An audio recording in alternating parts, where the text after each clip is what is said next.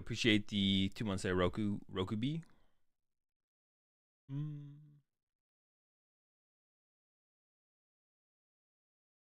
All right, and let me get YouTube chat back online, and we should be all good to go. YouTube chat is back. Everyone say hello to you. Everyone be nice to YouTube chat. Don't. Appreciate the 9 months there, fours.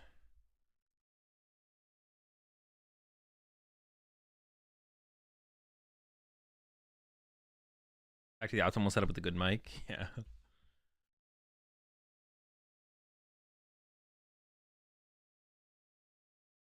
How much worse is the? Now I'm curious. How much worse is the audio quality? Like between a Lorelei setup and my setup. Maybe I should get Lorelei a new audio setup.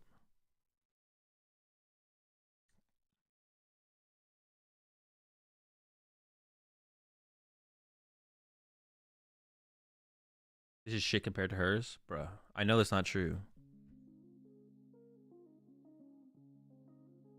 Appreciate 10 months there, recoil, Matt.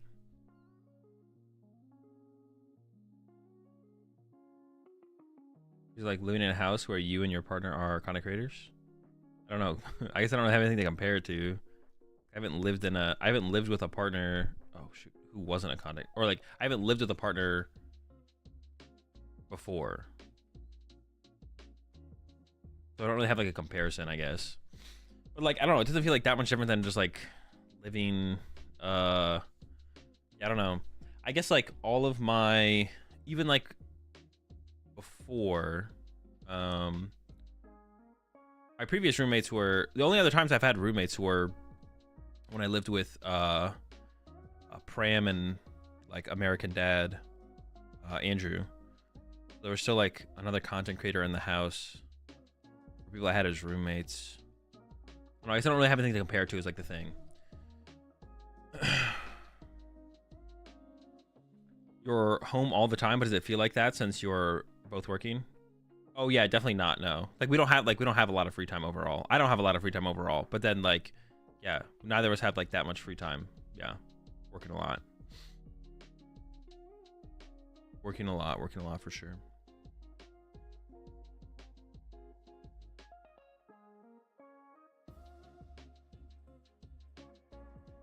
Are internationals always 3-day events? Yes. They only play finals on Sunday though, so like a lot of people fly back like Sunday morning or Saturday night, because there's no because you're probably not gonna be playing on Sunday.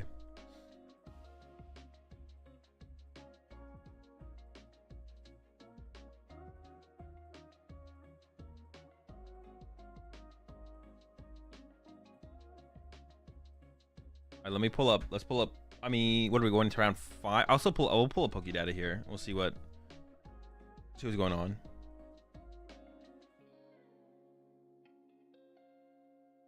There's not gonna be too much to get from it, but I'll pull them up.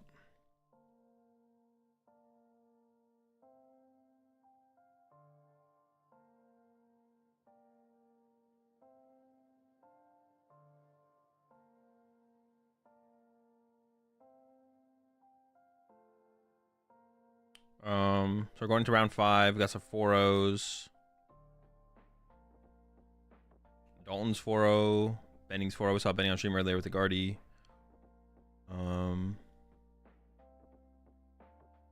What other names do I recognize up here? Nathan Beck. Nathan won Toronto regionals, right? Or Vancouver? Vancouver, I believe. Nathan won Vancouver regionals, I want to say. Jesper 4-0. Chill. There's still plenty of rounds for Jesper to throw and not make day 2. Don't get too excited. Don't hype him up too much. Just saw Pedro win. Connor's 4-0. Jackson Ford is 4-0. Mart is 4-0. Kywin is 4-0. I don't really know what anyone is playing, to be honest. Davidson 4-0. Soli 4-0. Bradner 4-0. I have a spec with 4-0.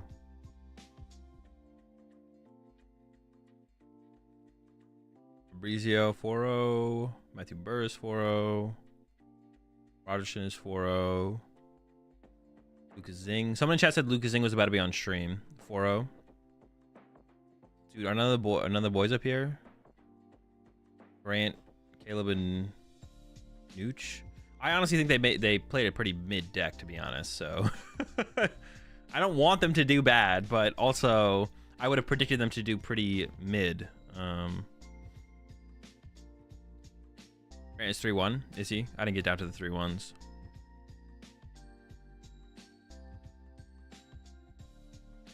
Ryan Ginsburg, Ryan Miller, Ryan Harris.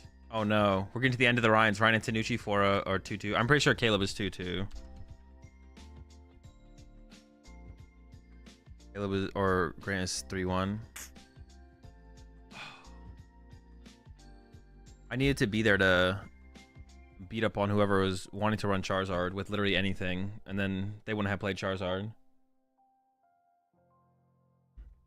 Is the last Stellar Crown regional IC? Yes. Azul, you need to get back to playing tournaments so the boys stop playing Bolt and Zard. Hey, Bolt was a pretty good play. Bolt with Heavy Braver Charm was a pretty good play for Louisville. I definitely could have... that probably would have been... Like, if I had gone to Louisville, I probably wouldn't have, like, convinced them off of that. That was actually a pretty good play for that tournament. Bolt, besides that, is just kind of a mid deck. Like, outside of that, it's still mid. Appreciate the 4 months there, kitten. But, like, that innovation for that tournament specifically was very, very powerful. But Charizard for this tournament, I don't know how they ended up on Charizard. I told them to play, what was the deck? I was hyping up Lost Box to them, to be honest. I was like, if you just, I mean, if you're comfortable with dodging Drago, I think Lost Box is the play. Like, if you're trying to just like lose to Drago, if you're okay with losing to Drago, Lost Box is the play. What was the other deck that I said I thought was like pretty good to them? That was like the main one, I think. That I hyped up to them. I was like, listen, if you guys are okay with taking an L to Drago, I don't know how comfortable you are with doing that. Drago's obviously a very good deck. Go with it, but yeah, they ended up on Charizard, which Charizard in this format, in this meta?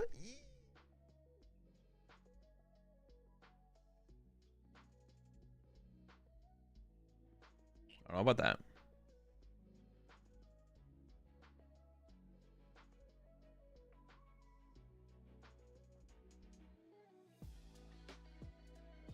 In these conditions, exactly. In these conditions,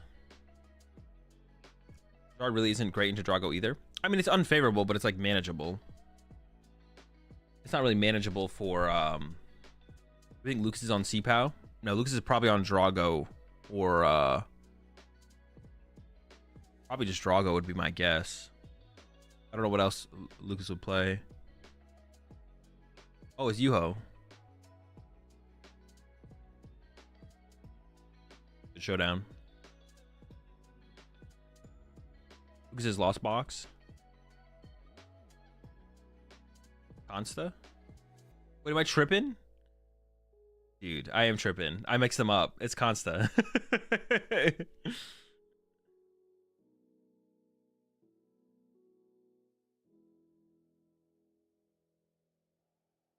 Wait, dude, who am I thinking of? No, I am tripping. Have Trench plan to try the new Scoville and EX deck? No, I don't think so. But it's probably Lugia then. That's what Konsta's been playing, is Lugia. It is the Lost Box. I said Lost Box was a pretty good play. I mean, this doesn't prove anything. Lucas being 4 with Lost Box doesn't prove anything. But 2 Luminions prize for Konsta. I actually don't know how much I favor Lost Box in this matchup. I mean, if Lucas plays Iron Thorns, I definitely favor. If Lucas plays Iron Thorns, I definitely favor Lost Box. But if it's only Iron Hands as like the lightning attacker, then I think it is pretty close matchup. I think it is a pretty close matchup.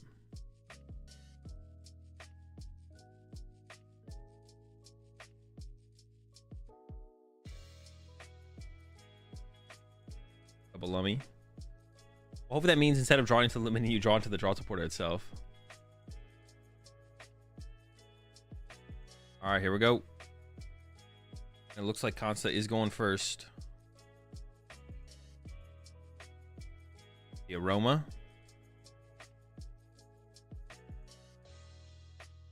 Heads. Usually pretty good, but you do need a Lugia V down on the bench here. The start for Lucas is not very good. The Ursaluna is not what you want to start with, but plenty of switch cards, and I think I see one in hand, so moving it won't be a huge issue. The problem with the Ursaluna start, honestly, is just the fact that it's a 2-prize liability for Konsta to kind of take advantage of as the game progresses.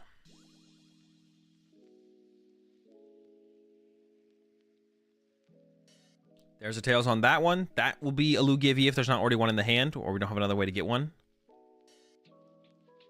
Does play the Weirder, does play the Flutter Mane. So even if there is a Iron Thorns from Lucas, we have the answer to it. We're not done yet though, hold up. Is it third Aroma? No, it's a Mezzagoza.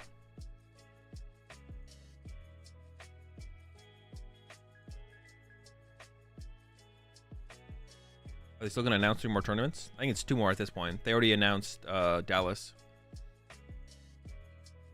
Here comes an Ultra Ball. Oh yeah, and why not? Yeah, push Flutter Mane turn 1 here into the Lost Box. There's the Flutter Mane grab.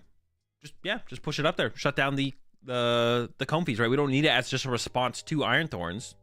Shut down what Lost Box is doing here by pushing it to the active. Does he know he's lost on box? It's a good question. I would assume yes. I would assume yes. I assume Konsta knows that. Otherwise, why would you push Flut like this? I don't think you would. All right, heavy ball coming in from Lucas. Off the rip. Writing down the prize cards.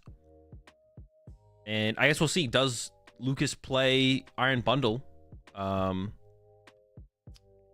think there will be Orlando? I would guess it would be a regional in Florida. Orlando makes the most sense. There's a Cram off the heavy ball. Not the Comfy grab, but I think there is a Buddy Poffin in hand, so that would make sense, I guess. Iron Bundle isn't common right now. Yeah, that is true. Yeah, no one really is playing Iron Bundle in Lost Zone.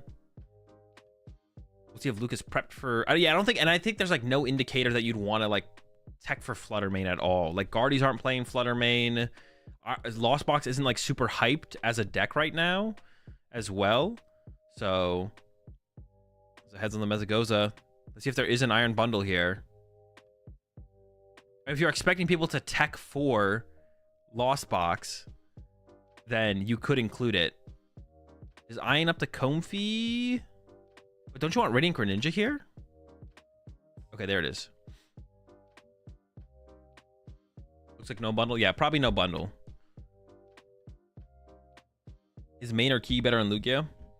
I'm not still 100% sure, to be honest. I lean towards Klefki just because it actually impacts more situations and more matchups.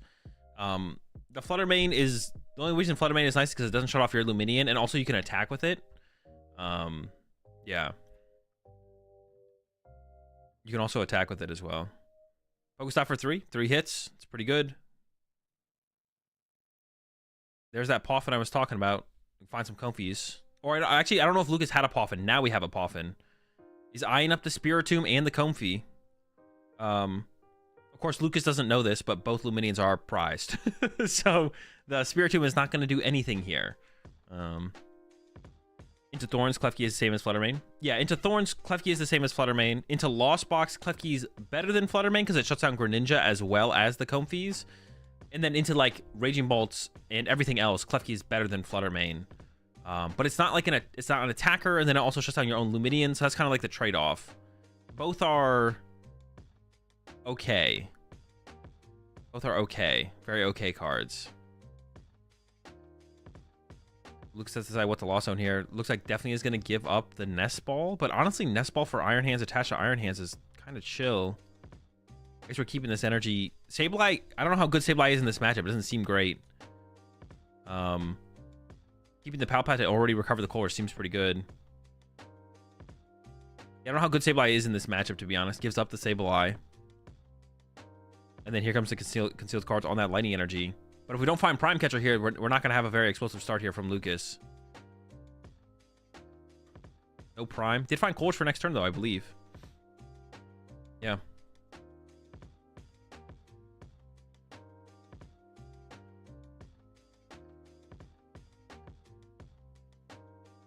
Gonna be bench cram pass. Leave Ursaluna active pass. If you switch here, what are you switching into though? Spiritomb? Are we just gonna leave? But the Comfey just dies to Fluttermane. Why does this make sense? Maybe Lucas plays Countercatcher? I guess if Lucas plays Countercatcher, then this might make sense to give up a prize card. Or maybe Lucas just thinks I lose the game if a 2 prize turn happens next turn. That could also be Lucas's thought process here. If Chinchino KOs Ursaluna, maybe I just lose the prize trade just on that, and it's just I can't, yeah. I can't win based on that. So that could be Lucas's thought process here as well. So I just lose to that, so. But give up the prize card and then hope for a good top deck. Draw here from Konsta. Konsta only has a 2-card hand here. One of them is an Iono though. The other one's a Chops. Goes with the Iono. Only 1 Chops in the discard pile right now. Also, with Fluttermane, the one thing like that's kind of cool about Fluttermane is if you're slowing your opponent down, like if you just get a double turbo like here from Konsta, you would be able to attack with Fluttermane. We did whiff. Going into a Great Ball here. I wonder if Pokestop is ever a consideration here from... Oh, the Pokestop would have hit the Ultra Ball. Yeah, is Pokestop ever a consideration here from Konsta? How pressed are we to attack this turn after Lucas just did absolutely nothing? The one big thing on that last turn, though, is Lucas didn't play Prime Catcher and probably would have played it if he had drawn into it to be aggressive with how big of a hand he had. So Konsta can read that and be like, well, now I've probably just got you closer to Prime Catcher. How aggressive should I be? Although we do see back-to-back Great Balls here from Konsta. So I feel like Konsta's probably not hitting the Pokestop. Because otherwise I think you'd want to leave the Archeops in the deck to the... Well, I guess like what's the... No, you should take like another non-Archeops card. Bench is second Lugia here, so I think we're not hitting Pokestop. Would be my assumption. If we're trying to be aggressive this turn, then we want to leave a bench space open for the Iron Hands that we have in hand. Over to Lucas. Goes with the Concealed first. Energy Stop. Has Colress and Stop to continue to dig deeper to try and find that Prime Catcher. Good hits. No Prime. You don't want to shuffle the deck here as Lucas because the Prime Catcher wasn't in that last hand. So you just want to go in with that Colress next and try and find the Prime Catcher. Here we go. And honestly, Iron Hands KO Lugia V-Star here for 3 prize cards would be pretty good. There's a Vacuum. That can also build up your Lost Zone. There's a second Pokestop. So you could go Vacuum Pokestop here. There's actually a Pokestop in hand here from Lucas. So you can use the one out of hand. You can dig another 3 cards deeper to try and find this Prime Catcher. And build up your Lost Zone by +2 cards. We'll be looking at a 6-card Lost Zone already here, which is pretty good. And the Prime Catcher would get to 7. And if you get the Iron Hands, then you're actually one-hit KOing Lugia. Although, I don't know where I don't know how many gates you have. There we go. We're up to 6. And then Pokestop number 2 can be played now. And we can continue to dig for Prime Catcher. There we go. Number 2. No Prime. So, that's going to be the turn here for Lucas. Oh, wait. Hold on. If we have second Vacuum, we can get to 7. We have Vacuum number 2. Catch a Greninja pass. I mean, Greninja's a decent attacker here. It KOs the Fluttermane and can set up another knockout.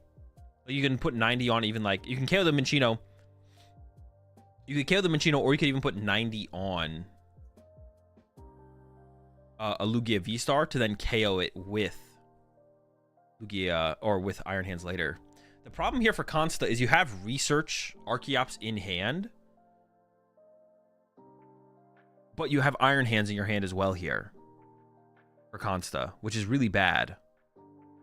And you know if you Iono here, you basically guarantee Lucas Prime Catcher. There's the Research. We give up on the Iron Hands.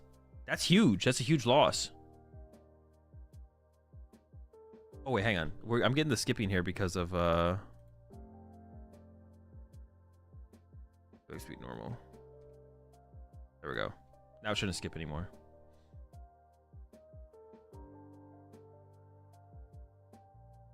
Yeah, losing Iron Hands there is a huge loss. And also, Konsta still does not have a Lugia... Oh, no, we have Lugia V-Star. Hold up. I'm trolling. I thought we still didn't have it. We do have it. Tails on Mesagoza. I wonder what... Well, I guess you just want to get rid of the Pokestop more so than anything. All right, here comes the V-Star.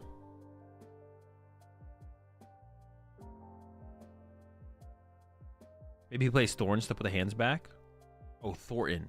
I thought you said Thorns. I don't think Konsta plays Thornton. I could be wrong, though. From the list that I saw previously from Konsta, I forget which regional. I don't think Konsta had the Thorn. I could be wrong, though. There could be a possibility for it still.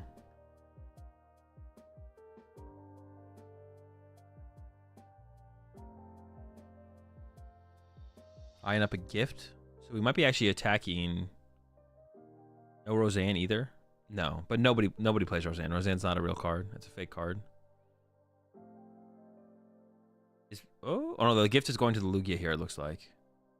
Oh, rethinking it. No, the gift ends up on Lugia. Because I'd assume we just want to put a double turbo on the Flutter Mane here. Maybe not.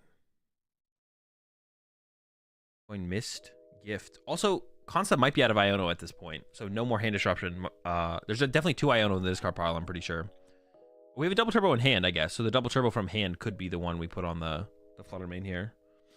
Assuming that's what we want to do, I guess.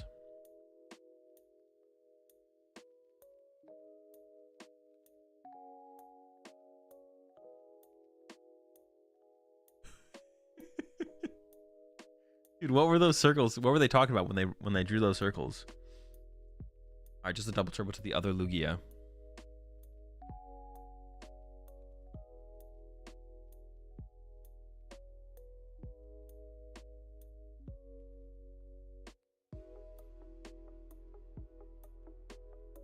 There's a knockout. I assume we're gonna put 20 on the Spiritomb, so we could eventually stack up all the 20s on the Spiritomb. Or you could put it on the Ursaluna, so if you do it twice, then you could KO the Ursaluna with Lugia eventually. Ursaluna pushed here from Lucas. Are we just gonna switch card it?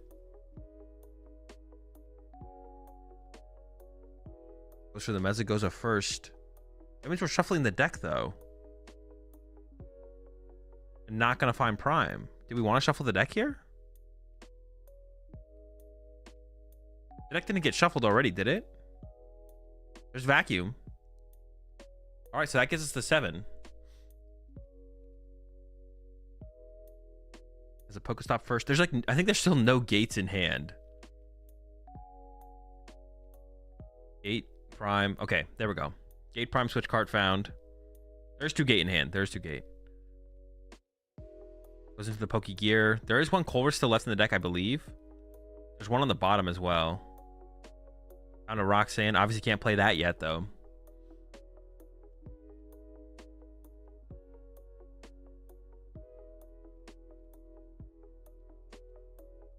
Where's this camera mounted at?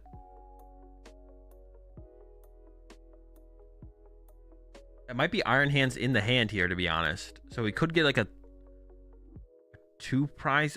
How do you even play this as Lucas?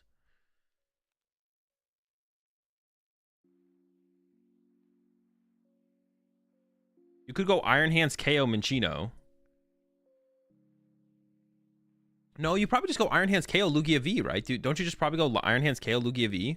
And then you have Greninja to KO Flutter Mane. Or you could go Greninja this turn instead, KO Flutter Mane. Yeah, you could go KO Flutter Mane, KO the other thing here instead. I think that's what Lucas is going to go for here. Just get 2 prize cards with the Greninja. And there's no Iron Hands on the other side. 2 Iono gone. Konsta maybe only plays 2 Iono, so there's no hand disruption left. And then there's no Iron Hands threat. Wait, did I already say that? I think I already said that. No Iron Hands threat. The only thing that can KO your Ursaluna at this point, or Iron Hands, is the Weird Deer as well. Once you like lock this Chinchino out of the game. The hand there is, it's okay. The hand is okay. It still needs some pieces, but more draw power. We're gonna get 2 prize cards here to work with, and then has like we'll have access to Comfy finally on this next turn from Lucas. It's Heavy Ball, Nest Ball, and there is a Comfy prize, so the Heavy Ball will be able to get that Comfy off the prize cards. Yeah, honestly, it looks pretty tough here from Konsta moving forward. We have Rats and Deers to work with. I don't even know if you want to put down this Minchino, though. Let's go ahead and bench it. It's another easy prize card for Lucas, potentially with like a Sableye, unless you put a Mist Energy on it. You could Mist it. If you don't evolve this Lugia V to a V-Star, that could get KO'd. The biggest question I have here from Konsta is, do you have another Iono? I didn't see one on that pass through there. I didn't see the whole deck, though. I don't know if Konsta has another Iono.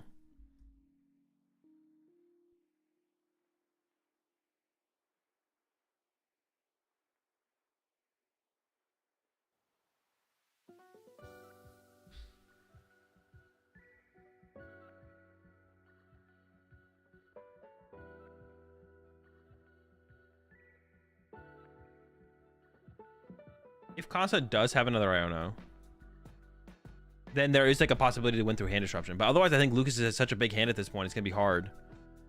We do put the miss on the Minccino, so there is no... And we do put the legacy on the active, so Iron Hands can't KO the active here. And get the... can't KO the active with the... And get 2 prize cards with the first attack, whatever it's called.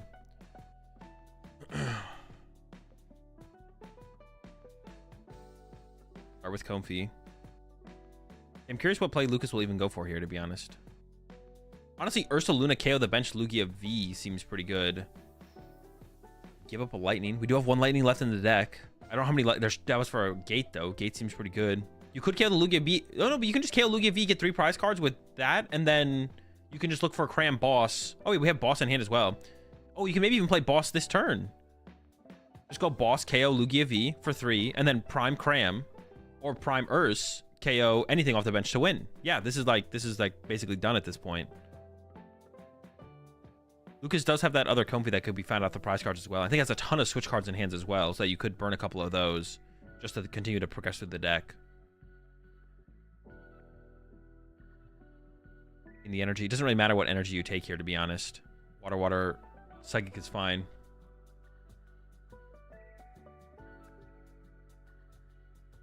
There we go. Double Gate coming in, and then we can Boss instead of having to use Prime Catcher because we found that we have the Boss to work with. We can also play the Nest Ball, put the Cram on the bench, I believe, as well. Just have that set up on the bench. You can Heavy Ball, get the... you can do so much here and be in such a good spot going to this next turn.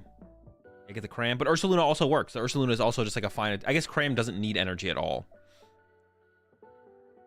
And maybe benching that Minccino from Konsta was more of a liability than anything, to be honest. Because it is like that lower HP Pokemon. There's a difference between what Cram and Sableye or stuff like that can get a KO on.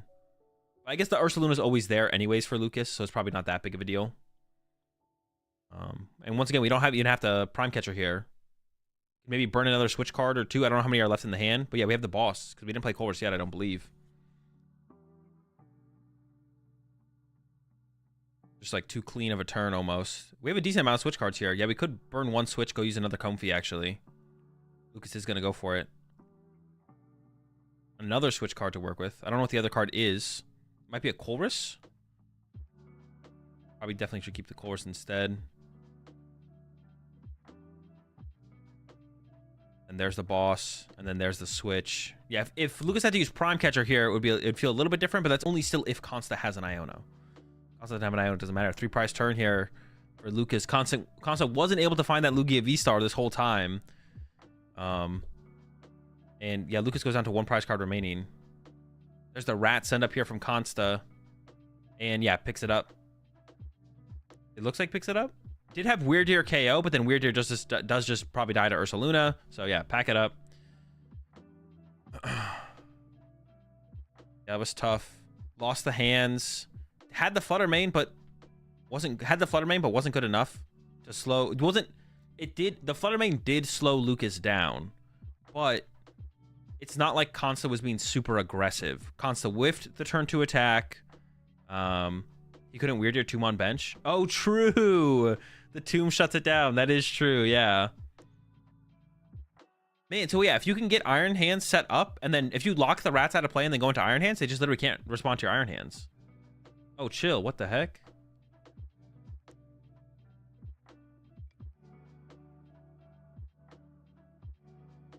Wait, that's crazy.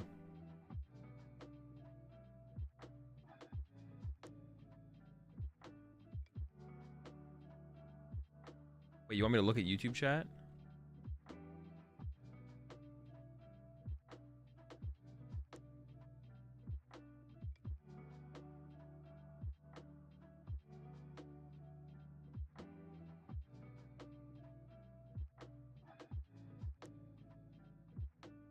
Wait, is there actually something in YouTube chat that I have to worry about?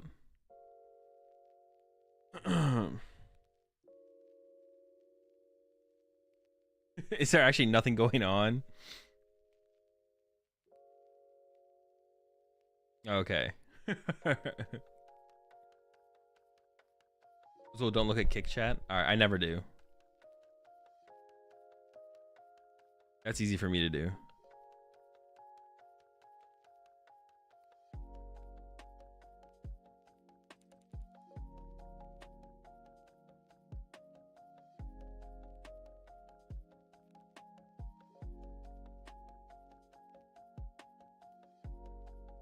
All right, 2 energy Ultra Ball away off the rip. Now, you don't need as many energy in this matchup, so losing a lot of energy isn't as big of a deal. You don't need like back-to-back big rats or anything like that.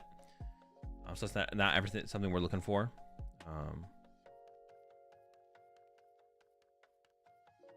We figure out if it's 8 rounds today. 8 rounds day 1.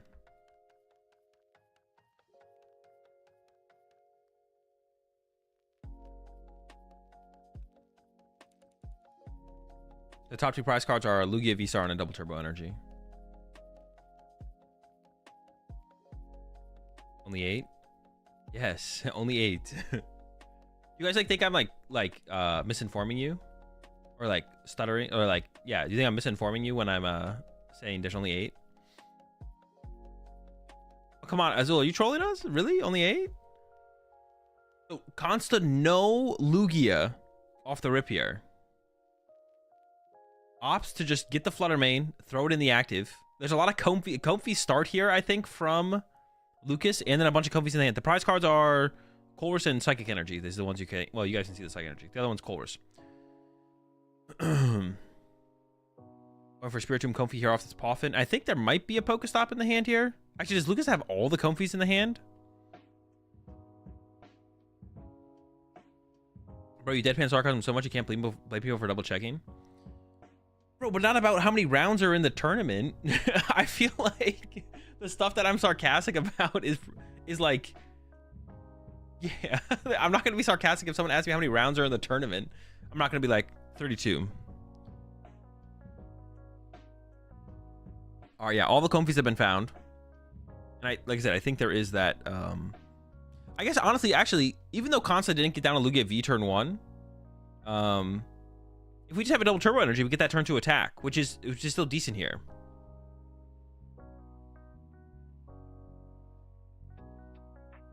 32 rounds is crazy. I'm playing United Wings for LAIC. We gotta question everything. Well, all right, there's literally nothing else here for Lucas. So completely locked out and shut down by this Flutter Mane. There's the research from Konsta. Discarding another 2 energy, looking for that double turbo energy and a Lugia V. I don't see a double turbo energy. I see an aroma. See if the aroma gets tails. It does. Lugia V on the way. I think there's at least 1 chops in the discard pile, but there might be 2. There was 2 double turbo prize as well, so the chance of hitting a double turbo here were pretty low.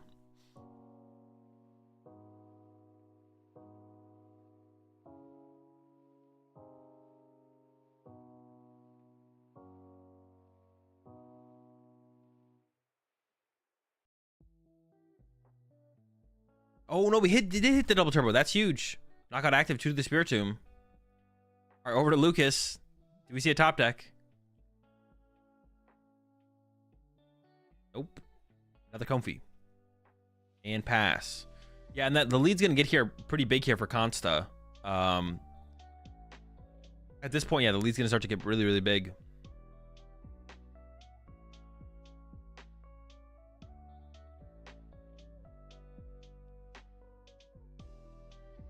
This is why it's actually like a pretty big deal that Lucas did win that first game, because now there's like a big deal that Lucas won game 1.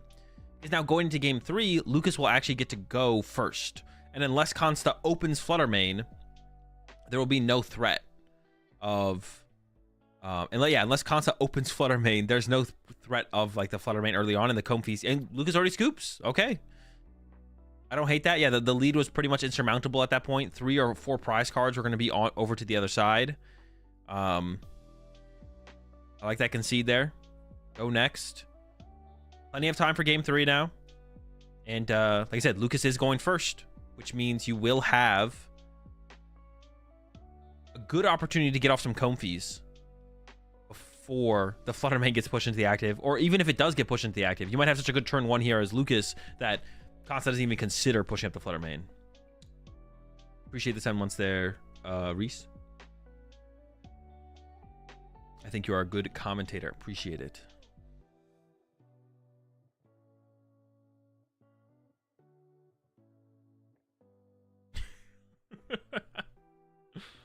Konsta build different, he'll start Flutter. Honestly, I don't like... I mean, if he opens Flutter, it is kind of hype, but I don't like it when that happens, because that's like... I like it when I see the players like play through a matchup that's a little bit more indicative of how a matchup generally plays out. Like the chance that you open Fluttermane is like, it doesn't happen, right? You don't open Fluttermane ever, right? And we could still see, like, Lucas did win through Fluttermane, turn 1 Fluttermane in game 1. We saw it. But, like, I want to see Lucas now get to go first and get a turn before Fluttermane gets in the active. Like, I want to see that game play out now, you know? I want to see how that game goes. Let's see if there's the Fluttermane. Fluttermane? No Fluttermane.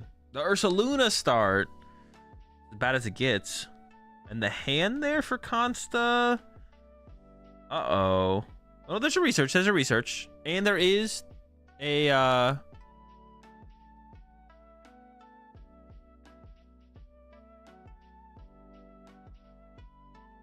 Dude, why? They gotta stop, bro. They gotta stop. All right. Poffin coming out from Lucas, getting the Spiritomb and the Comfy. Yeah, the Ursaluna being the active means it's going to be hard to get into a potential Fluttermane. If you even like want to stress going for that as well. You might not even stress going for that, to be honest. Or what are they doing in the production room? I wish I knew. I wish I knew. So you wish your money matches had these animations? No, I don't. You see that pen? He's in the Lost Zone already. Lucas is just built different. Yeah, taken right out the Lost Zone. All right, Radiant Grenade has been found. We got 2 Comfies. No Fluttermane start. Let's see how good of a turn Lucas has here. How many Comfies do we actually utilize? We're at least going to get 2 off. There's a Rescue Board in hand. I guess if we even find out to a 3rd Comfy, do we even use the 3rd Comfy would be a question, to be honest. There is the 3rd Comfy. I do see it in the hand. And you'll likely run into like a switch card here at some point. Pokestop versus Vacuum here. Favors the Pokestop, actually. Despite having the Rescue Board in the hand, you could have taken the Vacuum and then vacuumed away the Rescue Board. But I guess that's probably not what you want to do here. You're probably feeling pretty comfortable about your situation here as Lucas. Looks like no basics prized. Filling out the last of the prize cards, though, with his Heavy Ball used.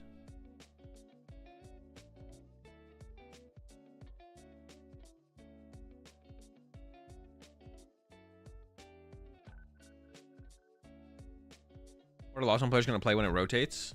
Nothing. They're just they leave. They quit. They retire. As it should be. We actually have the early Rescue Board here from Lucas, which is super good. Yeah, the question will just be, do you want to put that 3rd Comfy in play or not? Or do you want to leave a little bit of a bench space open for potential attackers? Get rid of a Psychic Energy to keep another Colress around. Does go for the 3rd Comfy. That is going to eat up that bench space now. Like, we can't set up multiple attackers to help play around Iono in the future now. Or it'll be hard to.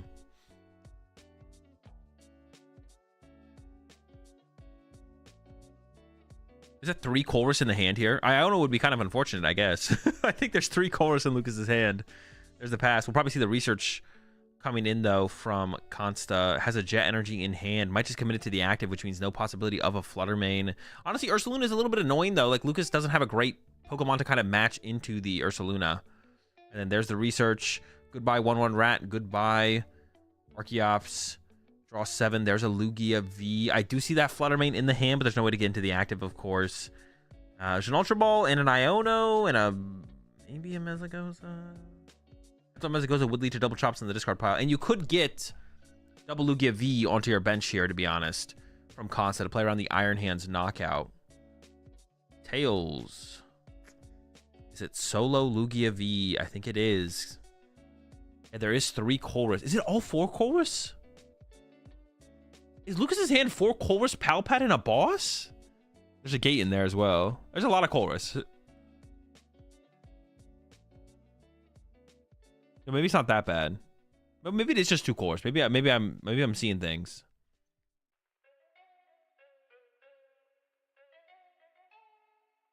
Oh, the Ultra Ball is going to get played here from Konsta. Another energy goes to the discard pile. Really aggressively going for 2 Lugia Vs. Is really scared of losing to the Gust KO Lugia V. I don't know if I like that play there from Konsta, to be honest. I might have just like been like, all right, if you got it, you got it. If you got the Iron Hands play, you got it. Go for it. I'm not sure I like that from Konsta. Because also, if Lucas did have it, attached to Blood Moon would KO Iron Hands back. So, yeah, I'm not a huge fan of that play there from Konsta. I feel like Konsta could have actually just like gone 1 Lugia V. Because even if Lucas gets the Iron Hands KO, you can attach a non-double turbo to Ursaluna and then KO the Iron Hands back. So, although I guess Lucas could purposely use the first attack of Iron Hands to not draw 3 prize cards, which would be pretty good. All right, 2 Psychics hitting the Lost Zone here. I think Lucas is playing the 3 Psychic. I don't know for sure, but there might be no Sableye potential moving forward here. Into, oof, oh my. Triple hit off that stop. Comes the Nest Ball. I think Iron Hands is coming in here. Maybe not. Oh, Cram Punch. Just chilling. The thing with the Cram Punch, though, is it does give... It might be the only play that Lucas has, of course. But this actually gives a lot of time over to Konsta. Konsta could just, like, pass for a turn now and still be fine. Because, well, I mean, the Cram damage does build up over time, but Lucas is bench locked. And this was the thing with playing that 3rd Comfy. This does, like, lock Lucas out of being able to make more aggressive plays. Oh, another energy to the Lost Zone. You do have to get the Iron Hands there, though. This was the thing with playing that 3rd Comfy from Lucas. Oh, we got to give it the Colress there. We can't lose all of our energy. Yeah, we can't give up all of our energy. To the concealed cards. Pretty big hand, a lot of options. And then here comes that Cram with the punch. 110. Yeah, the most aggressive play Lucas could make next turn would be attack with Radiant Greninja, right? This would actually be one of those situations where I wonder if Konsta could kind of just... Wait.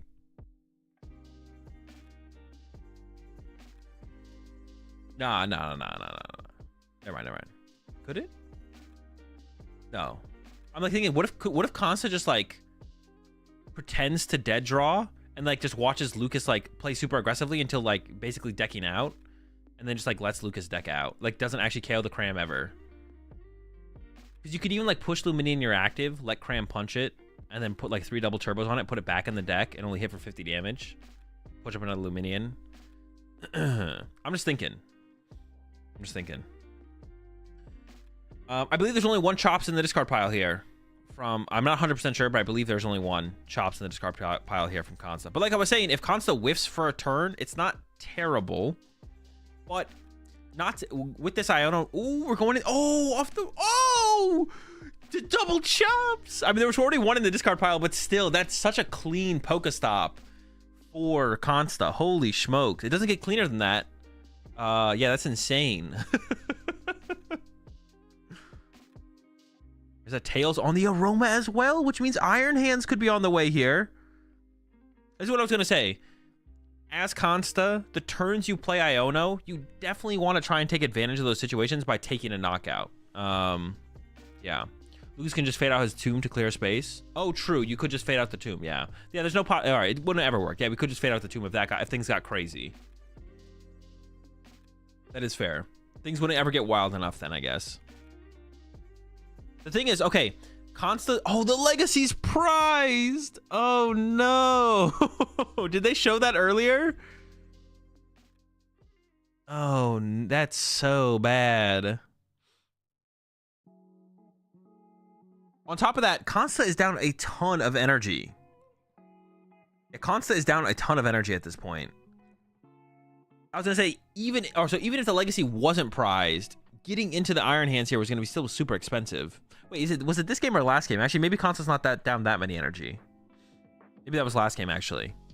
I feel like it was this game, but maybe it wasn't. Because I just saw Konsta look through the discard pile there, and there wasn't that many energy in there. I don't know. Do we settle for just Ursaluna knockout? Or... I think you probably do, right? Because hard retreating the Ursaluna feels worse than just attacking with it for the turn. I mean, it all feels bad. I don't think Konsta has a good play at this point. They all feel super mediocre.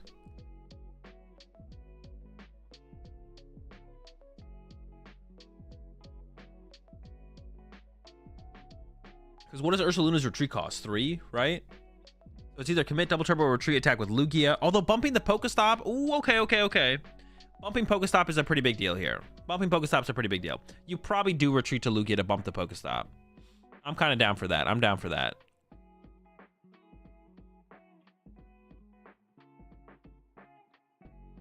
I think if we were going to see that, we would see Konsta commit a double turbo active to hard retreat it.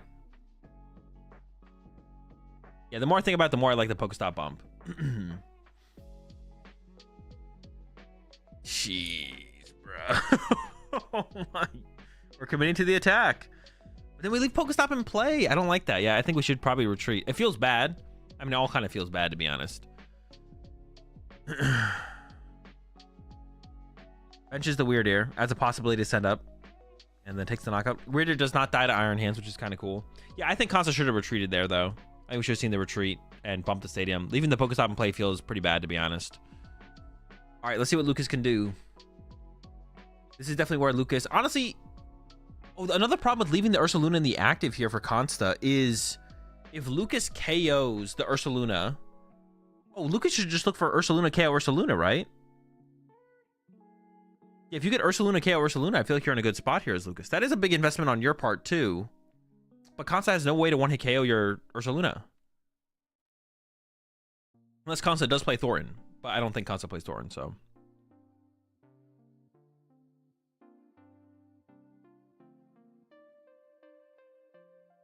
Yeah, you can still attack. The ability of the Weird Ear doesn't work, but there's also no energy in play if the Ursaluna gets KO'd, so...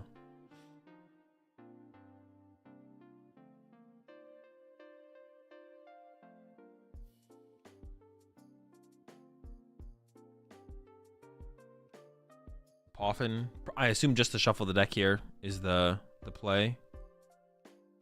Hide up the Iron Hands. I don't know if there's a Nest Ball in hand for Lucas here, or just like playing towards it. We'll see.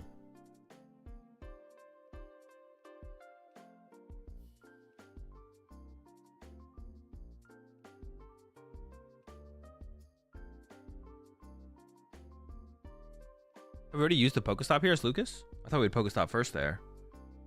Which card in Ursaluna? We have the Ursaluna now.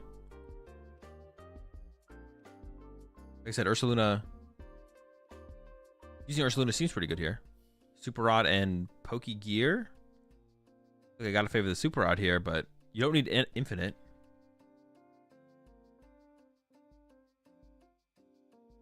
Those are the Super Rod. We got 9 in the Lost Zone now, but Sableye is probably not even going to be used, so getting to 10 doesn't really matter too much.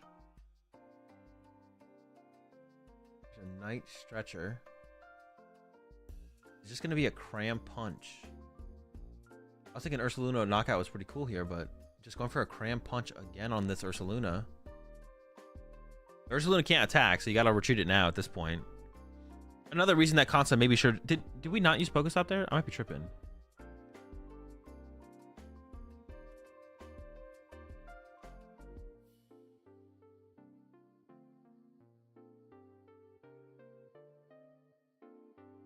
All right, we did top deck a dude.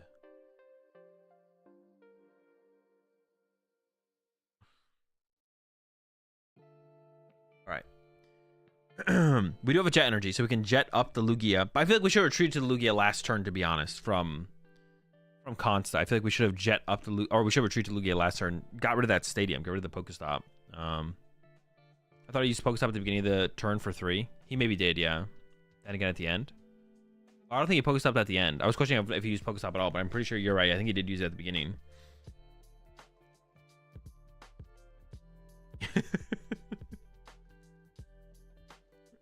All right, Jet up. We get another KO here. And we will get to bump this Pokestop this time. Take that away from Lucas. The big question at this point, I think, is just how many Ionos does Konsta have left? Is going to be the big question here. Okay, so there is that mist on the Ursaluna still, which means the Ursaluna does survive. Yeah, I feel like Lucas maybe should have just been more aggressive and then punch with the Ursaluna there. Although maybe Lucas couldn't have. Maybe Lucas was short on the punch. All right, well, Iron Hands is going to be the #1 go-to attacker now. Hey, we do have that legacy now for Konsta. So what is the play for Lucas? If you can KO the Ursaluna as Lucas, then all of a sudden there's nothing that can KO your Iron Hands.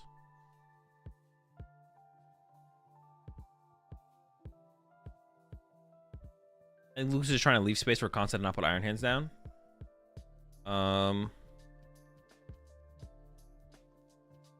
Oh, you know what Lucas could have done last turn? Lucas could have used Greninja on the double chops and then done it again and then locked Konsta out of Iron Hands. But that's a big investment. I don't know if that would have been possible from Lucas, to be honest. Because you probably, it depends how many Mist are left, but you maybe can't go, like Ninja Sableye is how you want to do that setup. Ninja is like super expensive, super costly play in terms of resources. But Ninja, we are lining the lightning. Oh, we already benched Ursaluna. When did we bench Ursaluna? Or Ursaluna's happening here. Yeah, I guess Lucas is just punching but not drawing prize cards here. That looks like that is the play here from Lucas. They're just trying to lock board trap Konsta here. And kind of like punishes that Weird Ear bench, to be honest. Yeah, it does kind of like punish that Weird Ear bench there. Just punch the active with the Ursaluna. And then you could just like, then you could go KO Weird Ear with Ursaluna. With this Prime Catcher. And then you can go like, Sableye wouldn't work. We could go Greninja. You could go Greninja KO.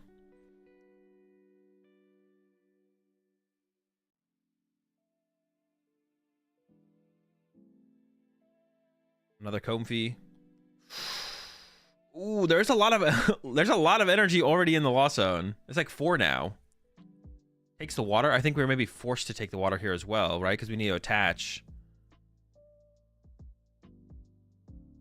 I think you're still fine here, Lucas. You have plenty of resources left. Here comes the Ursaluna.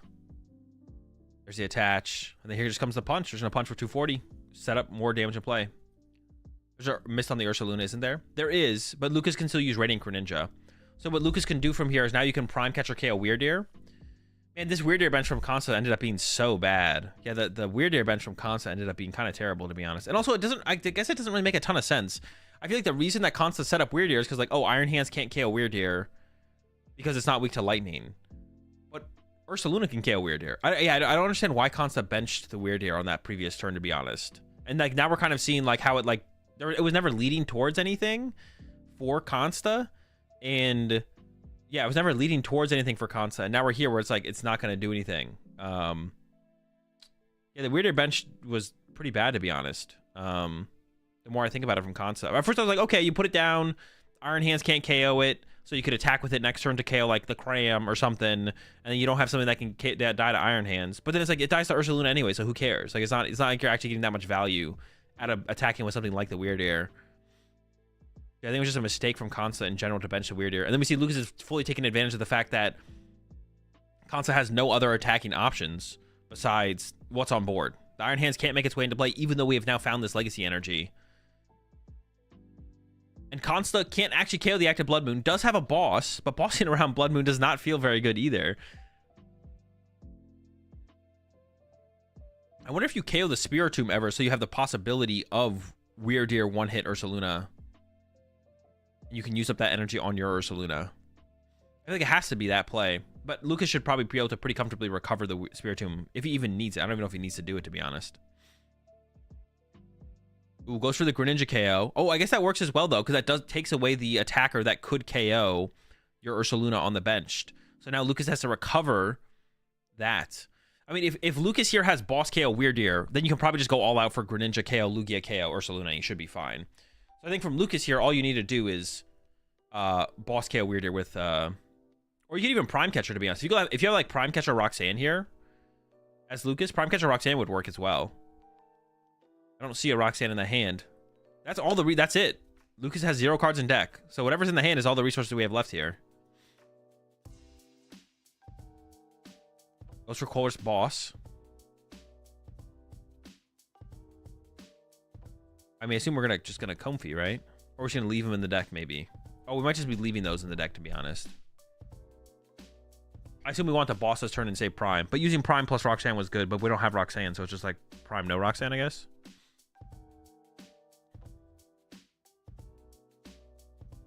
Now the water's stuck on the bear, right? Well, no, you can hard retreat the bear, though, right?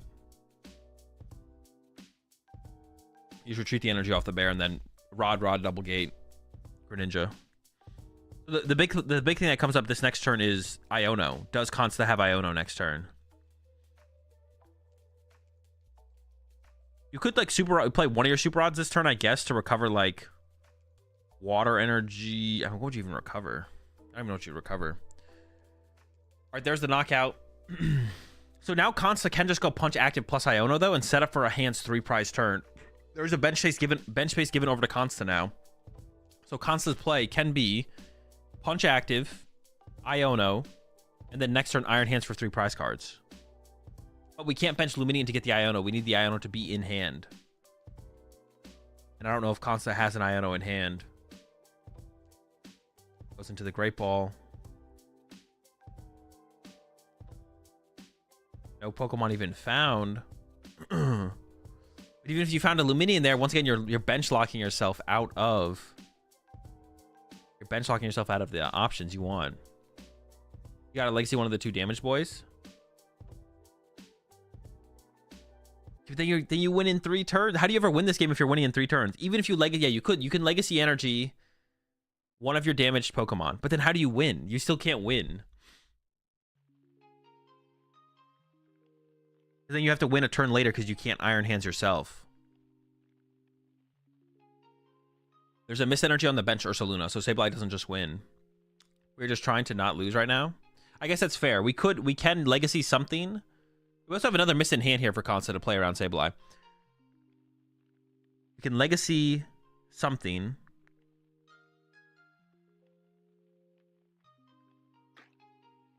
Okay. Wait, then we have to get Iono next turn, I guess. Iron Hands is no longer an option. Yeah, Lucas... If Lucas just has, like... If Lucas just has... What does Lucas even want here, I guess? If Lucas has a switch, you could just go switch Boss KO Lugia V off the bench, and you'd probably just win off that, right? I don't know if Lucas has a switch. Lucas might be switchless. Oh, no. There's a switch card.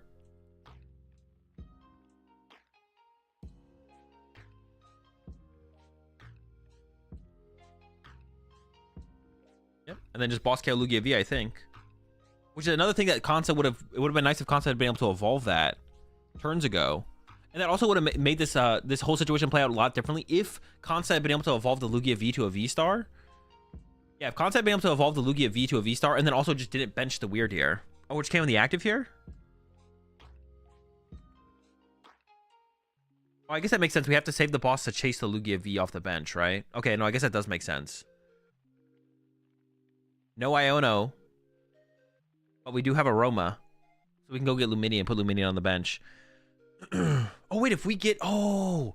If we had gotten Iono and we had been able to evolve to a Lugia V-Star... Wait, this was actually so close. Tomb? Oh, there's Tomb, yeah. Never mind. Alright, maybe there's an Iono in Konsta's hand.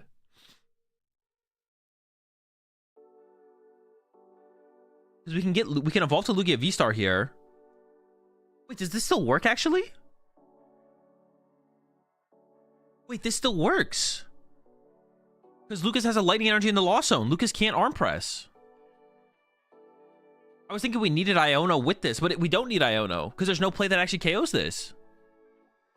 I like Boss on Lugia V so it can't evolve. Yeah, that's what I was thinking as well. Is you KO the Lugia V because it can't evolve. But then Lucas would have been out of Gust effects, so I don't know if that would have hurt. No, wait, didn't the active Lugia die to Greninja though? Yeah, Lucas actually threw Ampa Chop. Oh, we can amp a chop. True. You can amp a chop. Amp the Ursaluna, or just amp the Ursaluna. Sure. Iron Hand. So we did need Iono still. We still need Iono here. Yeah. Yeah. We still win here as Lucas. We just need to use Iron Hands. Yeah. Iron Hands still works, and Iron Hands the active still works as well. Wait. Konsta can retreat though, but we still have boss. So yeah, we still need the Iono there. Konsta should retreat here though, because Konsta now loses to Iron Hand KO active, but also,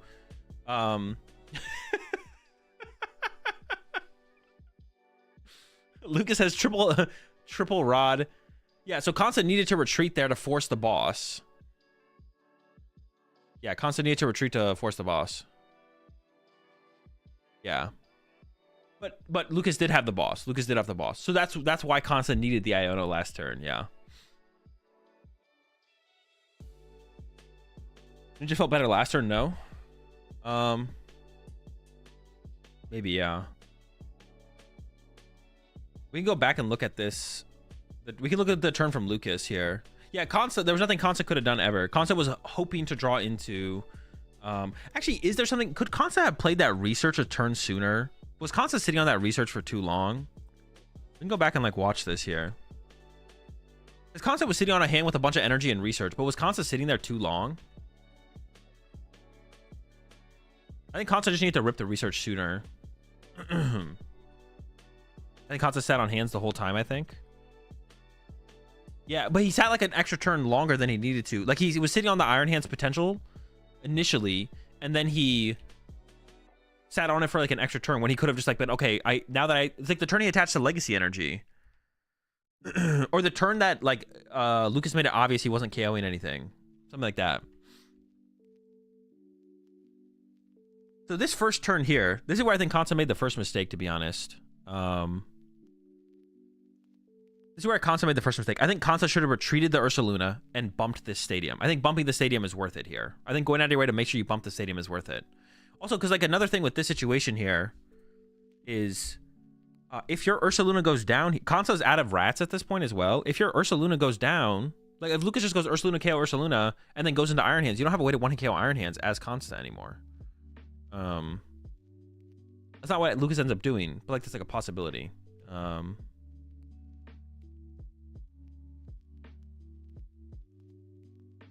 Yeah, I don't like this full commitment to the bear. I feel like we should have retreated this to the Lugia and bumped this stadium. I think bumping the stadium is like such a big deal. Yeah, I think bumping the stadium is such a big deal here. Like constantly keeping the resources out of play, the Pokestops, whatever. And then yeah, so here is this Weird Deer bench from Konsta makes no sense. In the moment, I was like, okay, maybe this does make sense. If Lucas goes Ursaluna KO. Oh wait, does it make sense for that actually? Oh, okay, maybe. Oh, so Konsta benched this as Konsta benched the Weird Deer in case Lucas went Ursaluna, right? Like, okay, you Ursaluna, my Ursaluna, and then I can go load up 4 double turbo plus an energy, and then knock you out back, I guess. So that had to be like Konsta's thought process here was, this is protection. This Weird Deer's protection from my Ursaluna dying to Ursaluna. Which is like, I guess kind of fair. There was no jet in hand either. There was a double turbo. So you can't really retreat into the Weird Deer.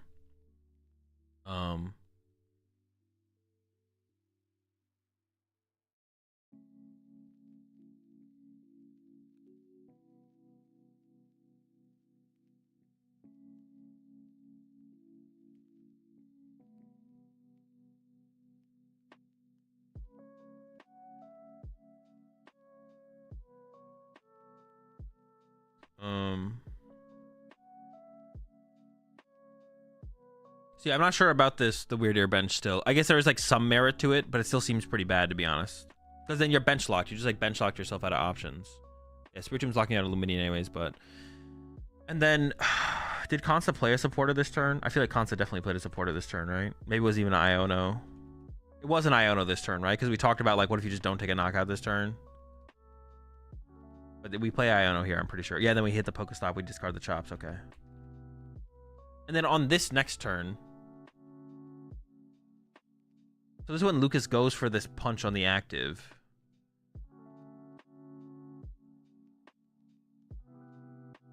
Or forced to retreat. And then Konsta top decks Iron Hands and then decides not to research because now all of a sudden we have our Iron Hands in our hand. Yeah, here's a second Cramp Punch. Oh, no, we top deck Jets.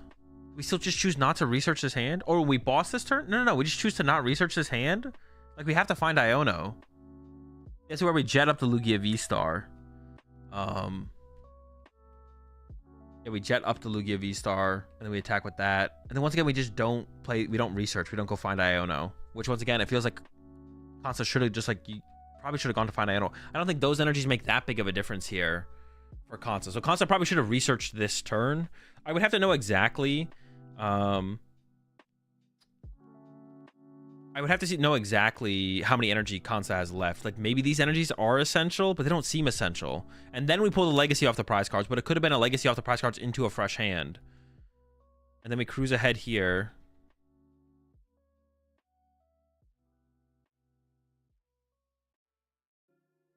And then here comes the Ursaluna Punch, keeping the bench lock established. And then this sets up Lucas to go Greninja for 4 prize cards plus KO like Weird Ear or Lugia V-Star. And at this point, Lucas probably knows Legacy is prized or Iron Hands is prized, but I guess you don't know which one for sure. Is the logic just keep in case of Prime Bear with Lucas's Bear? Maybe.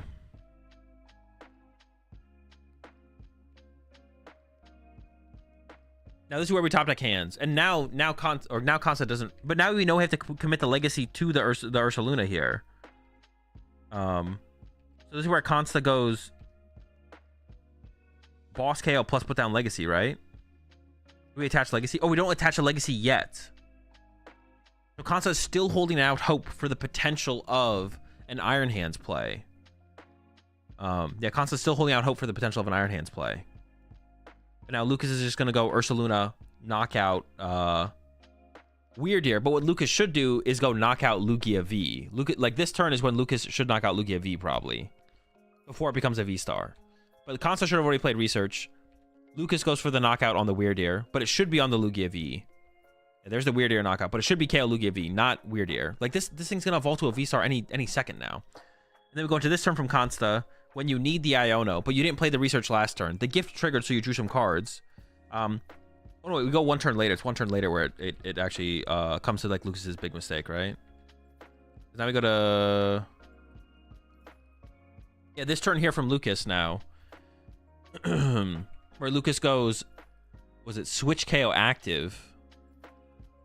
But what Lucas probably should have done here was boss KO the Lugia V off the bench, because then you can KO the other Lugia with Greninja, right? Or even Sableye. There's no mist on it. Now, that could end up with a mist, I guess. And then you hope that Konsta doesn't have Iono here. Because if Konsta has push Lugia V-Star, attack with Lugia V-Star plus Iono, KO this, then Lucas needs to get Iron Hands fully set up and boss to win. The problem is the boss there. But if you boss this turn, then going into this turn from Lucas, you could just set up Greninja, and you just Greninja snipe the damaged Lugia V-Star. So this was the mistake here from Lucas. Lucas should have bossed this turn, so you don't have to boss next turn. But because Lucas didn't boss this turn, then all of a sudden, if Konsta draws Iono here, then all of a sudden you have to boss next turn. And the chance that Lucas draws into Iron Hands double rod, double gate boss and can play it all cleanly is like 0. Actually, it might just literally be 0. Especially because the Pokestop's going to get bumped as well. Because we already lost the Lightning, so we can't KO the Lugia V-Star. And at the very least, Konsta should have pushed up, attacked with Lugia here instead of the Ursaluna. Because Ursaluna getting Iron Hands means you lose. I don't know how aware Konsta is that this deck only plays 2 Lightning, though. It's possible Konsta thinks there's the 3rd Lightning. Which wouldn't be like a shock. Like, I wouldn't be surprised if that's what Konsta thinks. But definitely some mistakes on both sides at the end. And you're ducking gift, so less chance of Iono. Yeah, true as well. Yeah, you are also dodging the gift energy, so there's less of a chance of Iono. That is true. Did I kill it?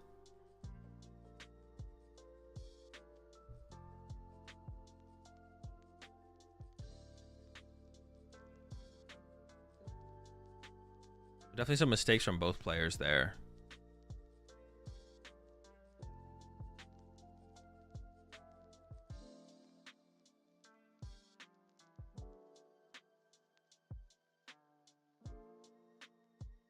Dude, what is going on?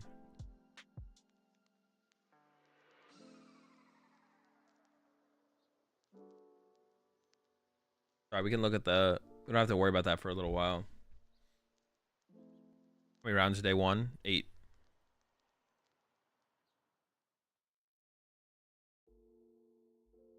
All right, let's take a look at our 5-0s. Anyone who is... No, he gets to go 6-0. So the 5-0s are all on there winning in. Benny Billinger. Mitch? Never seen Mitch before. Ryan Ginsberg. Steven. Iwan's up here at 5-0.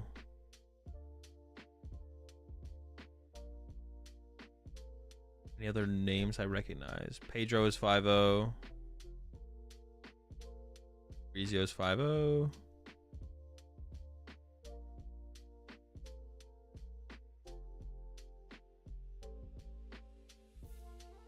Benny Billinger going to win the event, I have a feeling. Matthew Burr is 5-0. Pedro is Snorlax, right? Torres? No, Pedro's playing Drago.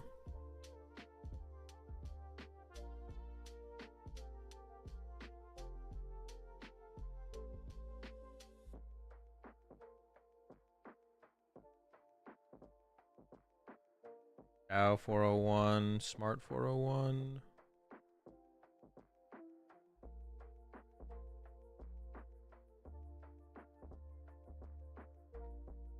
Rogerson 401.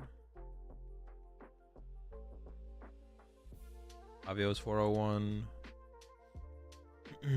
Jesper 401. Dude, he's doing it. Jesper with the 4-0 start. Gonna go ahead, go down to 5-1. And then 5-2, and then lose his win in. I'm joking. Well, kind of, but got a bad track record. I think Connor was 4-0. I think Calvin was 4-0 going to the last round, so lost that last one. Dalton also lost. Giovanni making the comeback. Now at 4-1.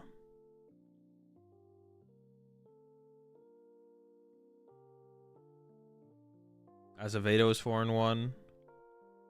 Radner lost down to 4-1. So did Beck. Oh, was Davison 4-1? I think for Davison was 4 going to the last round. Now 4-1.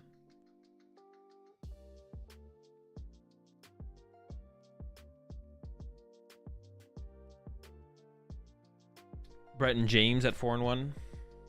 There's hope for the Australian squad for sure. All right, it seems to have stabilized a little bit.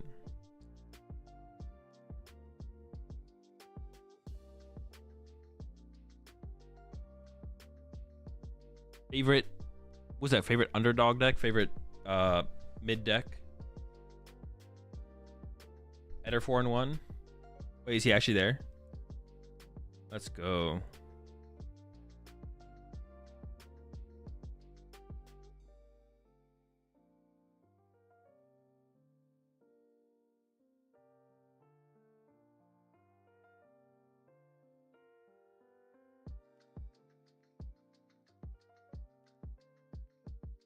Most underrated deck right now? I don't know. United Wings. People haven't discovered how broken it is with Blender.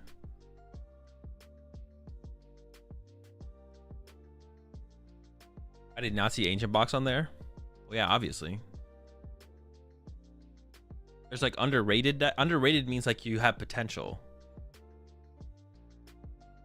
Ancient Box is like underrated generally means like, okay, these decks could be bad. It's kind of whatever. They have potential. Ancient Box is just bad. Like it's not, there's no potential there. You know, it can't be underrated.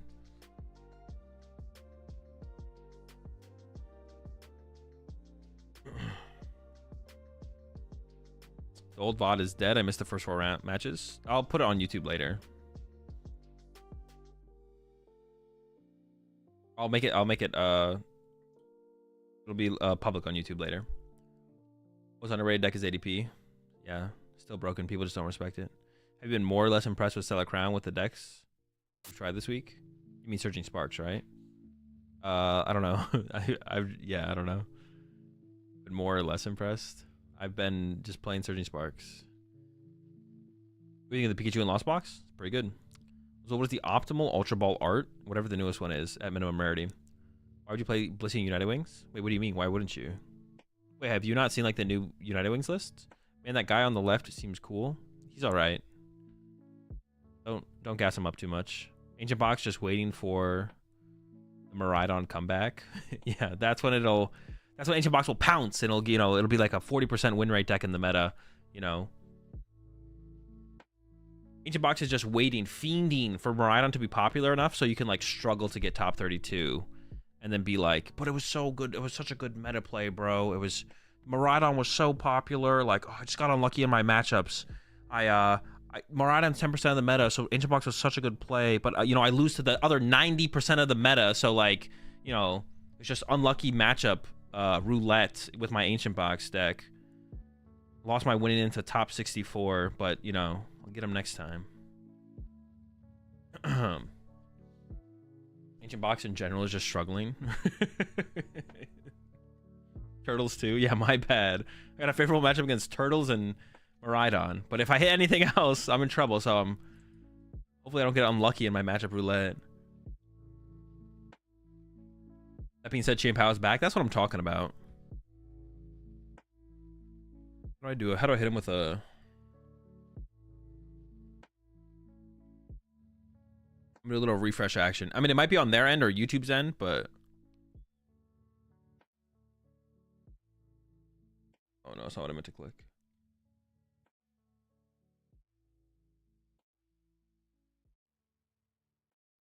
Wait until Ancient Box wins a regional and everyone's on your back for saying it's bad.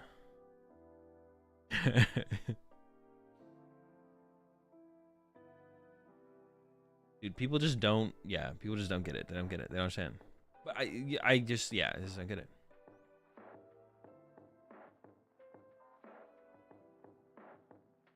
It is annoying if it would be annoying if it won, for sure. It would definitely be annoying if it won. But like it probably wouldn't change my opinion on the deck. I still think the deck is bad. Look, apology to Ancient Box? No. Because the deck probably is still bad. Someone probably like squeaked by, or maybe the meta was just like okay for it and someone squeaked through, with it, but yeah, there's no shot. Still terrible.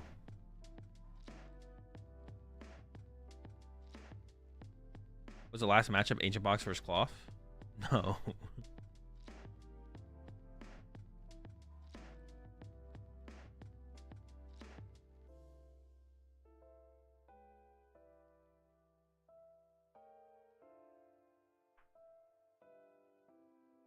Stream is near unwatchable right now. Not yours, the official one. Is it just really laggy? They were talking about Cloth on stream. They're hyping it up, man. They're hyping it up. They're trying to force it to be a thing. Ridiculous. Literal actual meta manipulation. Like the Cloth market is, the Cloth market is so down right now. Like if you go track the price of Cloth, it's at an all-time low. And Big Pikachu has like 6 billion, I think, Cloth backstocked right now, so he's trying to move them. So they told Chip to push Cloth. It's disgusting behavior, to be honest. It's disgusting behavior. Because like they're trying to like preach the buy Cloth, like buy low, sell high, because Cloth is so low right now, but like it's not gonna go up. Like this deck is terrible. Yeah, big Pikachu trying to move like 6 billion Cloth or something, ASAP. Pump and dump that Cloth. Buy low, sell none. Yeah, no one's buying it. No one's gonna buy it. After you buy it, that's it. You're the last buyer. There's no more sellers.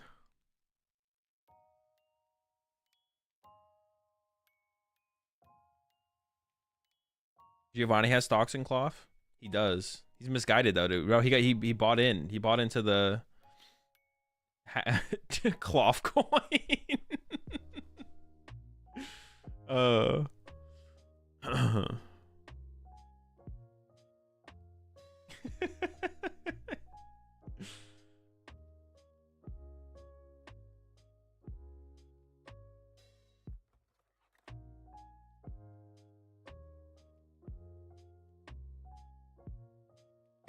Chip's cloth rug pull is incoming.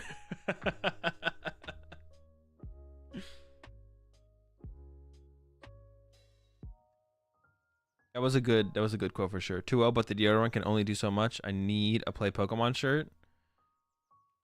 My man Tim's got to hit up a laundromat, bro.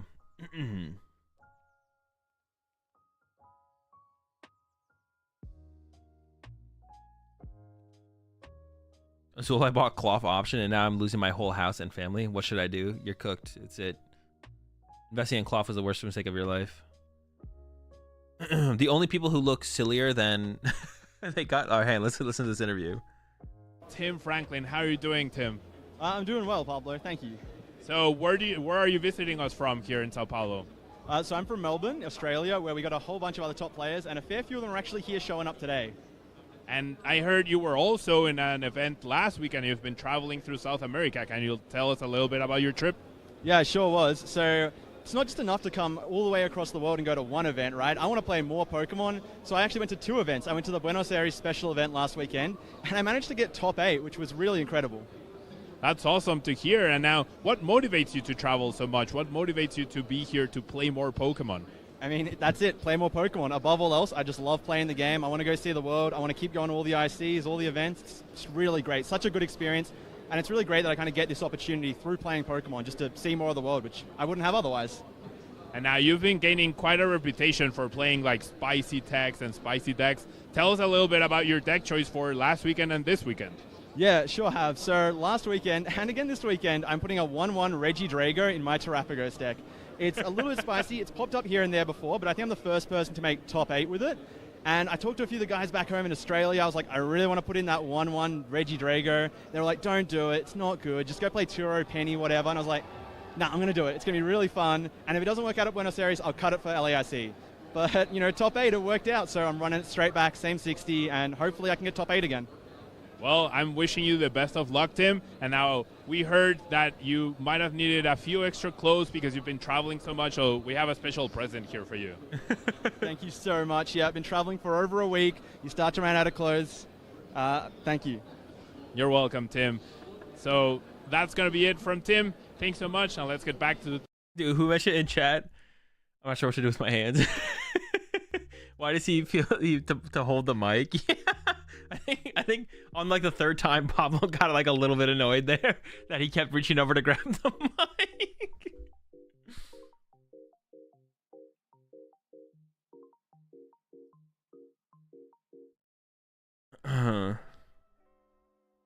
Triple hundreds of cloths, bro. He's going far. He's holding diamond hands, diamond cloths to the I don't know, somewhere else. The Galio, was it Lunala? To the Lunala. Diamond claws, diamond pincers. I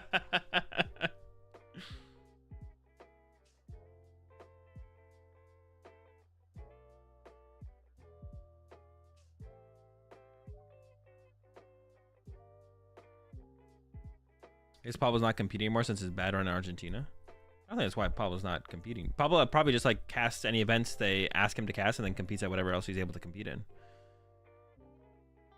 Yeah, probably just, yeah, that's probably what Pablo's, how Pablo, I think, tackles the being in the community. So, like, he competes in whatever he's able, he'll probably go cast in whatever they ask him to cast in, and then he'll compete in whatever else he's able to compete in besides that.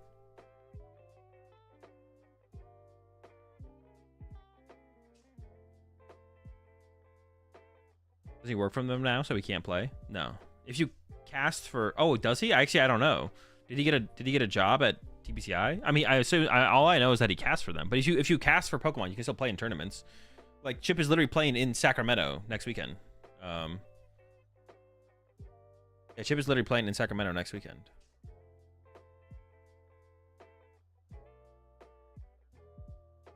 I thought he got a job down in Mexico separate from casting.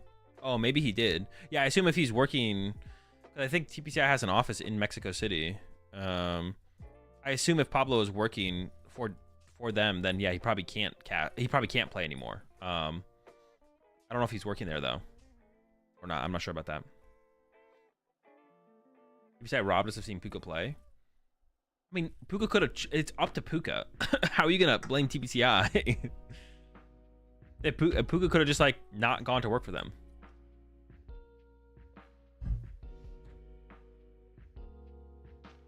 But selfishly, I wish he still played. I think it'd be cool if Puka still played too. I agree with you. I'm with you.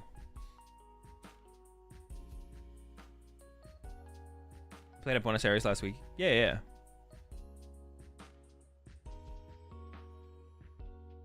What is that mask? What character is that? Is that from a Pokemon? Oh, is that one of the masks from like Teal Mask? Or wait, did Pablo just cut to Pablo?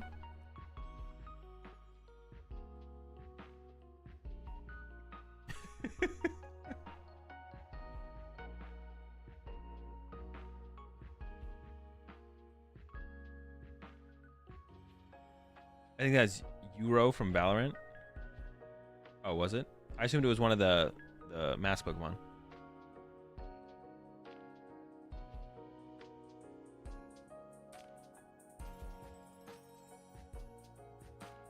This is Twin Woblo. Definitely not Ogerpon. Is it like the blue one? No, it's not though, isn't it? Yeah, you're right.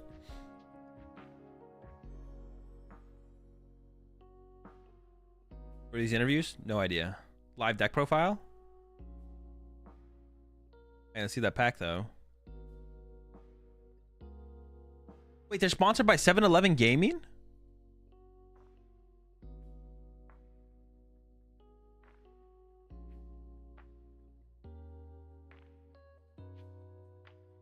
Wait, that's kind of broken. Being sponsored by 7-Eleven is insane.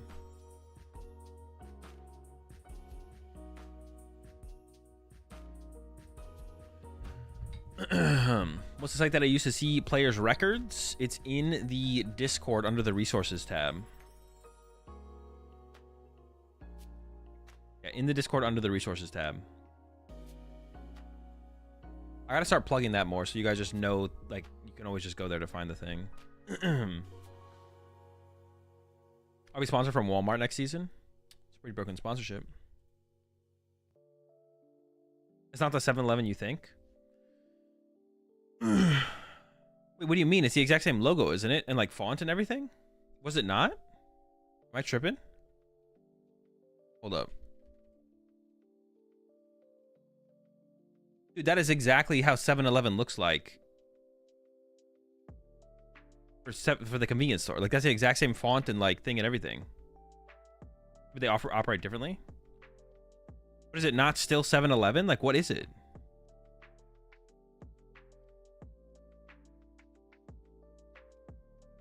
It is a 7-Eleven, but in other countries it's a convenience store more than a gas station. Oh, 7-Eleven in America is a convenience store. What do you mean?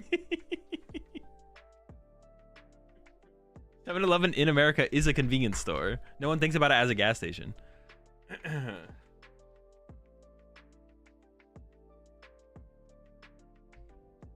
branch of the store, but it's still the same company. But it's not like you think. All right. Gasoline. It's like how TPCI and TPC do stuff differently. But still, that's still like pretty big though. Like, I'm just like, that's still like pretty big though, right? Like, it's still 7-Eleven that is sponsoring a Pokemon player or Pokemon team or something.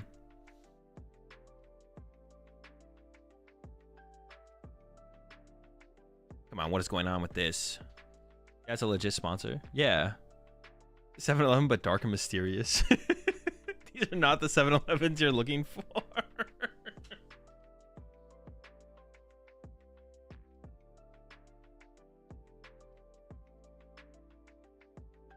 Yeah, we don't have 7-Elevens like you guys do.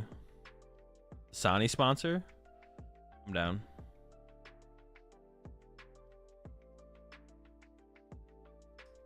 Bruh.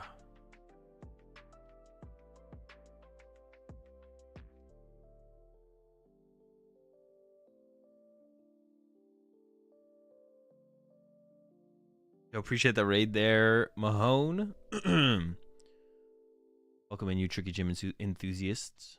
Hope you had a good stream. We're over here watching LAIC. We're going into round. Honestly, I don't remember what round we're going to. 6 or 7. The games have been... Oh, we're going to round 6. We're going to round 6 of 8. And the stream keeps lagging, but...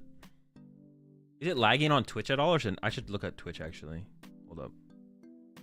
Let me pull up... I'll pull up the Twitch one. Maybe Twitch isn't lagging. I mean, it's not that bad. It stopped lagging now. Just whenever it cuts to the cast... Honestly, it might be the caster's fault.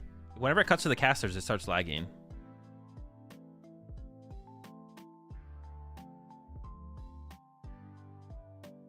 Alright, hold up. Now I am gonna go check Twitch.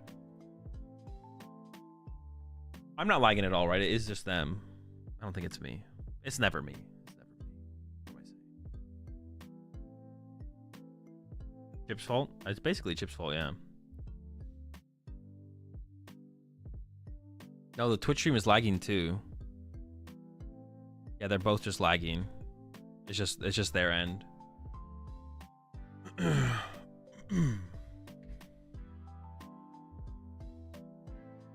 Yeah, it's lagging on both. I have like the Twitch stream open at the same time, and whenever it goes to lag on one of them, it lags on the other one.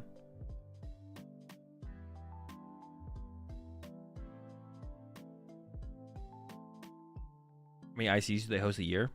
3 ICs a year. Appreciate the 43 months there will be.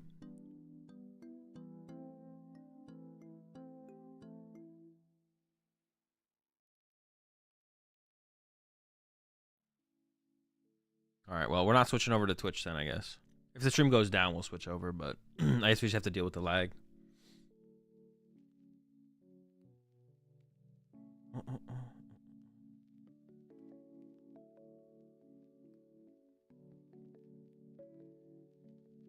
The candles lighting the stream are also powering the stream. The candles lighting the venue are also powering the stream. How's the tournament been? Good matches? Yeah, they've been solid. It's been solid so far. Nothing too crazy. Got Rogerson versus Gabriel coming up. Why was Kywin versus Matthew being an option? Seems kind of criminal, to be honest. Why would they put Australia versus Australia? I feel like you'd would rather see like just an international matchup. Why would they want to? Why would that's not even a possibility? Matthew versus Kywin.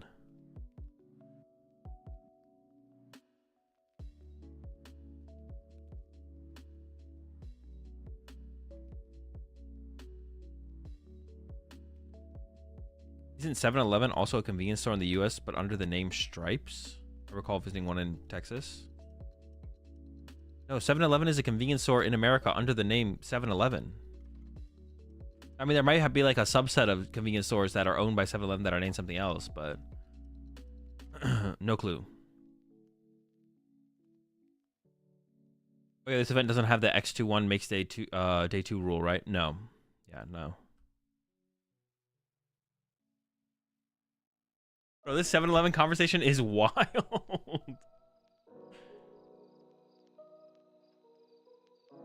I didn't think a conversation about 7-Eleven could actually go so far. I didn't think there could be so much to not know about 7-Eleven.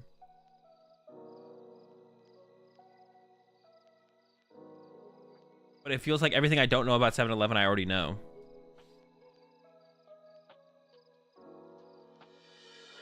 I'm at a 7-Eleven right now. But 7-Eleven's not sponsoring these dudes. It's a meme.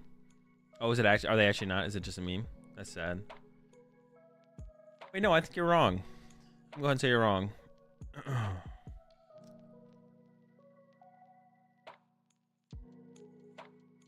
Maybe the real 7-Eleven is the friends we made along the way. True. All right, who do we got? All right, let me see if I can. I should be able to. Oh shoot, we're in the match. Chill. Yo, the golden go. So Gabriel went first. Give me pass. Caleb is on that Terrapagos.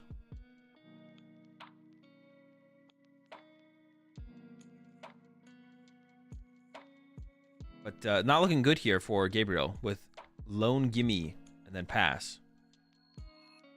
Wait, that's a Greninja in Caleb's active. What is Caleb playing here? Is this Palkia? Is Caleb playing Palkia? Terrapalkia? Yeah. Jet Polk, probably. Could be. Famous Jet Polk. Yeah, that hand is pretty mid, but we do have Radiant, or we have concealed cards, excuse me. We'll try and find some more stuff here.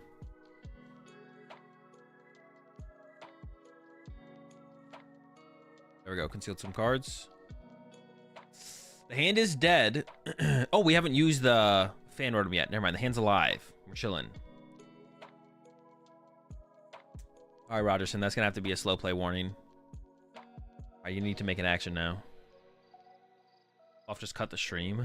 Wait, is the stream actually dead? No way.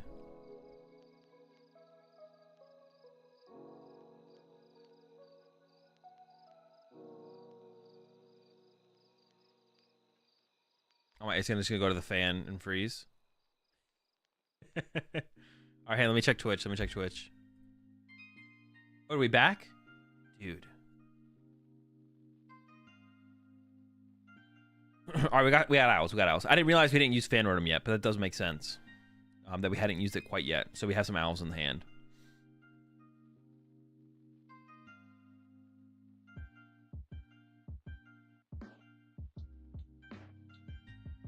All right, Gabriel's isn't... The hand is... It was a slow start, but the hand's not dead or anything like that. Here comes the concealed card from Gabriel. There's a Poffin, there's a Palkia. There's an Ultra Ball. The Ultra Ball could find a Golden Go. Start to draw some cards. I wonder if Gabriel plays Manaphy, though. I doubt it. I doubt there's a Manaphy, so that... Greninja is probably gonna... Ooh, plays B-Barrel. We can get B-Barrel here on the bench. Ooh, actually, if we get like one gimme plus a B-Barrel, using Greninja is not even that good here. But we do... Gabriel does need to attach to something here as well. See, this is kind of iffy if you discard the energy. Because if you don't attach, then Caleb can just like snipe around your Pheasantipity and then do it again. I guess Gabriel probably plays... If you're playing the B-Barrel, you probably play like the Switch to Turo and the Prime Catcher. So you do have ways to get around it. But it would be nice to be able to attach for turn of the Metal Energy, but I guess you could still do it. You could like play the... You're not going to play the Superior here, though, I don't think. Draw one. Pokestop. Could hit it. Keeping it as a counter stadium to the Area Zeros would be nice. Just going to go ahead and do it. No hits. I mean, you should probably bench the Palkia here as Gabriel, I think. Yeah, now with no energy attachment for turn from Gabriel, Caleb can actually snipe with Radiant Greninja. And we did just top deck an Irida there. You can snipe with Radiant Greninja. Yo, Ditto? Wait, what? Yo, Ditto. Does that Ditto make sense? Probably broken, to be honest. Probably does make sense. Is this not Jet? This is not Jet Palkia, right? I don't think this is Jet Palkia. I think this is just Terrapagos Area Zero. Or Palkia Area Zero Terrapagos, whatever you want to call it. Trumpet.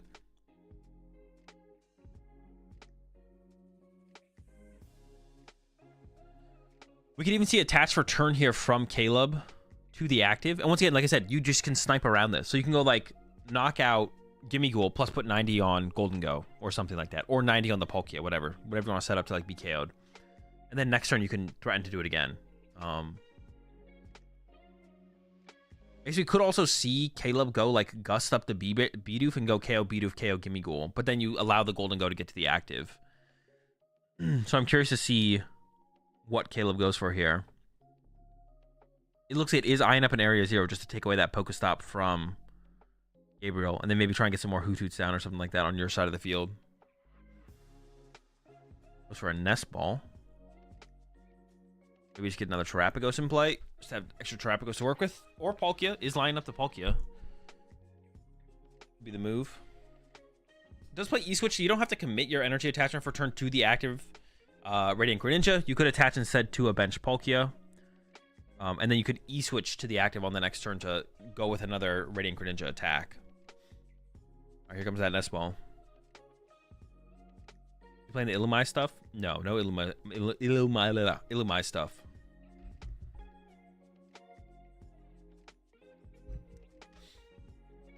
Is he still on jet? No, no jet, no jet. Just waters. There's only 2 water in the discard pile, so you definitely want a third.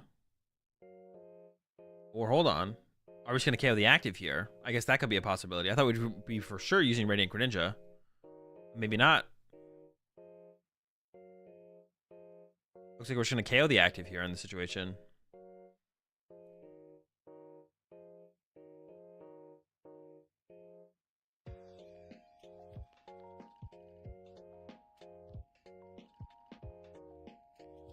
There's an Irida, so we're not done quite yet. Getting Palkia and Nest Ball. And so it looks like it is just going to be a knockout on the active here from Caleb. I assume that Nest Ball is going to go back in for a second Terrapagos. Hoot, hoot. Well, now our bench is full. But we're attacking with Terrapagos, right? But if this Terrapagos gets KO'd, then we lose all of our bench Pokemon. Oh, that felt kind of weird there. Because, like, this basically gives Gabriel a free stadium bump. If we got a second Terrapagos there, then we get to keep our bench. I don't know. We also like lost. Now, like moving forward, we're not gonna probably have an opportunity to use Radiant Greninja, to be honest. I thought the Radiant Greninja play there seemed kind of cool from Caleb because, yeah, now moving forward, we're not gonna have an opportunity to use Radiant Greninja.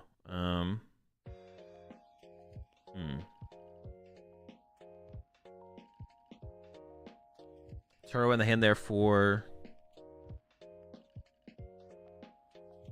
Gabriel. Does need quite a bit this turn. And the Pheasantipity was KO'd. There's a concealed cards. Has a Jamming Tower in hand. But I don't think you want to use Jamming Tower here as Gabriel. You want to just KO the active because that already acts as like a stadium bump for the turn. And then next turn, you could play the Jamming Tower into play and then get rid of some more Pokemon that way.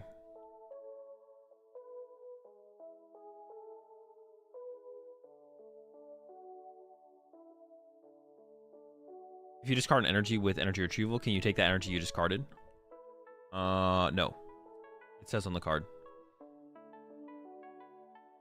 Do you know why?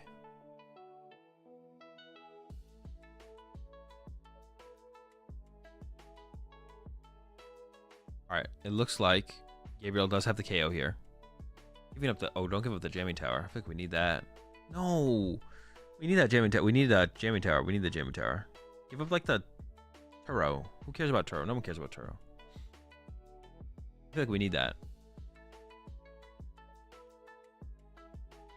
Azul, your teammates are using different decks, and I think the previous Major 2, is that a new thing for them, or do they always pick different decks? I think they're all playing Charizard at this tournament. I'm pretty sure they're all playing Charizard. I could be wrong.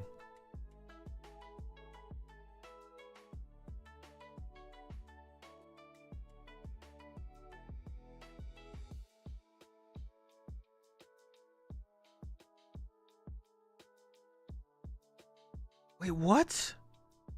Why are we not just KOing the active here? The active effectively bumps the stadium. I'm so confused.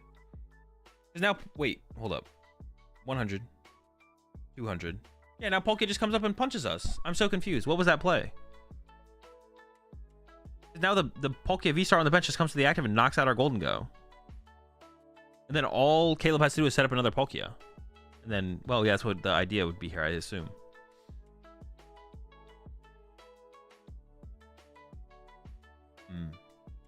Thinking about the Terrapagos push. Although Terrapagos KO the Palkia off the bench is probably a better play here. From Caleb before that can evolve, and then we should KO one Golden Go with a Palkia after that. So if you can punch another Palkia V this turn from Caleb, that's probably the play. Or actually, if you boss up Bidoof and use Radiant Greninja, actually that would have probably been the best play. If Caleb could have gone boss up Bidoof and then KO Bidoof, KO Gimmighoul, and then look for... No, this is still good as well. This is still good, actually. I take it back. KOing the Palkia. I assume that's what we're going for here as Caleb here. It's just KO the Palkia on the bench. And there's your boss. do need another bench Pokemon. And I think ideally you'd want to bench another Palkia V here, just in case your Palkia V-Star gets boss KO'd or Prime Catcher KO'd or something. There is an Iono in the hand here for Gabriel as well.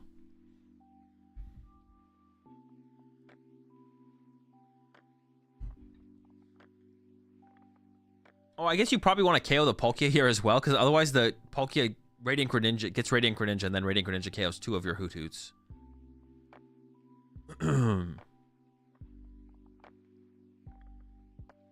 How do you play this, actually? Dude, Terrapago's not being able to KO a Golden Go is, like, so bad. Because now, it looks like Caleb is going for... It looks like Caleb is going for... KO Palkia, I feel like. Yeah. But now, Gabriel can go Prime Catcher or Counter Catcher plus Iono KO... No, wait. Gabriel can just KO the Palkia, and then Caleb can't win next turn, right? Or am I missing something? As long as Gabriel can get the board out of range of Radiant Greninja, I feel like Gabriel's in a pretty good spot, actually. Gabriel just needs to kill the Palkia on the bench. Or, hear me out, have kept the Stadium so you could go Stadium Iono so Palkia doesn't KO you. Wait, actually, how much damage is Palkia doing? 3, 4, 5, 3. Yeah, you die. So if Gabriel had just kept the Jamming Tower, or last turn bumped this, KO'd the Terrapagos that was in the active maybe instead. Now this play does lead to actually Gabriel having the possibility of going KO Palkia though. So maybe it was correct for Gabriel to KO Palkia, to be honest. But even Jamming Tower KO active could be enough to win the game here, to be honest. Jamming Tower KO active could be enough for Gabriel to win the game. I'm not sure I like that. Well, it might work out, though. Here comes Stretcher. But if you get Fez here, you're going to lose. Okay, it's not for Fez. I thought it was going to be for Fezandipity. We'll see. The question is, like, what Gust effects does Gabriel play? Oh, there is a boss in hand. Hold up. We need to find another Golden Go. It's not good enough. Because you have to evolve the Gimme Ghoul as well. Otherwise, the Radiant... Oh, no. If you KO the Palkia, you get rid of the Star Portal. So, yeah, it all just comes out to KO Palkia here. It all just comes out to KO Palkia. Because you don't need a Golden Go, actually. As long as you KO the Palkia. Prime Catcher is in the deck. But we need a lot. If we Iono'd here, we Iono ourselves to 4. Well, we could make it happen, actually, honestly, with B-Barrel. We could definitely make it happen if we draw into B-Barrel. That's possible. Yeah, if Gabriel had KO'd Palkia there, I think Gabriel just wins, basically. He's only actually short of Superior Energy Retrieval as well. It was super close. Here's the Iono. Could still find Prime Catcher. Prime Catcher Superior Vessel. Prime Catcher Superior Energy Retrieval. It's still possible to get there. And even if Gabriel whiffs... Nah, you can't whiff here. You got to get it. It looks like Gabriel whiffed. You can KO the active, but KOing the active isn't good enough here. Not quite. Why did Gabriel not thin the gimme from the deck? Because then if Gabriel whiffs, then you open like a new... Actually, I don't know. Maybe there wasn't a good reason, actually. There might not have been a good reason, actually. I'd have to go back and think about all the possible options on both sides. Yeah, I'm not sure it really offers a new win condition to Caleb, to be honest. Because if the Palkia doesn't die, you just lose anyways, right? Caleb has V-Star still, but it doesn't matter if the Palkia doesn't die, then your active dies. So then it doesn't matter if you can, even if Gabriel can KO 2 Gimme Ghouls on the bench. It's the same thing as the Palkia KO in the active, right? So you may as well have gotten it, I feel like. Yeah, there's the knockout. Over to Caleb. Just needs literally a bench Pokemon. Oh no, just literally wins. Yeah, never mind. Caleb just wins. It's 260. Caleb has game. Is using the owl anyways.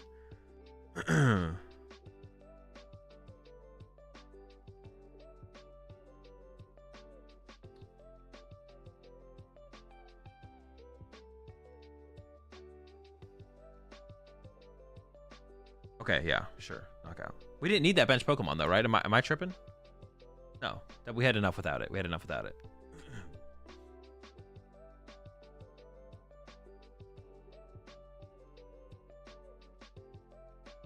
Does Caleb play mixed Hoot Hoots? I'm not sure. You ever Cypher Maniac for Prime and Superior Retrieval, then Dango ability and KO Palkia that way? Yes, but that wasn't possible because we dangoed into the... or I think we concealed cards into the Cypher or something. We didn't have Cypher before our initial draw, basically. Otherwise, that would have been the play, yeah. Caleb wins with Briar Prime. True, Briar wasn't out there. Probably safe to assume that Caleb does play the Briar for sure.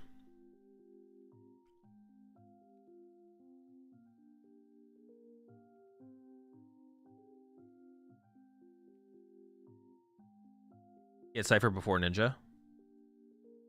Oh, did he really? Did he have enough energy to actually make the play happen? Did he have enough cards in hand to make the play happen, though? I don't know if there was enough cards in the hand. There was energy retrieval. There was energy retrieval.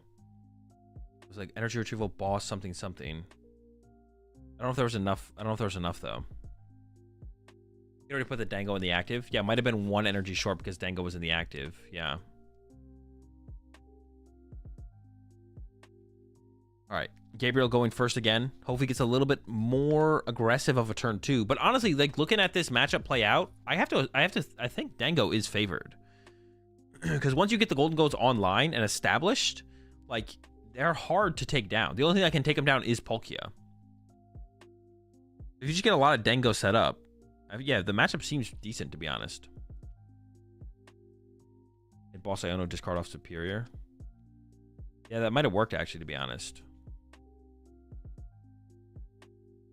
Get Cypher before he concealed cards.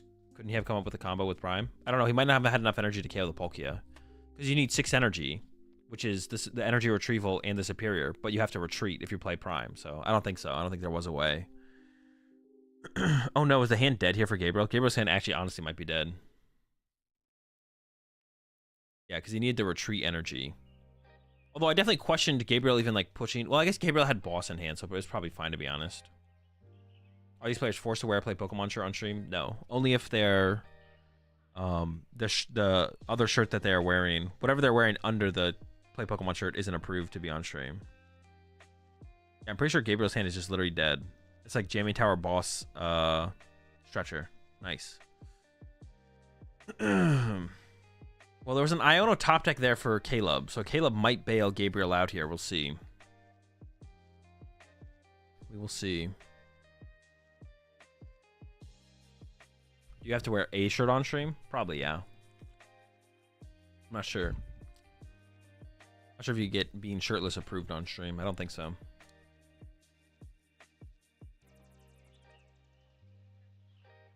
He didn't keep his jamming tower. I think he can call GG. The lack of getting rid of the jamming tower was definitely, I felt weird in the moment, but it maybe wasn't that bad.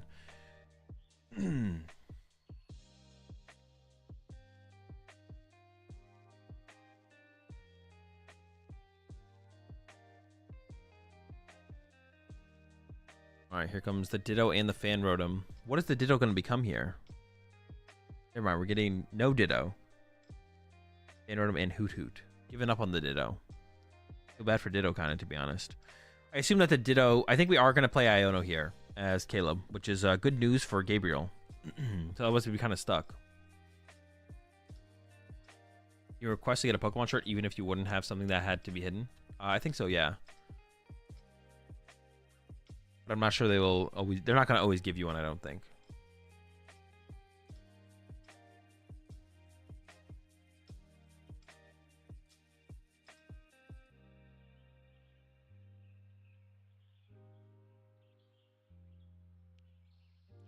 Goes with the attach active. Thinking about maybe playing the Stadium. It does go for it. And then there's the Iono. All right, so Gabriel is getting bailed out here. The hand was basically dead. The Ditto seems kind of not good, right? I mean, if you go first, being able to, like, get Radiant Greninja off, it seems really good, actually. Being able to retreat into Ditto, make Ditto Radiant Greninja, use concealed cards, and then you have the threat of turn 2 Greninja attack, depending on what matchup you're up against. Or even, like, getting a Palkia as well, depending on the matchup you're up against.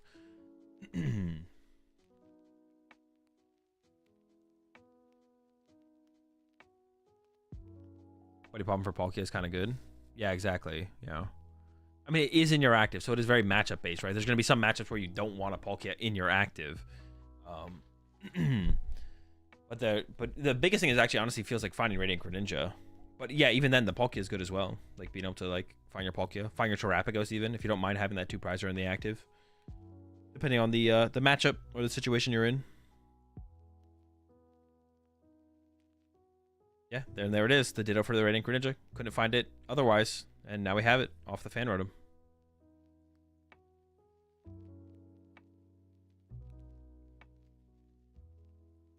Some concealed cards, draw some more there.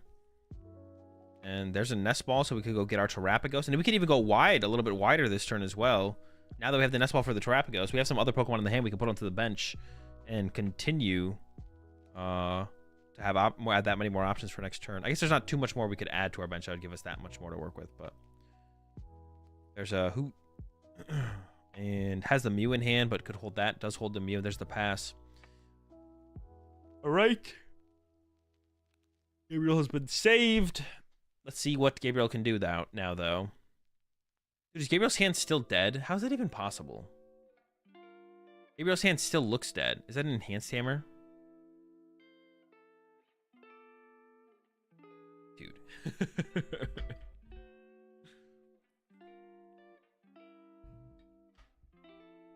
Oh, no, we have Cypher. We have Cypher. Okay, we do have something. We're chilling. We're chilling. I don't even know what you get up. Maybe you get like an Ultra Ball to be able to set a B barrel. Plus like I don't even know. Ultra Ball Vessel maybe. Maybe that's enough to like get going with Golden Go. We'll see.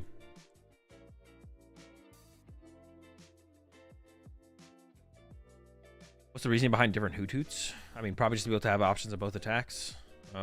One can hit a little bit harder potentially, and the other one does cost 2 energy, but it gets to look at your opponent's hand. I have to imagine that's like the only real reason.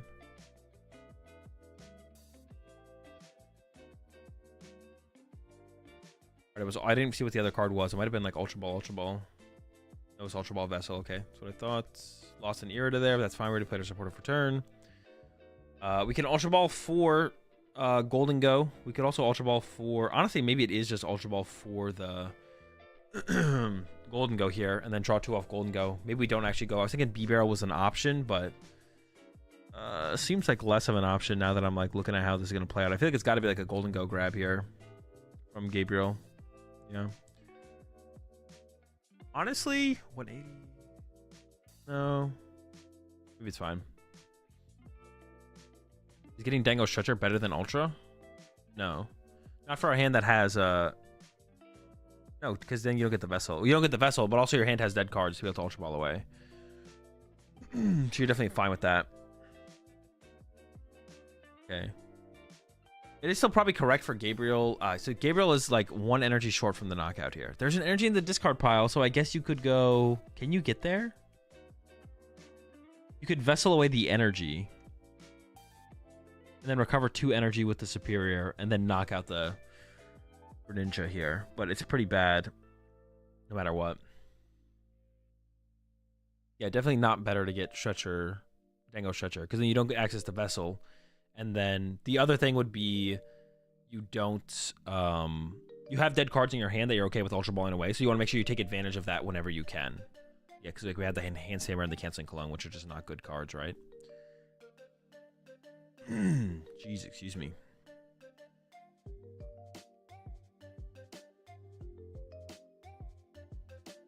We probably should still attack here just to get the energy in the discard pile. Because if Gabriel goes attach, active, pass, and then we get Iono, there's 2 energy to the bottom of the deck, which we're trying to find. So I think we should just punch for 100 here, to be honest.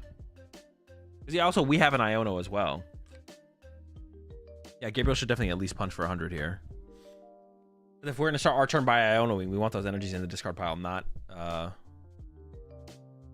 the bottom of the deck.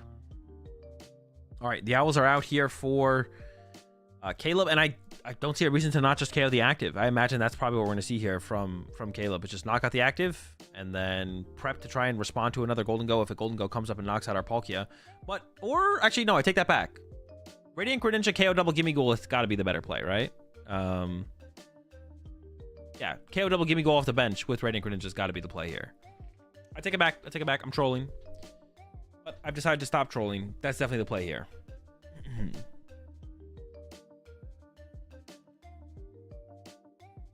And then build up our Palkias to respond to Golden Goes after that is definitely the way to go. And at this point, I'm pretty sure Caleb just wins the stadium war. Like, you play this stadium. Gabriel has one more stadium left. I don't think Gabriel probably plays vacuum. So the jamming tower comes down, and then if you replace that with an area 0, you've won the stadium war, and you've area 0 will be in play for the rest of the game.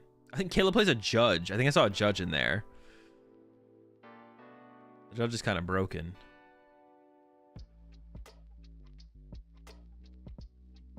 Here comes a nest ball. So I think you definitely want to start to establish your next Palkia. Yeah, there it is. I don't know. I wonder if Caleb can actually has the option of getting to 3 Palkias. I see a Night Stretcher in the hand, but I wonder how many Night Stretchers Caleb plays. Like, can you possibly play with... Can you possibly go Palkia, Palkia, Palkia? Because if Gabriel can start to chase these Palkias before Caleb gets to attack with them, then all of a sudden Caleb can run out of ways to actually take knockouts. We see the Night Stretcher here. Burn it for an energy. It's our attachment for turn. Another Night Stretcher. Okay, there's no way we're getting any more Palkias. Yeah, we're about to play research here. There's the mute. There's the research. That's it. Oh, there's a Kieran. Oh, wait. No, it's not quite enough, right? Oh, wait. Actually, it is enough. The Kieran means you can actually... Oh.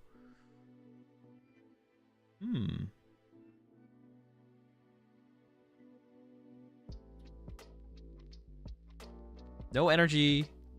No. We did attach return. We did find energy in the hand as well. Have we used concealed cards yet here from Caleb? Oh, is Caleb gonna knock out the active instead of going for the... I think KOing the double gimme ghouls makes way more sense here. If you KO the active here as Caleb, then if we just see Golden Go knockout into Golden Go knockout from Gabriel, if there's just like a back and forth like that, then all of a sudden Gabriel wins the prize trade. Except for the Kieran. The Kieran could allow you to KO a Golden Go with... The Kieran allows you to KO Golden Go with Terapagos. But it is like that much harder to... I think Caleb was about to. Caleb might still do it. No, so yeah, Caleb is committing to the Radiant Greninja play. This play seems better to me. But Caleb was about to retreat and then just knock out with Palkia. But then I think the trade gets harder for Caleb from there. Being able to like use this Radiant Greninja play when you have the chance to like this seems best. Now there was a Prime. Oh, we do have the Prime Catcher in hand here. Ooh, we got the Metal in the hand as well. So Gabriel should definitely go after the Palkia with the energy here. Prime Catcher up to Palkia, attached to the Bidoof. Iono. We definitely want to KO the Palkias in this situation. Gabriel's thinking about it. There is like an argument to go after the lower HP Palkia because it'll be easier to KO, but I think you should just commit to KOing the one with the energy. Getting rid of this energy out of play is like a big deal as well. And there's the Iono. So we need to find... What do we need here? We need a decent amount of stuff. We need to get a Gimme Ghoul. Probably want a Gimme Ghoul.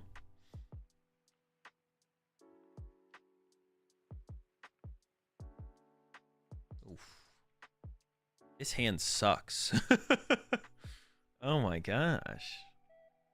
That to be Nest Ball for Fez is so bad as well. You really don't. You're trying to avoid putting these liabilities in play, but it feels like you have to grab the Fez.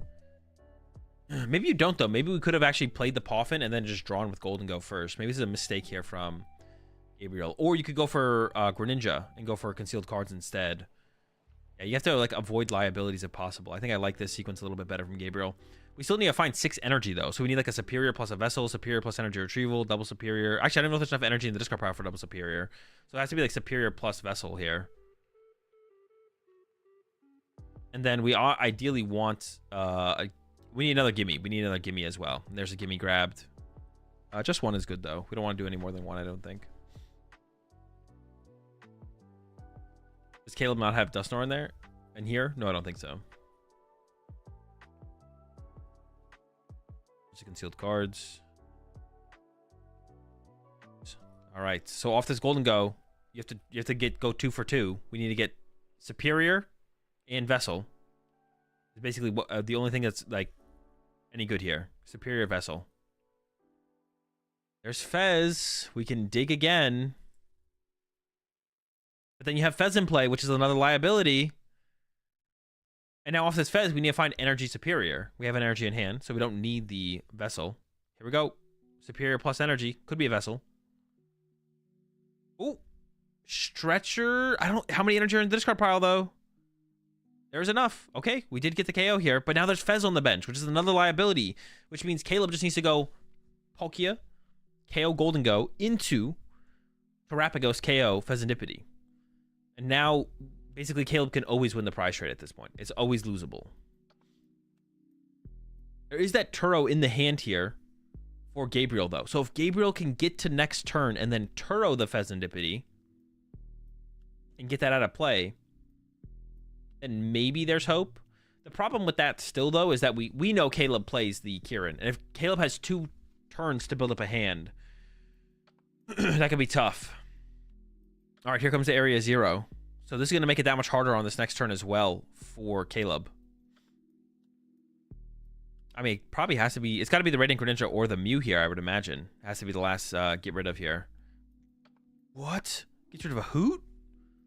It's a little wild. All right, that's what I thought. Put the owl down, sir. There's a nice stretcher. And here is the KO from Gabriel on the Palkia. Okay. It's a pretty solid turn from Gabriel still. The Pheasantipity on the bench obviously is just really bad. It's really bad. Because, like, even though Gabriel has Turo in hand, if Gabriel has to Turo next turn, then you, like, that's really bad. Because now, like, Caleb's playing with this massively built-up hand over 2 turns, which can be hard to overcome. But let's see what Caleb can put together this turn to begin with. Can Caleb get a 2-prize knockout, whether it be on the Pheasantipity with a Terapagos or KO the active Golden Go with Palkia potentially?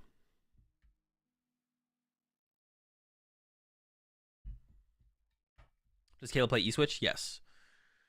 If so, he can boss Doof, Trumpet to Terapagos, E-Switch. That would also be a play here to actually get 2 prize cards. Yeah, and then your Palkia is still on your bench. But I don't know how many E-Switch Caleb plays, though.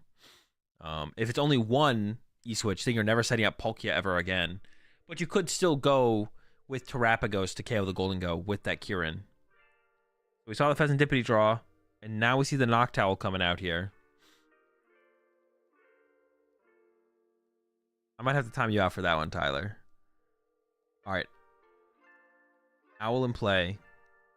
It is going with the E-Switch. And the Vessel. We Vessel away the Palkia V-Star. We Vessel away Palkia V-Star.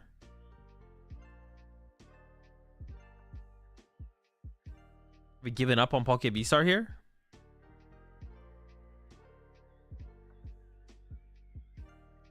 Goes into the concealed. But I'm super curious what the...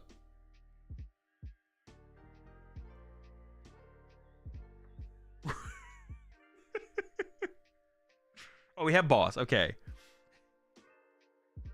Did Caleb just ask, is the ability... Does the ability work in the act? Dude, the Bidoof would be invincible. He wouldn't die to anything.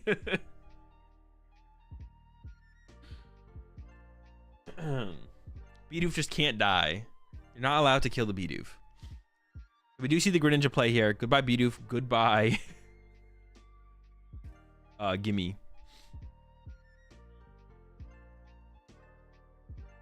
You talking about Tyler if Caleb went with the same line of thought? True. It is an okay question to ask because of the... You are, like, putting damage on the thing. But, yeah, Bidoof is only relevant on the bench. Or only works on the bench.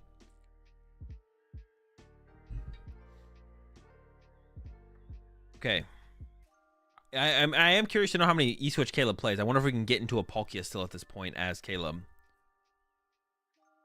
I mean, here as Gabriel, it almost seems like the best thing to do here as Gabriel is honestly just to KO the Pheasantipity or the Hoot Hoot.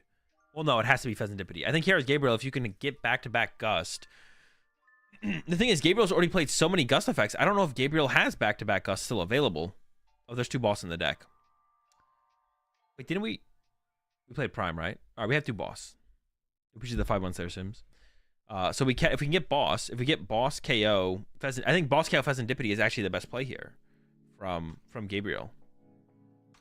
Because if you go after the Terapagos, I know the Terapagos can get benched, and then the Palkia can come get you. If you go after the Palkia, then the Terapagos can get you. But if you go after the Pheasantipity, I think it's less likely for anything to happen.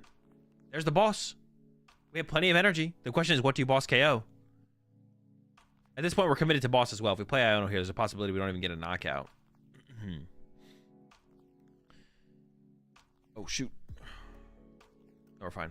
No Boss Palkia? I think Boss Palkia is just like not that powerful. Well, the question is, how many E-Switch does Caleb play?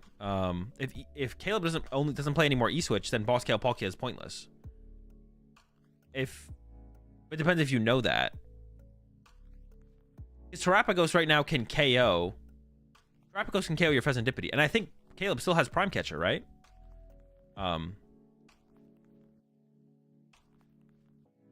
We're going for the Terrapagos KO, which does have the energy on it, so that means Caleb does need to find another Terrapagos, and get 2 energy on it. So the Terrapagos and the Pheasantipity plays seem like the best play KOs. I think Palkia is probably the worst KO in this situation, but I'm not sure if it should be Terrapagos or Fez. I don't hate the Terrapagos KO here either. If we're assuming Caleb probably needs to use Terrapagos to win the game, or it's like the most likely out. It's also what enables everything as well. I guess it's like another big thing here as well, actually. Killing Terrapagos gets rid of Noctowl. But I guess the question would be like, what is the card that Caleb's most likely to have access to in hand? And the answer is probably Terrapagos. The card that Caleb is most likely to be able to draw into is probably Terrapagos. So there's that as well to go with everything, I think. The card that Caleb's most likely to have is the Terrapagos. All right, there's a knockout. Because you can like Ultra Ball forward or an S Ball forward or any of that. So we'll see.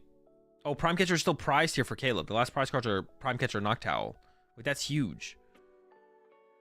So that means to win the game. Man. So Caleb here might not be trying to win this turn. It might be a 2-turn setup here from Caleb, like 100% of the time. Caleb might have to play for a 2-turn win here. But Gabriel only has 1 boss left, and then would also have to find the energy to go with it to KO with 2 prize off the bench. Off of the, well, it is a judge. I was gonna say off this Iono, off these 2 cards, but it's actually a judge, so we get 4 cards here for Gabriel. I could definitely see Caleb walking away with this one, to be honest. I think it's pretty unlikely that Gabriel gets the knockout next turn. Possible though. Possible. Oh, there's only 8 minutes left. It would be if Gabriel does get the KO on this next turn, it is just kind of a tie, which is unfortunate. There's that Nest Ball for Caleb, so we can go find a Terrapagos again, which will give us access to our Noctowls. See another Night Stretcher in hand, so at least 3 Night Stretcher in there as well. I assume we're going to look for an attachment to our Palkia this turn as well. We want to attach the Palkia V. There's an energy in the deck. There's a Night Stretcher in hand. There's a Vessel as well, so we could Vessel here. How many Pokemon are left, I guess, is like another question. I don't think Caleb has enough Pokemon to... Maybe you have to be more aggressive here, actually, as Caleb. If Caleb can just attack with Terrapagos, maybe you just punch with Terrapagos and hope that there's no out from Gabriel. Because I don't think Caleb has a way to one-hit KO anything. I guess like Counter Catcher Briar to maybe KO Greninja is the play here for Caleb now. But Gabriel could just wait to draw boss, to be honest. Oh no, wait, that doesn't play around. Oh, it plays around Counter Catcher. It doesn't play around Briar. But you can't. Well, I guess you know Caleb hasn't played Prime Catcher yet, and Gabriel knows that. It is prize, but Gabriel doesn't know that. Interesting. So you could like play around the possibility of Counter Catcher Briar, but the Prime Catcher still exists, so can't Briar if they're on 1. Oh wait, true. Yeah, if Gabriel just takes a knockout, they're on 1, so you can't Briar anyways. Has Gabriel seen Briar in the list? No, has not seen Briar in the list. I don't think I've seen it either. I don't think actually Caleb plays Briar. I don't see it anyways. The big question is, do you have enough Pokemon left here as Caleb to one-hit KO this thing next turn? That's the big question.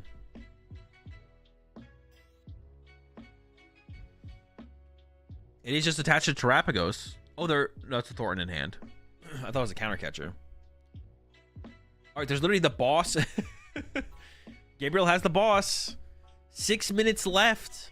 We're gonna have to see some turboing if Gabriel can win the game here. Gabriel now doesn't need very much. With the boss in hand, you just need a Superior, and there's like 2 or 3 Superiors left here for Gabriel. He's gonna at least see 4 cards off the coin bonus for 2, has the access to the concealed cards for 2, and then we'll still have that extra energy needed to be able to get the KO. Also has Turo in hand. Has Turo. There's the Superior though, so that's game. Dude, they gotta... Criminal. It's criminal. Yeah, so we could have turroed the Fez here as Gabriel and then just knocked out the active. There's a knockout. Okay, 6 minutes left. Game 3, round 6. Winner goes to a win-in in the next 2 rounds. It's not enough. I don't think it's enough time. I don't think it's enough time. Someone would have to like effectively donk the other person. It's more likely to be. I mean, Caleb does get to choose to go first in this game as well. What if they're actually saying is Golden Go? What if they're actually saying is Golden Go is a top deck? Oh, top deck alert because it won a game. Makes sense.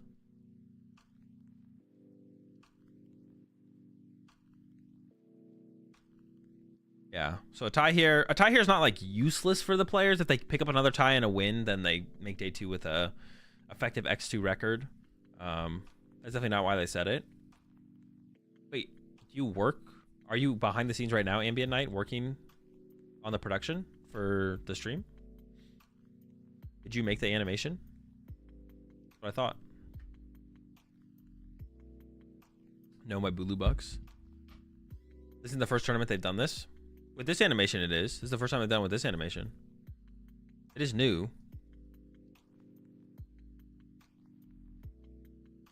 You never see that animation when Raging Ball is on stream? Exactly, yeah, it does make sense.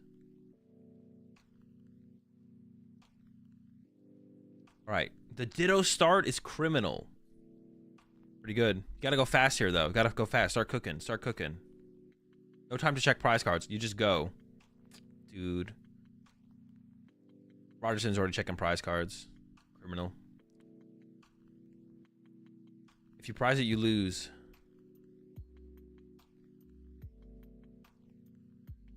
Go by Noctowl. That's a... Well, nope. Just go fast. I agree. Screw it. Rapid goes off the Ditto. Looking good. Maybe you actually want the Noctowl in your discard pile, so if you get Iono, then Night Stretcher becomes an out, actually. Maybe you do just want one of your owls in your discard pile. Hoots are in. Pass over to Gabriel. 3 minutes left. Dude, did Gabriel just open like another effectively dead hand? I don't know if there's going to be an Iono on the other side to save Gabriel this time.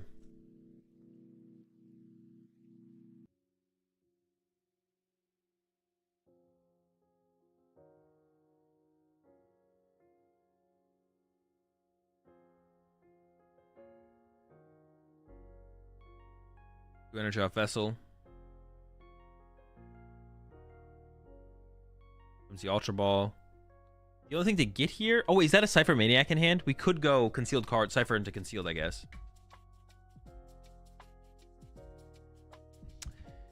Caleb can win if he's not turn 0. Yep. Very true. Caleb just needs to like play through one more turn. All right, Cypher into concealed. I don't know what we're getting. I guess we're getting like a Poffin and what do we even get here? I don't even know what we get here. There's no threat of Radiant Greninja, I guess, which is good. So you could just get Poffin Iono or something, right? Yeah, you could just get Poffin Iono or Poffin Poff. But Poffin means you need a top deck. So I'd go like Poffin Iono here, I think. There's no threat of Moonlight Shuken on Caleb's side. Caleb does play Thornton, but you can't... Yeah, Caleb does play Thornton, but that would be pretty unrealistic for it to actually happen, so...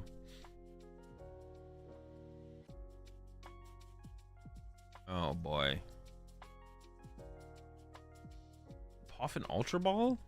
Dude, just grab an Iono there. I think we just always grab Iono there. We're going back in.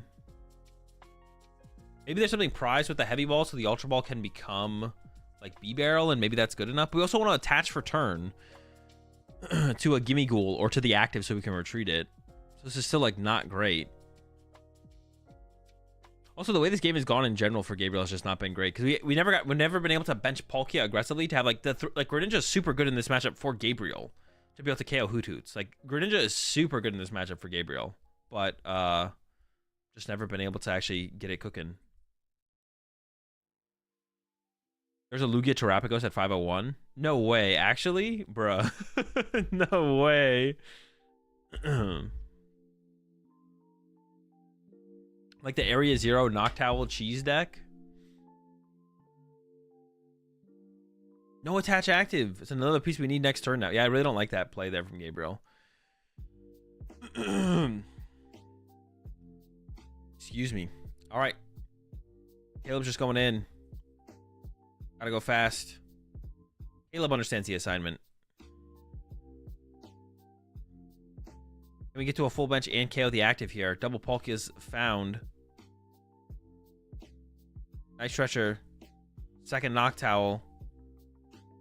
Probably to grab, I don't know, Coffin Vessel or something. Nest Ball. Double Nest Ball that fills the bench. Gonna get Mew and Terapagos, it looks like. The whole squad is here. 30 seconds. For Rogerson to have a chance, you need to have it not be your turn. No room for Radiant Greninja, I guess, is pretty bad. There's the KO. Goodbye, Pheasantipity. Radiant Greninja wasn't prized. I feel like getting Radiant Greninja on the bench over the Mew made more sense from Rogerson there. All right, draw for turn. 10 seconds left. Okay, technically it's possible. Why didn't we get Radiant Greninja? Radiant Greninja's needed, isn't it? It is needed, yeah. Because now Gabriel can just not bench anything and pass. Actually, yeah, Gabriel can not bench anything and pass, and then Caleb can go Radiant Greninja KO double Gimme Ghoul, and then Gabriel can go bench a Gimme Ghoul pass, and then you just lose anyways. Yeah, if Gabriel just doesn't evolve here, actually, even if no, Gabriel could evolve one of the Gimme Ghouls as well, and Gabriel also wins by evolving a single Gimme Ghoul. If you evolve one Gimme Ghoul, Caleb goes knock out your Golden Go, and then Gabriel goes, all right, pass with a Gimme Ghoul and a Greninja in play, and then the game is over. If he evolves one and then does absolutely nothing on the following turn, the game is just full cooked. So the question is just like, does Gabriel realize that? Watch him Thornton the active turtle. I'm down for it. I'm down for it.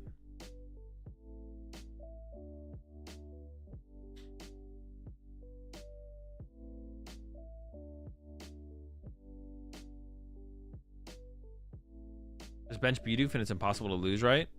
Bench Bidoof gets custed. Yeah, benching a Gimme Ghoul actually makes it impossible to lose. Benching Bidoof, benching Gimme Ghoul. It all makes it impossible to lose. Wait. Pass? Wait, now it's possible to win. Wait, what is Gabriel's hand? Can Caleb actually win now?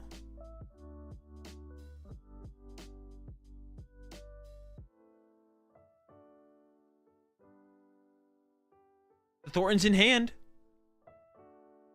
Can Caleb actually get the play, though? Can Caleb get the play? I don't know. There's an Owl. Owl can get, like, what? Double Ultra Ball? And then you still need, like, another Water Energy. We're not all the way there yet. We're pretty close, though. We're pretty close. Oh, there's a Vessel in hand. No. There's a Vessel in hand. Holy.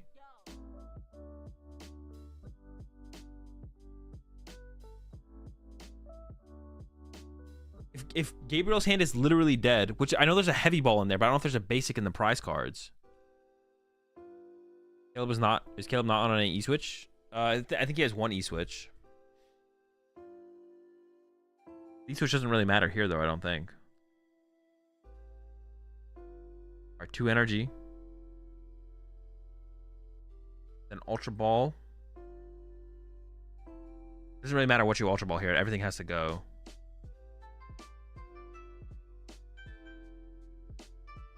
Greninja. Ultra Ball away the Greninja. Grab Palkia V-Star.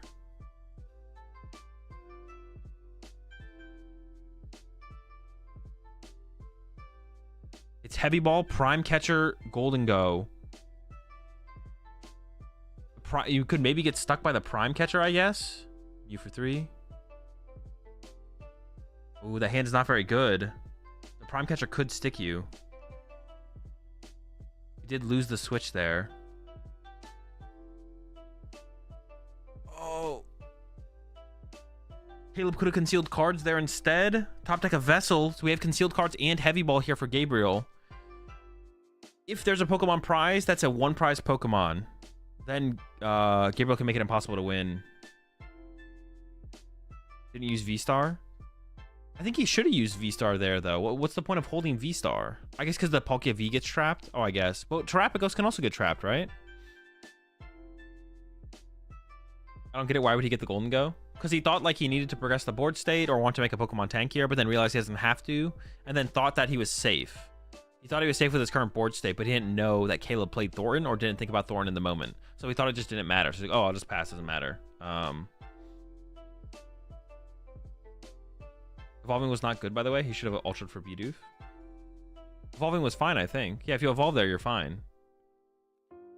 If you evolve, then that gets knocked out. Then you push Gimme Ghoul, and you have Gimme Ghoul Greninja, and you can't lose. So evolving was, like, fine. But getting Bidoof was also fine. No Pokemon. Wait, there could be one prize. Check the heavy ball. Our Terrapagos is brought up here.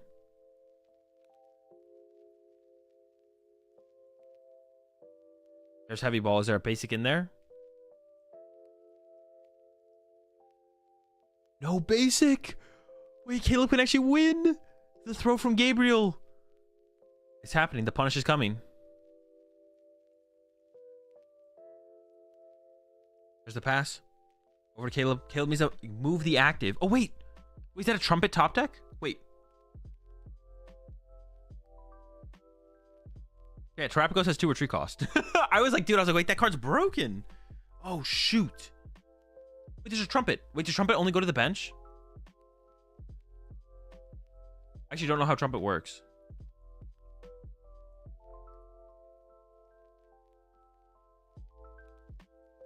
So Caleb needs E-Switch. Caleb needs E-Switch. But I'm stressing out here. Caleb can draw 3 off Mew and needs to find E-Switch to get the knockout.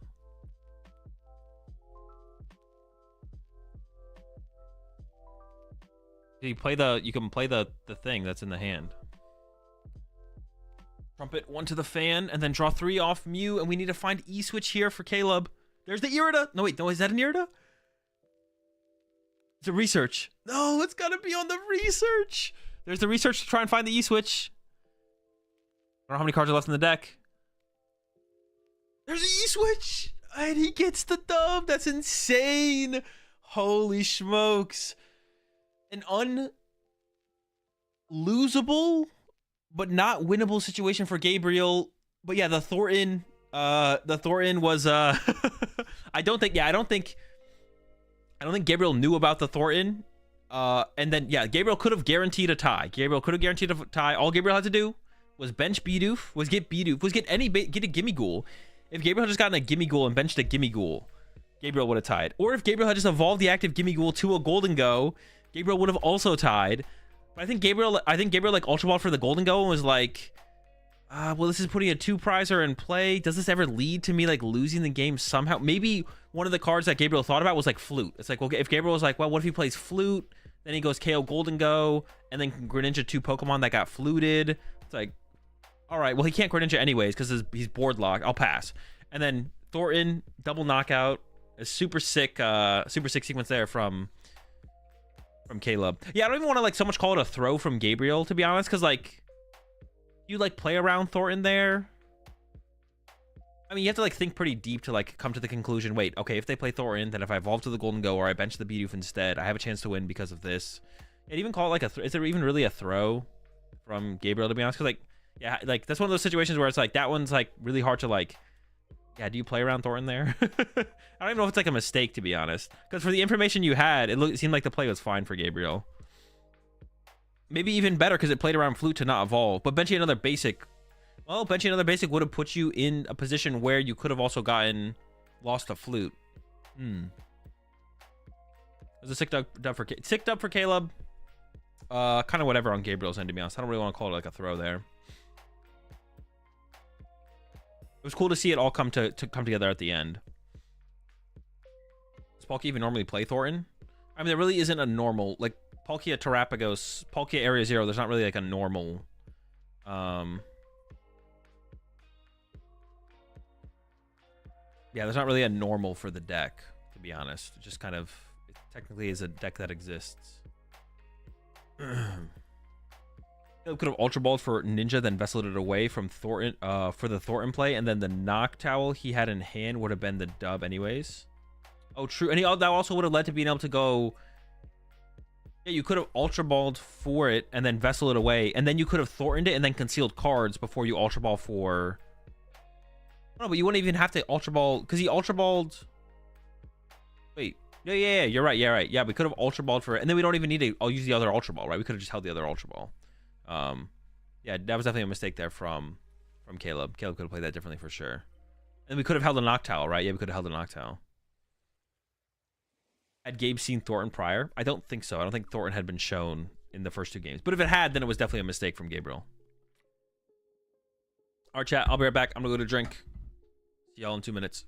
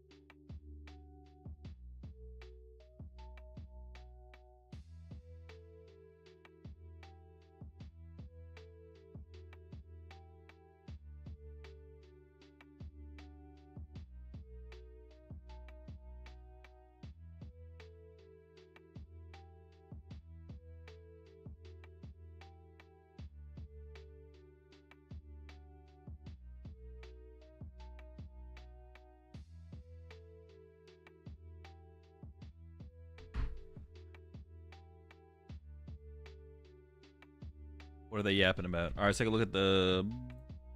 I actually have to look up something real fast first. Let me cook. Just want to say, I love the battle videos with you and Chip. It's what got me inspired to start learning the TCG with my buddy that got me into collecting, and now I'm grinding PCG Live a lot. Glad you enjoyed the content, Jack.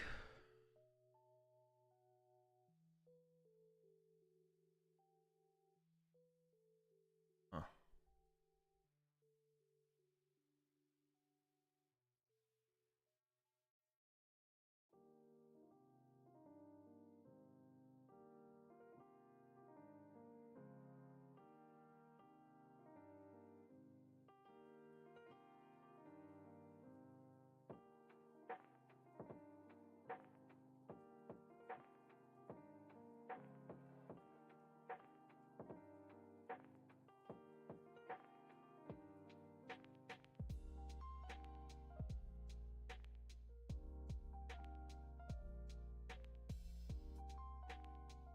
Here's the 14 months there.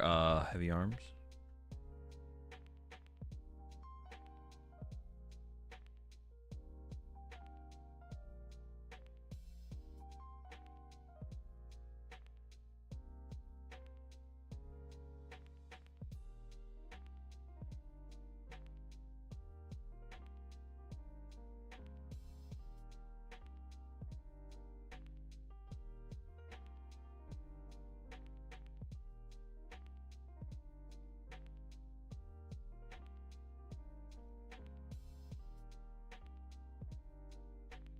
I want to know about the people who are messing with the play table. Wait, who? What are you talking about?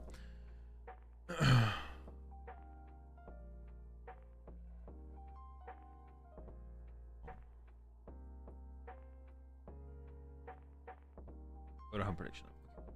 All right. Yeah, I should do this thing real fast.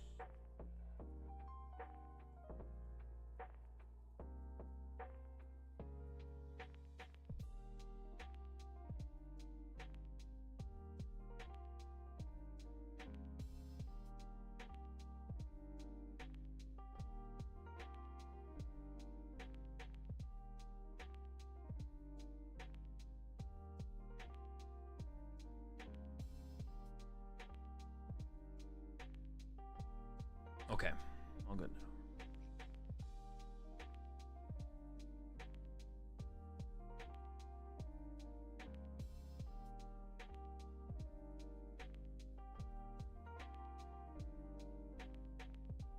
Let's see, got our 6-0s here. They are heading into day 2. Locked it up. They're just trying to play for higher record, make it easier to get the top 8. We got Leonardo, Rose, Mateus, Joao,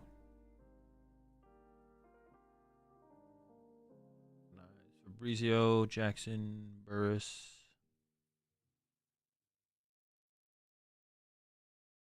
We got the 501s on the winning in. And if they do tie, they could theoretically tie again to make day 2 as well.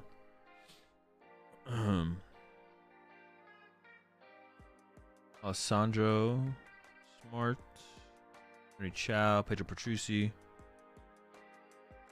Rogerson. We just saw the Caleb on stream. Alvin and Pedro. Adner's up here at 5-1.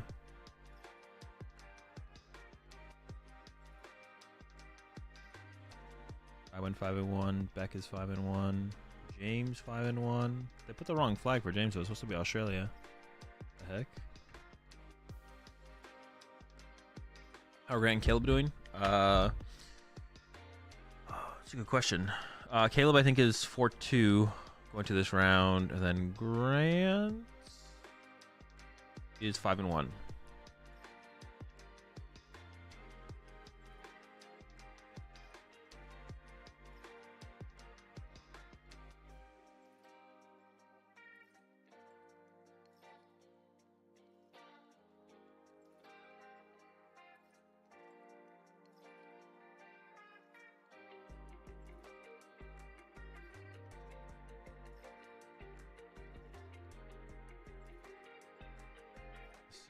Caleb. 4-2.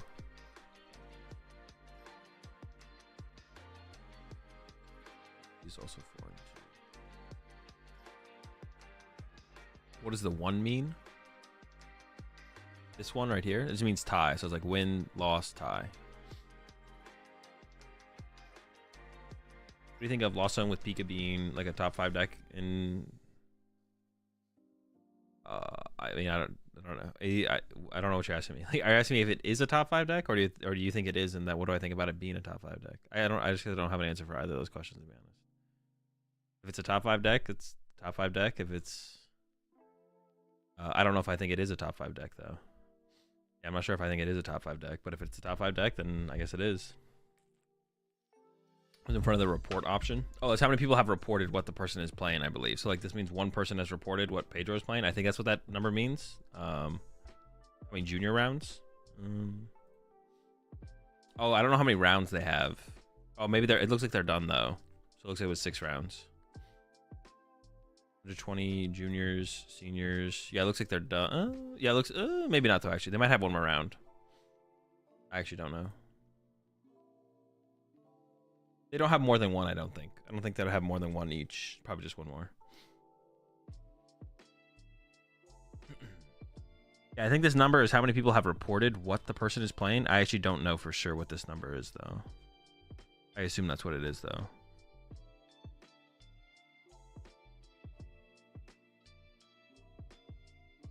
Hang on, let's do a...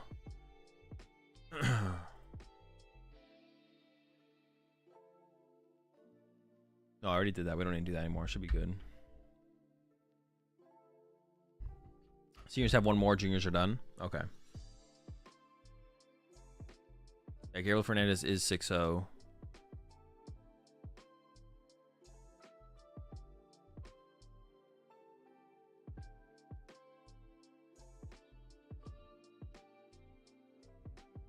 Okay, I'm not crazy. I can't rewind to the earlier matches you showed on the stream. No, yeah, because I switched setups. So I had I'll make them live eventually. I'll set them live after the stream, but not available right now.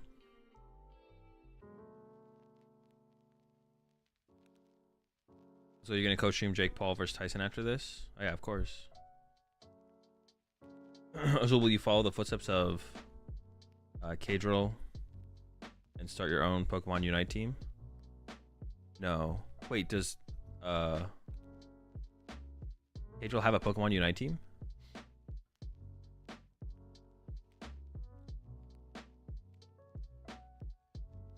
Oh, or do you mean does Kadrill have a LOL team? Would I start a Unite team? No. Although I do like eventually want to be able to like I do want to like eventually sponsor or be part of in some way like the sponsoring of like Pokemon TCG players. Or I guess maybe I mean I guess it wouldn't be like exclusive to Pokemon TCG players, but Pokemon TCG and VGC. I mean, maybe Unite, but probably not. And then, yeah, I probably want to get into Go or maybe Pocket. Or like something like that. Possibly. It'd be cool.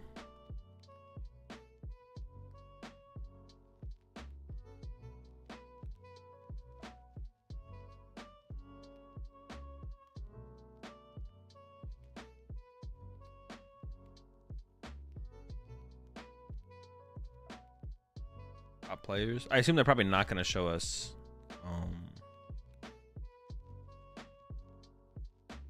probably not going to show us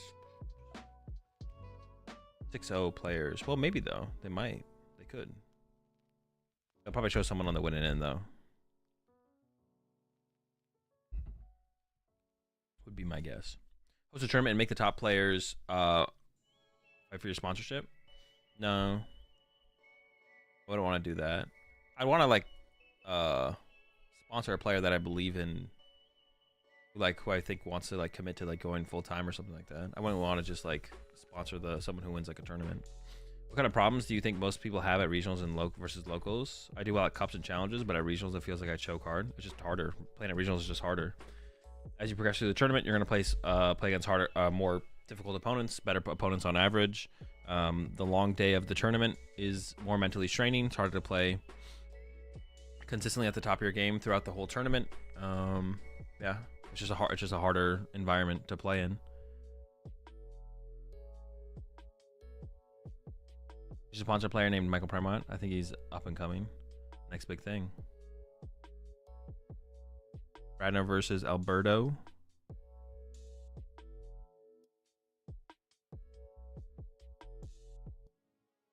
Who do you think who wins the Paul Tyson fight? I honestly have no clue who I have no like knowledge about who should win the fight. Well, I mean, I guess I would think who's ever favored is gonna win, like based on like the Vegas betting odds or whatever.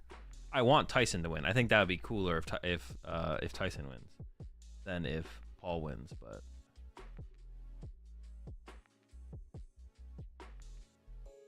Tyson should win because that would be better for society. Is that a society dub if Tyson wins?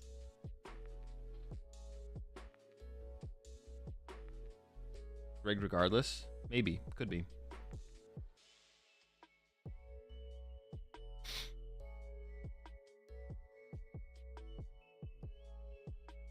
Yeah, I don't actually have any like thoughts on who should win. All I know is I would want Tyson to win. Prediction? I got you.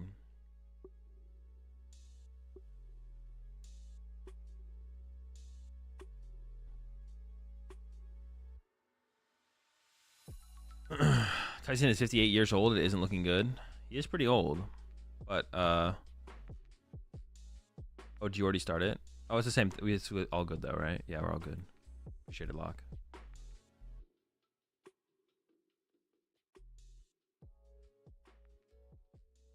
Oh, it's a tourney in Brazil. Why not choose matches with Brazilians or Latin American players? Always the same players on stream. That's because they're the players winning, bro. That's so stupid. That's so stupid. We want to see the best players who are winning games. And these are the... Oh, my gosh. 3 Kisara prized? What the heck? Alberto, look out. You prized all of your Kisara.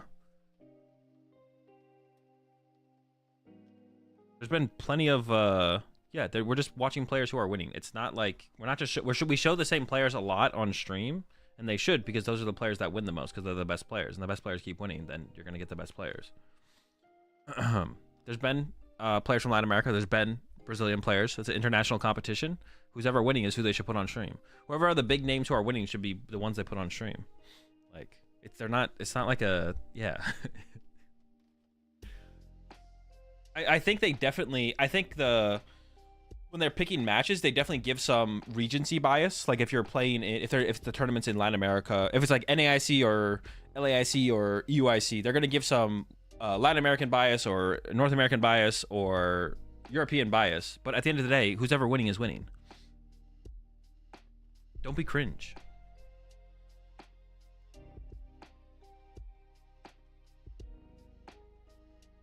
Billy Bob, the producer backstage, isn't like, yo, how can we like not put any Brazilian or Latin American players on? Oh, Conti and Bradner are playing? Put them on instead.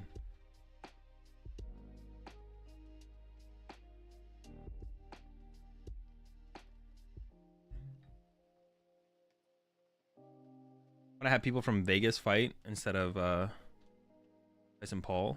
True. I'm down. Lock it up. Bradner, time for 5-minute prize checking. Get ready. So I thought you hated winning in matches? No, I just want to see high quality games. It depends. It depends like what the winning in matchup is. Seeing two really good players at 7-0 versus like, oh my gosh, Clef a pass. Not great. And it looks like Bradner is playing Terrapagos, I think. Yeah, Bradner is playing the Terrapagos. The question I have is, does Bradner play the boofs? Is Bradner a boof enthusiast? I feel like Bradner probably does not play boof. That's going to be my prediction before we actually go through the deck and see. I'm going to guess that Bradner is not a boof enjoyer. Let's play the Penny, though. Would you play Penny without boof?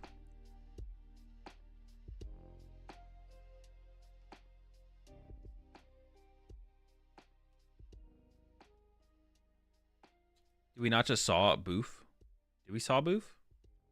Was there a Boof prize? There was a Terrapagos prize. Oh, there's Boof. You're right. You're right.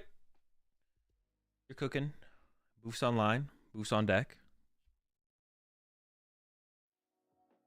Boofs are pretty big in this matchup as well, I feel like. It takes away a lot of potential plays from the Drago side, from Alberto. Of course, draw attached to Cleffa pass also takes away a lot of potential plays from Alberto as well. So Alberto's just not in a good spot in general here.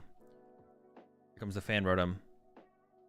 Are the Boofs on the way? I assume we're getting one Boof here. We probably want to leave a bench space open for Terrapagos. So I assume Boof, we go like Boof, Owl, Owl or something, would be my guess.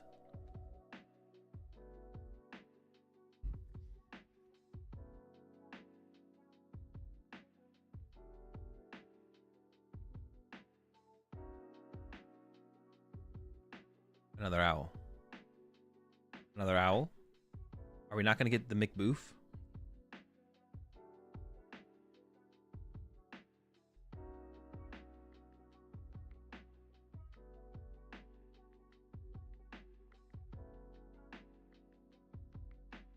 No Boofs, okay. The Boofs feel like they're like a hard thing to find as the game progresses. I feel like committing to finding Boofs now always feels so much better. Like finding a Boof. Like getting like one Boof. There we go. Okay, there we go. That's what I'm talking about. Get the Boof. Get the Boof. That's what I'm talking about. If he has Jet Stadium in hand, I'm going to be tilted. He definitely doesn't play Jet. He could still have Stadium Double Turbo Switch. That's possible. Or probably doesn't play Switch. Probably if he's playing Penny Turbo, he doesn't play the Switch. Giving you a full hour to finding your Boofs can feel bad. Yeah, it feels so bad. I feel like getting one Boof is... Oh, isn't gonna even bench the Boof? No benched of the Boof? Pass, okay. Is Alberto top deck? I don't think so. Is it literally pass? Or maybe you can draw a card with Cleffa? Jamming Tower, draw one? There might be a research in the hand, actually. Yeah, I guess debating not even playing the Jamming Tower to begin with. Yeah, here comes the research. Okay, we are live. We are live. Lose an E-Switch and a Super Rod there. And a Boss, honestly. And a Fire Energy. I don't know how many Fire Alberto plays, but Alberto's probably playing a pretty similar list to what he played at the most recent tournament that he won. I forget what it was called, but it was a tournament, and he won it. So we definitely want double Drago here. So we're probably looking for a pawn draw first from Alberto. What would be the argument for not playing Tower? I don't really think there is one, to be honest. Prime Catcher found. Prime Catcher's not great. You could play it to bring up like a Hoot Hoot here, though. Because the Pidgeot has free retreat. Hoot Hoot does not. So it wouldn't be terrible to like go retreat Cleffa, prime up a Noctowl. Alberto doesn't even have an attachment for turn still as well. Dude, that turn 1 was bad, but this turn 2 is like also pretty mid. Doesn't even have like attached to Drago this turn. Like, yeah. No tower shuts off Fan KO next turn. Oh, true. Yeah, I guess that is true. Yeah. Oh, then Alberto probably shouldn't have played the Jamming Tower, right? Because it actually turns on the Fan Rotom. So now Isaiah can go Fan Rotom, knock out Cleffa instead of having to put a Terrapagos in the active.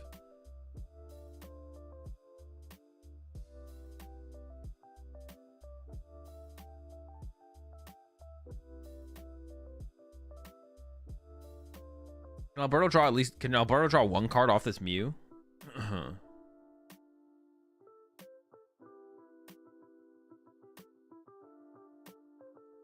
If you draw one and just draw into an energy to put on the Drago. Or get second Drago, that would also be pretty good.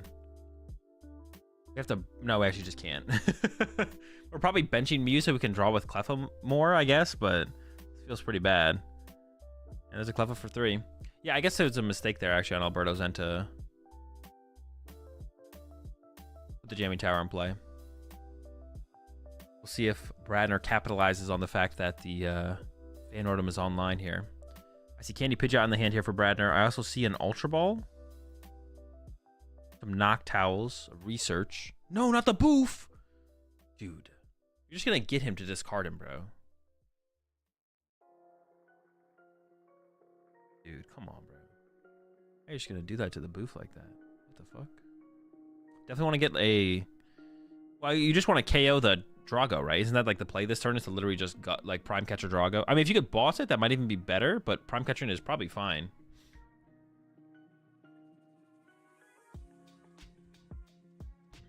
Where are my Kasaras? True, honestly, Alberto's gonna need the Kasaras, but none of them are there. Might be time to pack it up. An owl?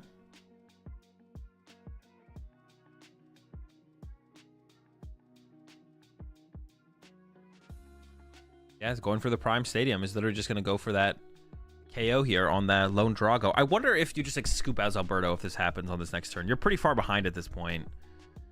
Like if the KO fully, and it's probably going to happen. It's like super likely. Actually, it's almost like guaranteed. Well, not quite, I guess, but it basically, you have to draw like, I don't even know what Isaiah would have to draw, how badly Isaiah would have to draw off this research, but it'd have to be pretty bad.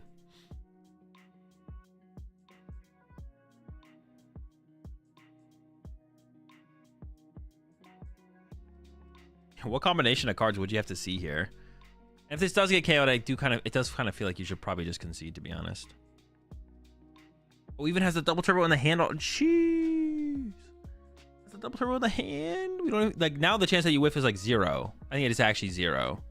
Because you have quick search for Noctowl. Well, I guess all the Noctowls could be prized. There wasn't a ton of basics in that hand. Need some Duskulls. I think you're guaranteed it here by just getting Poffin off Pidgey.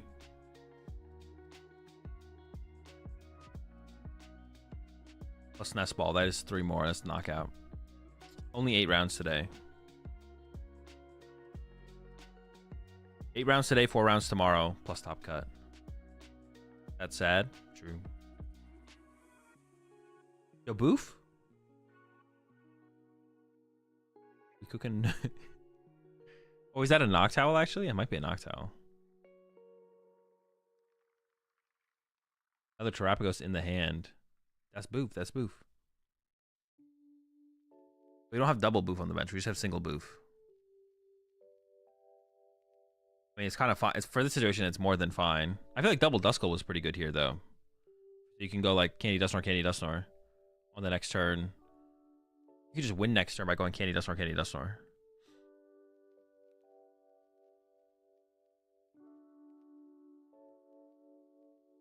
Alright, cooking. There's a knockout. Alright, do you just concede? How long do you stick this out? We have triple Kasara prized. Does Alberto know about the Kasaras being prized, though? I guess that's a question. You gotta pack it at some point, right? I would not hate to see Alberto pack it right now.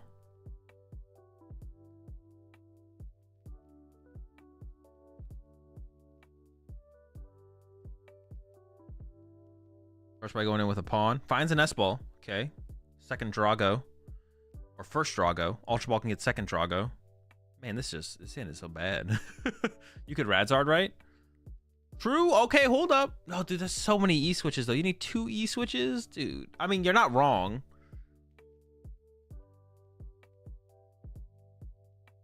There's 3 E-switch left in the deck. Yeah, I mean, you're not wrong, I guess, technically. I mean, is that what you go all out for here as Alberto? Is just like double E-switch? Maybe that's the play. Use the Prime there. D4C, welcome to the pack. Got plenty of rats. We're all out of thoughts. Going to the Fez first. Is Alberto looking for an Iono? Because there's like a research in hand that we could have already played. It'd be kind of funny. Oh wait, we have Area 0 as well. We can go wide. I always forget that you can go wide. Whenever I'm playing a deck that's not a... Or when I'm watching like a game and like one deck is an Area 0 deck and the other one technically can use Area 0 but isn't an Area 0 deck, I forget that they can go wide as well. He just searched his deck so he knows. That doesn't mean anything. Searching your deck and knowing what you have prized are not the same thing. We'll see if the Radzard's grabbed here for the option. Like if you draw well enough into the E-switches. Thinking about it. I feel like it just feels like Alberto should have like researched and then used Pheasantipity after research.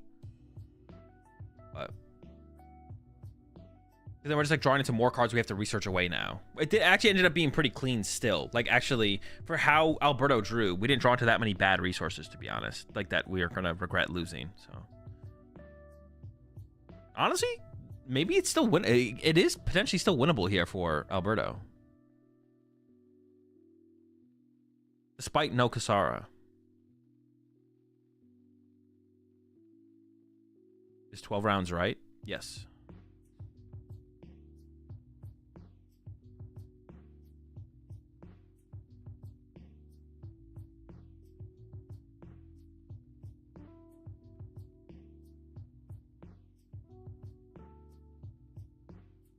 There's a super rod.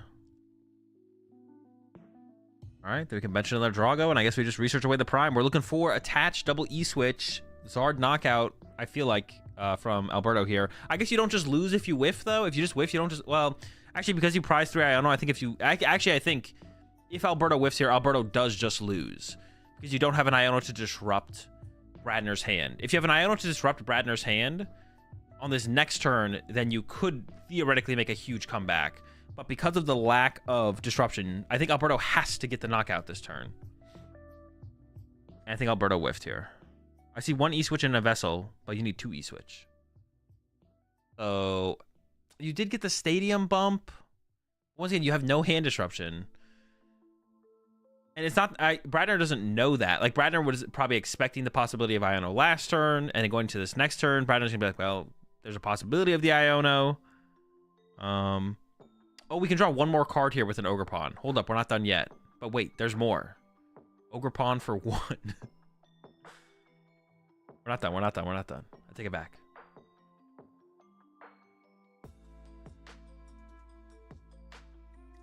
E-switch. 1 draw. 1 E-switch. There's 2 E-switch left in the deck. 1 time. 1 million energy on our Ogre Pawns. Oh, chill! Wait, we're in it. We're in it. I didn't doubt him. I never doubted. I never doubted. I never doubted. I always knew Alberto had it like that. I was just trying to throw you guys off so you would doubt him. I could weed out the haters.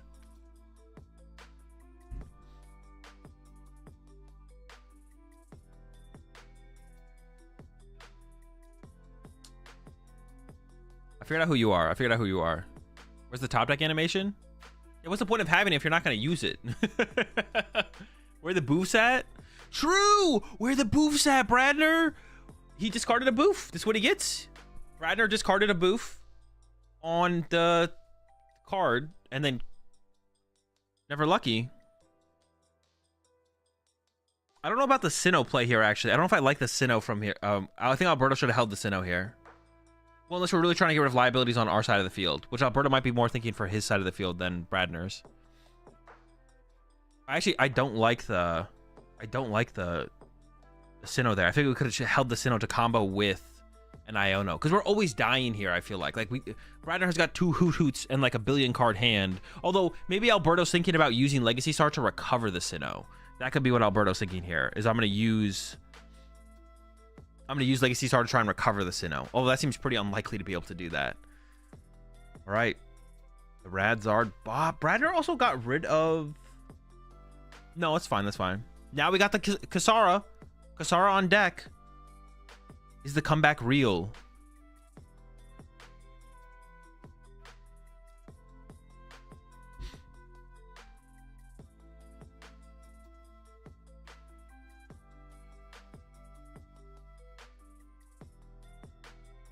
Dude, what the fuck? Chill. Dude, the cameraman's getting in there, bro. Trying to read Bradner's diary? What the fuck? That's weird. All right, next ball. Next ball, gonna go get our Festivity. I assume Dippity on deck.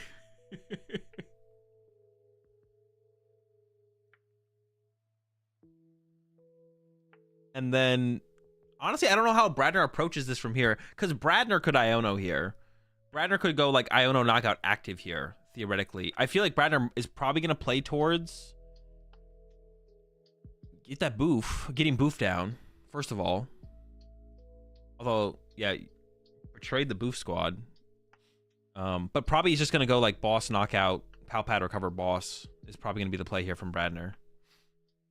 If I had to guess, Bradner's list probably looks very similar to Tord's. Yeah, there's the boss. Plays the heavy ball. Probably very, very similar to Tord's list. And I see the Pal Pad in the hand. See, I think Brandon's just going to set up for the boss KO, So probably going to go KO the Pheasantipity this turn, and then... Yeah, KO Pheasantipity this turn, and then KO...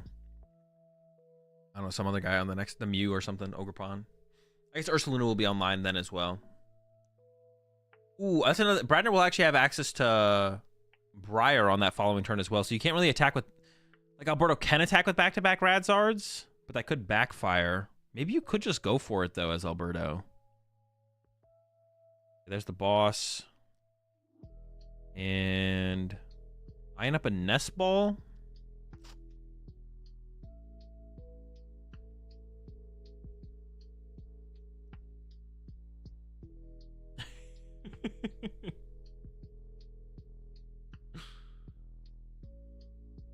Using Brandon on 101 Dusk. It's at least 101. There might be 2 Duskulls in there, though. I guess it would be there's still 2 Duskulls, because I think there's a lot of times with the deck where you want to have, like, having the threat of Dusknoir is, like, really a big deal. So getting 2 Duskull down, like, having to rely on Thornton the next turn all the time doesn't feel good. There's the boss on the Fez. We got to go wide again. Yeah, I feel like Alberto's going to be recovering that Sinnoh and go, like, a Sinnoh Iono again and pray that that kind of holds. And might even just attack with Radzard, to be honest. From it might be what we see. Oh, it doesn't even work anymore because the boofs. Ooh, wait, what do you even? The boofs are too good. The boof shuts down the Radzard knockout. Pack it up.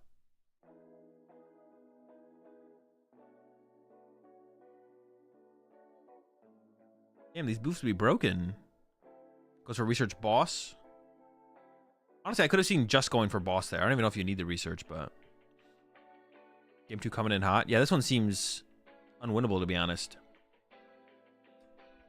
Seems pretty unwinnable.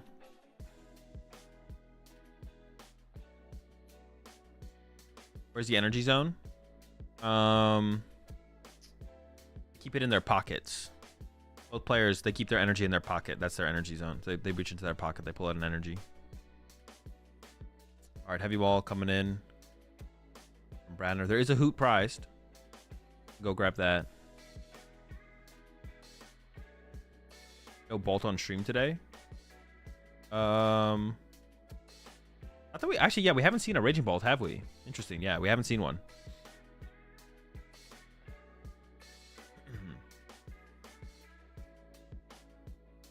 The boofs are on. The hoots are in. The Terapagos is out. Brandner's ahead on the prize exchange. Brandner's in a pretty set up spot here. I feel like Alberto's just got to, like, put down the Temple of Sinnoh and make Brandner choose what to keep, and then then play out the rest of the game from there. So I feel like Alberto almost needs to start the turn by going Legacy Star and recovering Sinnoh, and then just, like, play the Sinnoh and make Brandner choose. This is why I kind of want to see Alberto hold the Sinnoh for a turn. That's why I kind of want to see Alberto hold Sinnoh for a turn.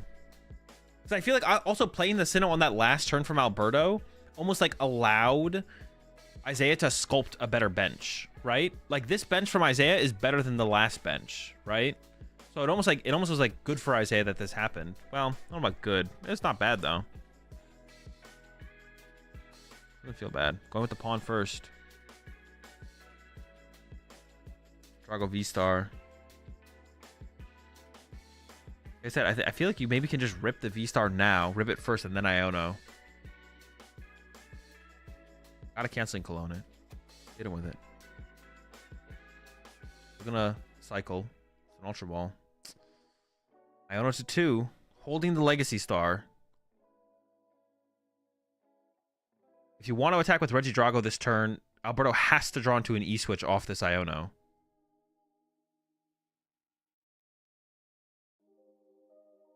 Doesn't look like it was drawn. Can we even Legacy Star now? We can. Oh boy. No energy in hand. So it has to be like Sinnoh. I don't even know what you get. Sinnoh. Maybe Sinnoh Prime?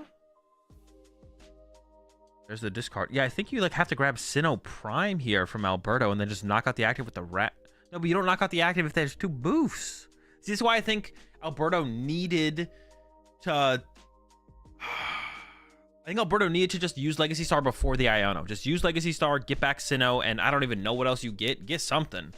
And then just like put the Sinnoh in play and make Bradner choose with way less information. But now Bradner has so much information to work with. There's the Sinnoh. I could be wrong though. Yeah, Prime Fez works, but how do we get our last 2 prize cards? I feel like getting the last 2 prize cards is impossible here for Alberto. Owl number 1. Rapagos number 2. And then we get rid of a Hoot Hoot, right? We don't need another. We want the boofs. The boofs are big. Let's go insane here. Honestly, I hope Bradner loses. Back it up. Do we really need 2 Hoots here to KO a Mew? Bradner better lose. Yeah, how do? Well, maybe we need the Owl actually, because you can just stretch your chain. You can just like quick search for stretcher. Yeah, you just don't you just win with like an Owl loop here? Like you go like quick search for stretcher for Owl, and then you Owl for stretcher for card, and then Bradner has no more Gus. No, Bradner Palpatted back boss. We have boss in the deck. So yeah, Bradner should just win here. I assume Bradner wins here off a quick search. We'll see. Yeah, we literally have Owl in deck. Holy smokes. I don't know what's in the hand, though.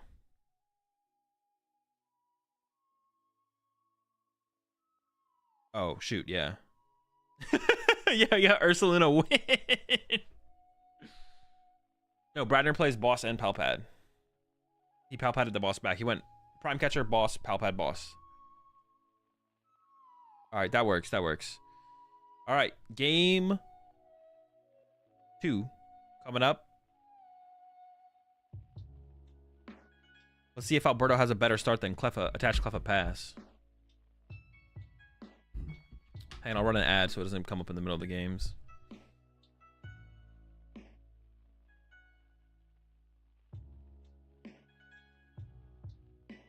It's not like they cut to anything there. Why did they even do that? Now I'm just getting tilted by the production.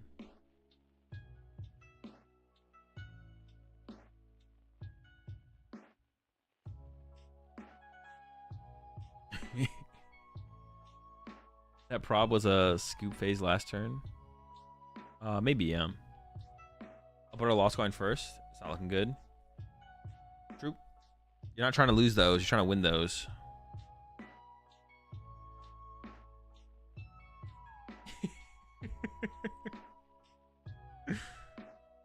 The Zard play was pretty hype there for sure when Alberto hit it. I think if Alberto whiffed that, Alberto definitely should have conceded. I guess you have like an out there. I don't know. Maybe Alberto still should have conceded, to be honest. You're so far behind. You're not making any big plays happen. Yeah,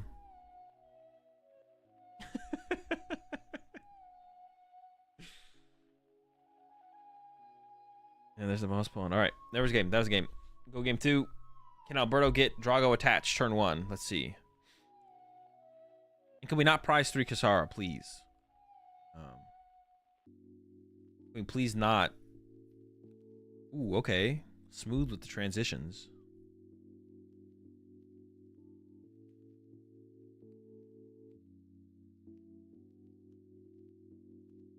We can prize 1 Kasara, but not 3. Dude, get Alberto a Drago, please. There might be one in hand, actually.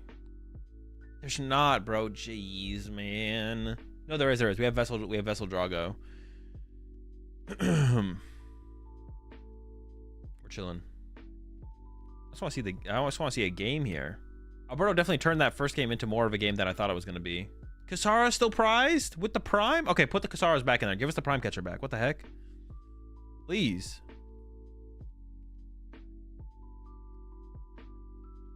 Take the Kasaras. Give us the Prime Catcher.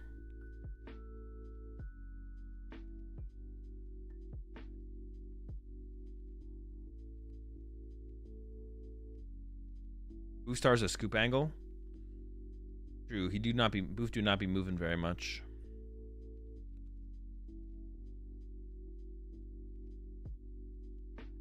Top row Prime, classic. If he takes top prizes first, ooh, it's a good call out. It's good to notice that.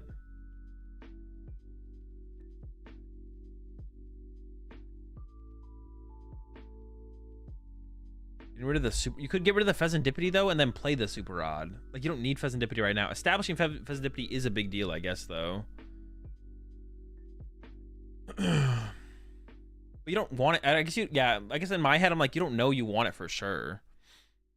I don't like this grass and fire take. I feel like we should just take fire and just attach. We want to draw more cards with Mew. Why would we ever want to draw less cards with Mew? I don't think that makes any sense. There's a chance that we draw into a grass energy anyways, and then we just get, I don't know, back flooded with freaking energy. Oh wait, we're just chilling here. Okay, okay. I don't hate this as much then. Oh wait, no. I'm kind of confused then. Yeah, we shouldn't take this grass. Okay, for a second there, I thought Alberto was content with chilling, and I was like, okay, then I don't mind taking the grass energy. But then Alberto goes play Stadium, play Super Rod. I'm like, well, then why do we take the grass energy? We want +1 card off Mew. Getting a grass energy next turn is not a big deal, but finding a Iono or a research before then is the big deal. Yeah, I don't like that. I don't like that choice to take the grass energy from Alberto. Dude, bailed out, bro, every time. Criminal. Absolutely disgusting. I wonder why the Stadium play. It just values the restart card. I think playing the Stadium is probably fine. It's like if you're asking yourself, like, you know, Isaiah's not going to put an Area 0 in play next turn. So it's like, well, if I draw a research, I want to be able to play. I would definitely play research. So like, and you know, yeah, I think playing the Stadium to draw the restart card is fine. Yeah, I think it's fine because like, yeah, you're like trying to find research, and if you play research, the Stadium's going to get played anyways, obviously. So.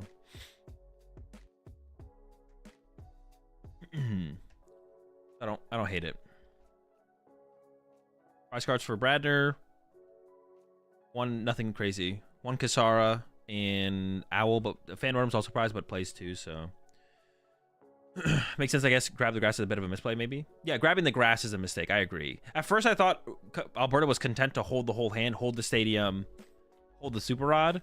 But then Alberto was like, nah, play Stadium, play Super Rod, which I think is correct. I think you should try and draw as many cards with restart as possible. But then keep taking the grass energy makes no sense. Yeah, taking the grass makes no sense. The problem with the grass energy as well is it can become redundant super fast, right? Imagine if you top deck energy, and then you accelerate grass energy to Ogre Pawn and then draw another energy. And then all of a sudden the restart's drawing less cards on the next turn even, right? But grass still thins and gets another card next turn.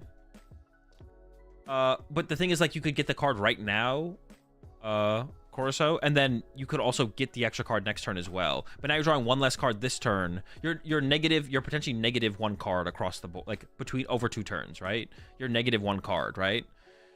And then there's a chance that you just like chain into energy and then all of a sudden miss out on more card draw because of that. So I think in that situation where we're trying to maximize for like an Iono or a research, you definitely should just not take the grass energy there. Because if you draw into the grass energy next turn, it's like, oh, okay, then you get to use it that way anyways. You're content with one less card from restart? I'm not. Alberto is. I think Alberto shouldn't have taken the grass energy off the vessel and should have drawn 2 cards off restart. I think it was a misplay from Alberto. Ooh, the Dragapult top deck there is kind of gross, though. That is a pretty good draw. Also, Isaiah's setup here is pretty bad. Restart for 1 coming in. What is it? A-switch? Oh my gosh! Dude, send him to jail. He's cheating.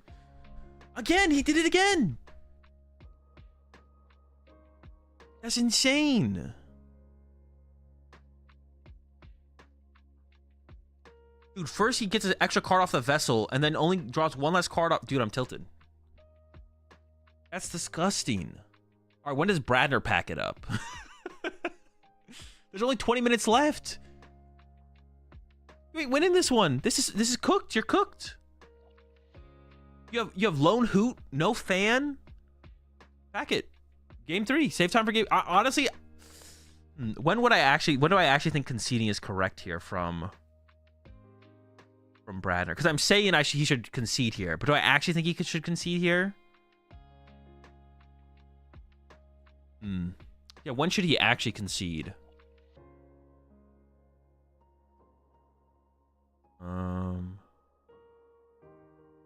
I'm actually not sure when I actually think he should concede. We'll see what Bradner's next. Maybe Bradner can play 1 more turn. Maybe Bradner should take 1 more turn. Terapagos can play the full game in +3. He just has to wait like 8 more minutes. I mean, but I don't know. Every time I watch these games, though, Jake, it never goes that way. Like, what you're saying is true, but it just never goes that way in Drago versus Terapagos. There's always so much more happens and gets involved.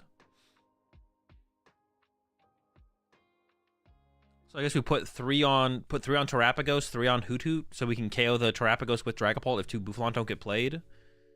Or you could go just 1 on Terrapagos so you can Tina it, and then 5 on Hoot Hoot. I feel like the 3-3 split makes the most sense, though, because double Boof is unlikely next turn, if not impossible.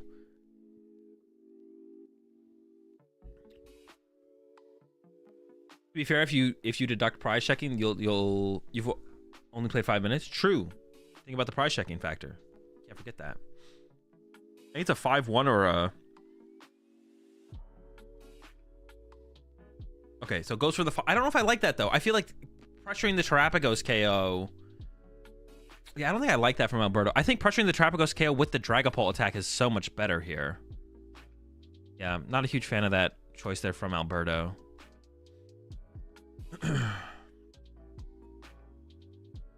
5-1. Yeah, the 5-1, like, yeah, having to KO the active Terrapagos through Tina. Why would you want to force yourself to have to Tina? You don't have Tina in your discard pile. You have to Lost Zone 2 energy, and then you don't get to threaten Duskull in the same turn. So now Isaiah can bench Duskull, and then Alberto has to choose between kill Duskull or kill the active. Because, like, yeah, Bradner's never getting double Boof on the bench here. You never play as if the double bench is possible, or the double Boof is possible, right? Like, as Alberto here, you never, like, KO in a Bouffalon with 0 Bouffalon on the bench with the setup that Bradner has. You just assume double Boof is not happening, right? And it could happen. Like, double Boof could come out next turn, but you should just assume it's not happening. So then you want to open up the active KO through Dragapult, I think, for sure. Noctowl isn't even in Pult range. No, it is. You can put 5 on there and kill it. So Alberto can, like, punch and then knock out. So do you think? I have no idea what that name of that card is. The next big card to play in all decks? Oh, wait, is that a different name of a different card? What is that card? Is it just the name of one of Alberto's cards?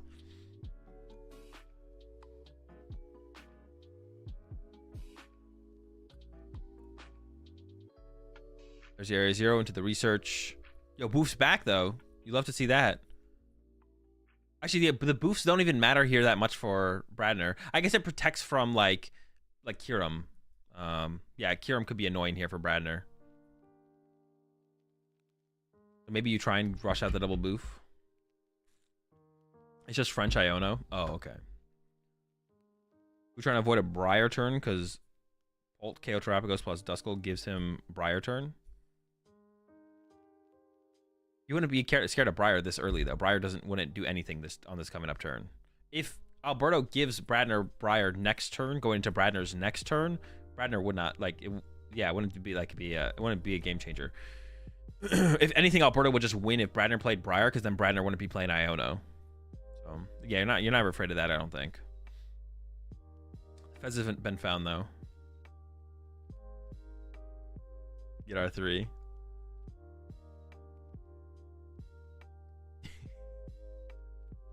Isaiah Briarner, is this anything? I mean, if Isaiah uses Briar at all on stream to any cool effect, I think we got something there.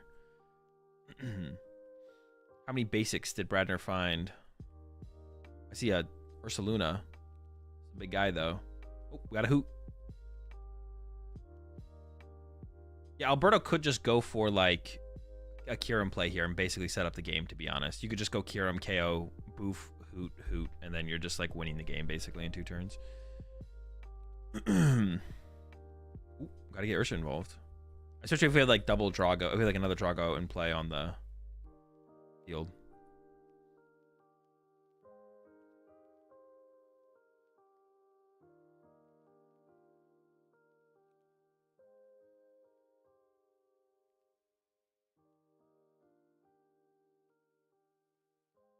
I think they're talking about if you attach there. I actually don't remember. Someone in chat probably knows. What do we think, chat?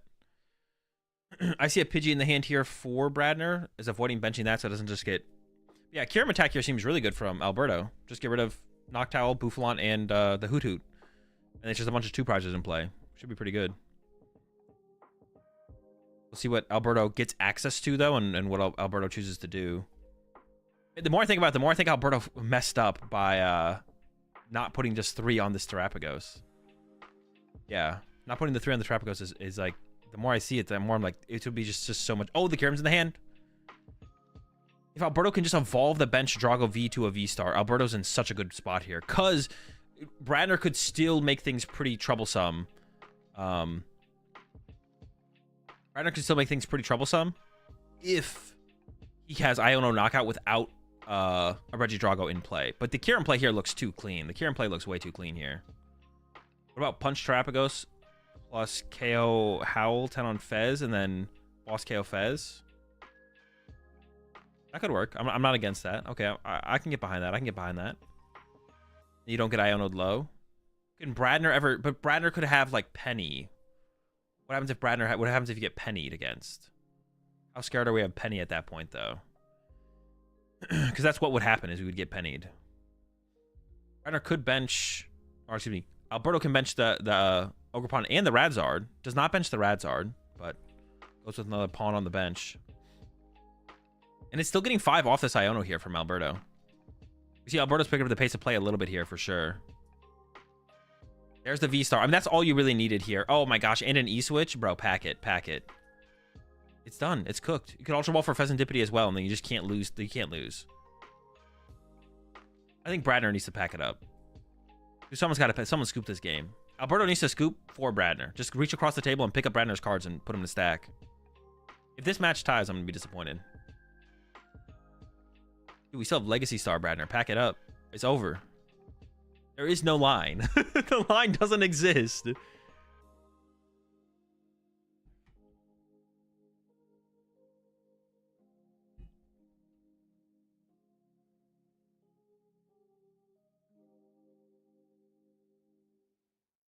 All right, if Bradner's sticking it, what is the line that Bradner is playing towards here? I needs to put the fries in the bag. Yeah, put the fries in the bag and then go next.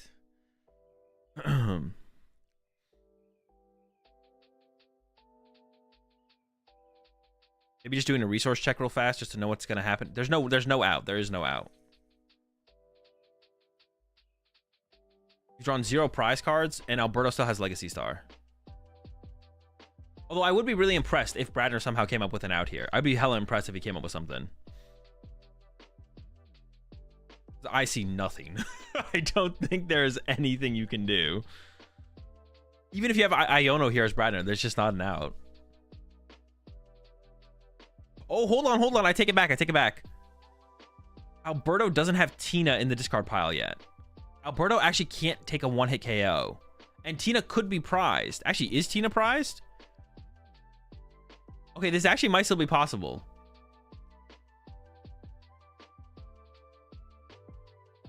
Yeah, Alberto doesn't actually have access to Tina. I thought he discarded Tina turn 1. Oh, did he? No, I don't think he did. I don't think we have Tina set up yet. You know, Tina's right there on top of the deck. And we still have Legacy Star, so it's probably still pretty hard to whiff, but... Also, I think maybe Alberto had the cards in hand to Ultra Ball for Tina and then Vessel it away and just didn't last turn, so maybe he should have done that. Why the fuck we mentioned Hoot then? We're getting double boof. Don't worry. We have Kyurem protection. We're getting Kyurem protection. So we don't lose to Kyurem. We don't lose to a Dragapult attack. We're only drawing 2 prize cards on this turn, though. The matchup still seems impossible. This does still seem impossible because this Regidrago of Alberto's is living for 2 turns. We literally have game in hand, as long as it's in the deck. I don't know if it's in the deck, but I assume that's one of the things Alberto probably checked, was making sure Tina was in the deck. Still sequencing it, trying to sequence it optimally just in case he forgot. Sort of Ultra Ball and switch. And there's the Giratina.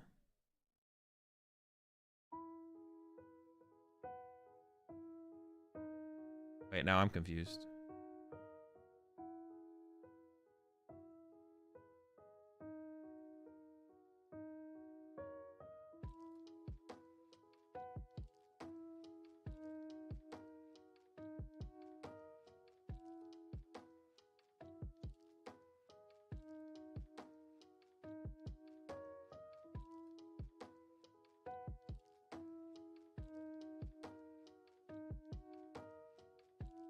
Okay, well, okay, so I don't actually blame Isaiah for not conceding here. I don't blame Isaiah. All right, I don't blame Isaiah for not conceding there because Alberto didn't realize that he won the game by punching the active. Alberto actually didn't realize that he won the game by punching the active. You could tell by the way he was sequencing. And Bradner picked up on the fact that Alberto didn't realize that he just had game, and then was like, okay, well, if he doesn't think he wins, then I'm not gonna just concede, because what if he does something stupid? And then but Alberto did find the boss. Actually, Alberto had Prime Catcher in the discard pile, so could have just like Legacy started into it. But maybe, but it's fair for Bradner in that situation to be like, well, he doesn't see that he literally just has game, so maybe he'll just do something where he never wins. Maybe he doesn't think he can win at all this turn. Yeah.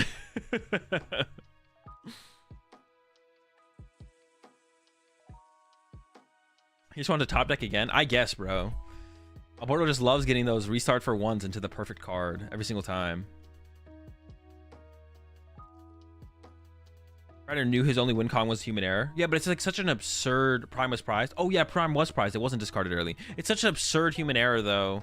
Although Alberto, Alberto didn't reach, like, didn't absurdly throw or anything there. Alberto didn't absurdly throw or anything there, but like, yeah,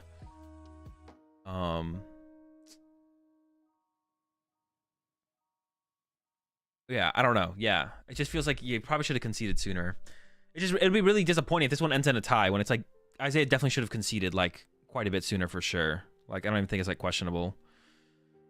Although Alberto made some questionable plays with that math placement. Like, even off the rip here, the math placement, the damage placement here was questionable. The Kieran play was good. Went for the Kieran play. But then at the end of the game, there didn't even realize he had game with the Tina play. So, I mean, it was possible. But I still feel like Bradner should have conceded quite a bit sooner. And now we'll see going into this game 3 if they actually have enough time. It's very possible they just don't have enough time to close out the game, which will be unfortunate. But we do have Bradner going first in this one as well, which is a big deal. Going first in this matchup is definitely what you want.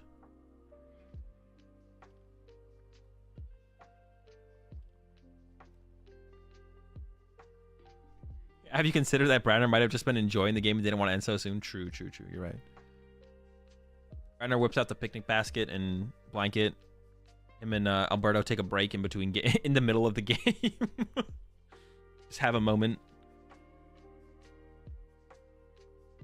Couple of lost Tina enjoyers. Prize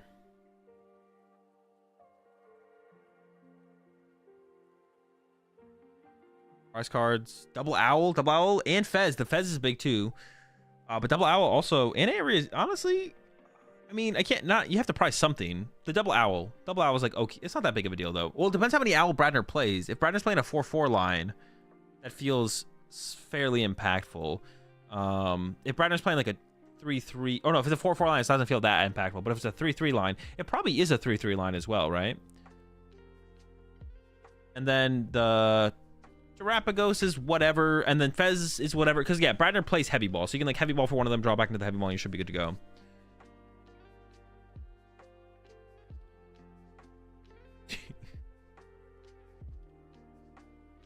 Jake back with another insane take. Wait, did Bradner just not get fan rotom off the Poffin? Do we have? Oh, we have another Poffin. Oh, we have fan rotom in hand. Day 1 is 8 rounds. Day 2 is 4. 12 rounds total. 12 rounds total.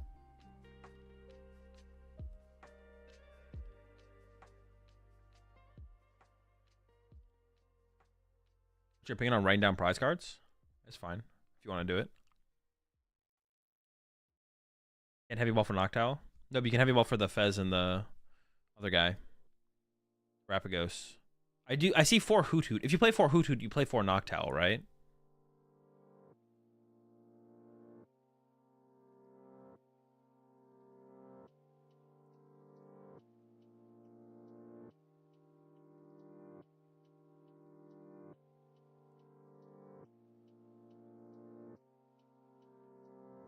Jake said that if I'm at 10-minute temperature scoop right now.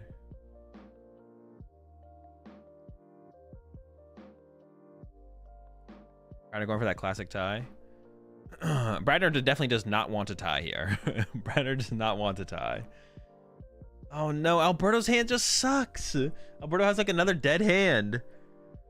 Oh, into the Radzard? Jeez. Wait, no, there might be a nest ball in there. Hold up, hold up. I maybe spoke too soon. All right, Billy has to get involved, but that's fine. It's something. Honestly, we could see Alberto commit early to the Radzard.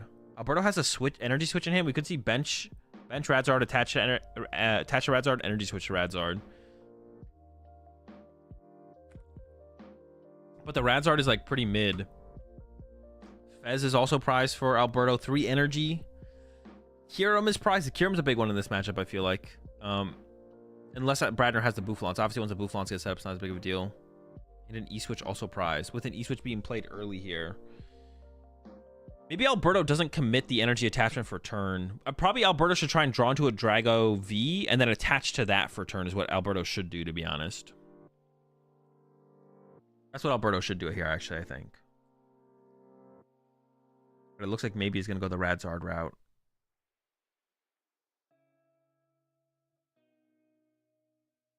I think you should E-switch to the Radzard.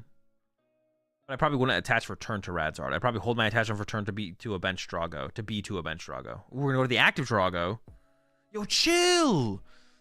What? He's dead. The Drago's dead. The Drago's dead. There's no way. That's such a commitment.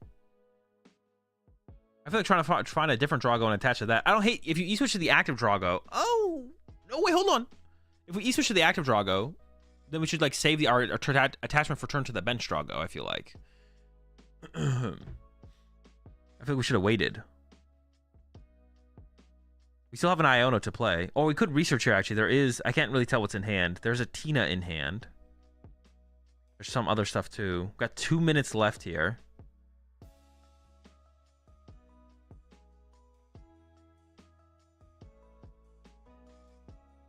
Iono to get rid of owls. True. You want Iono to get rid of the owls here. And that's actually pretty big because Isaiah did prize 2 owls. So the chance that you draw into an owl is pretty low. Yeah, the 2 energy active I'm not a huge fan of. See how it plays out though. I mean, I guess like maybe Alberto just feels like you have to. But see, like, I don't know. Alberto's like, yeah, you have to pray that Bradner whiffs the turn 2 knockout, I guess.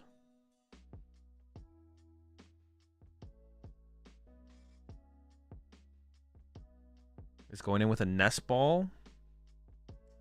I assume for Mew. Fez is... Oh, another pawn. Never mind. No chill. Triple pawn. Reset the deck. Get the supporters back in the mix, of course. And the Drago V-Star.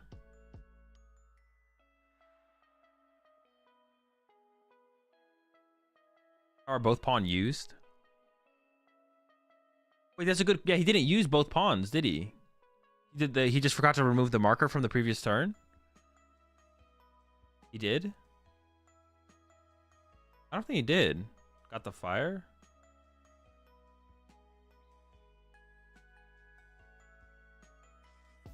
Use both and E-switch grass to active Drago? No, I don't think he used both. I don't think he used both pawns. He used 2 of the 3. He didn't use 3 of them, though. This is his first turn?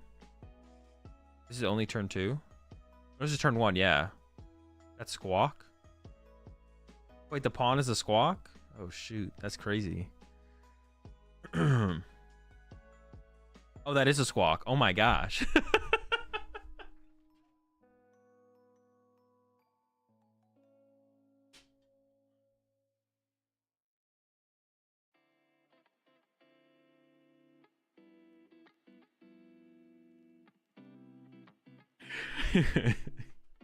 It's a bird. All right, here we go. It looks like the KO's coming through here from Bradner. Dude, I just keep going back to it. I feel like Alberto should have split the energy. I feel like Alberto should have Iono'd.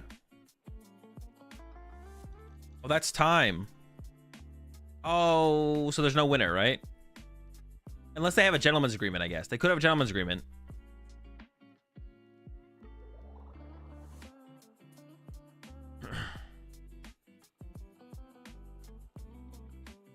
Wait, was this last prediction for this round or the last round?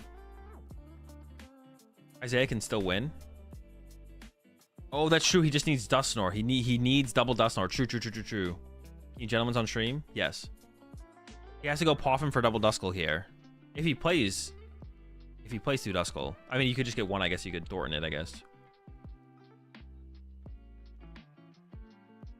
They should have a gentleman's right if it's a X2 clean cut. I mean, it's not gonna be, well, yeah, it'll be asymmetrical cut. Yeah. I mean, they should. Yeah. Yes, they should.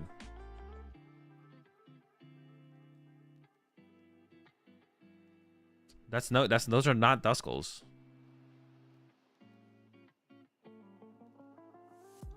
I would hope that they have you Ultra Ball a Duskull. Interesting. If you Ultra Ball Duskull, that almost makes you think that they probably have a gentleman's agreement. Could you ever lose to Kirim if you get double Duskull? Maybe. For this current board set, I would bet not, but I guess it is possible.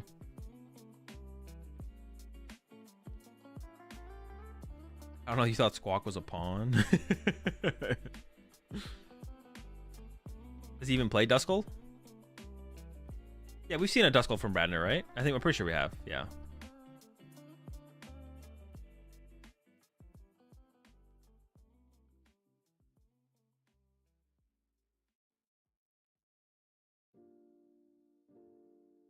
What is even like your potential win condition here as Alberto at this point?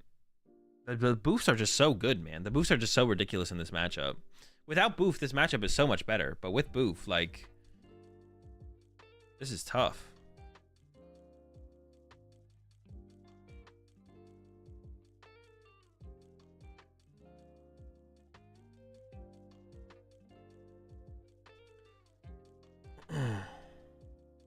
I think that's why they weren't stressing the time so much, because there's a gentleman's on the other end of the... Yeah, there might be. Might be.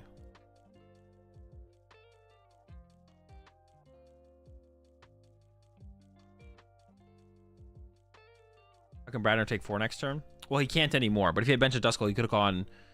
or double Duskull, could have gone Candy Dust or KO plus Boss KO. But now Bradner can't win.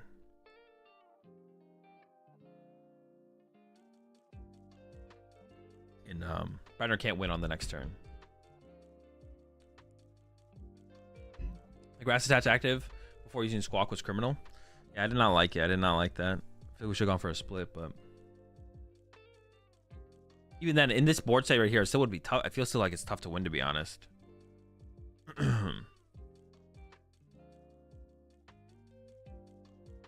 Yeah, I used to be pretty confident like that Drago was favored in this matchup without Bouffalons. But with Bouffalons, honestly, I think it goes the other way. I think it's like Trapico's favored for sure.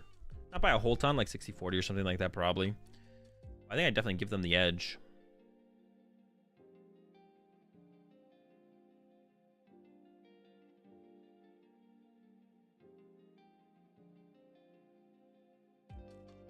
That's why we play Haxorus and Regidrago.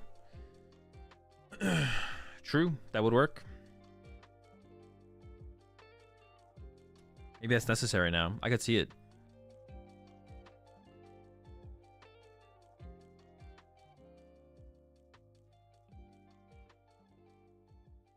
Noivern too. I wonder what one's better, Haxorus or Noivern though.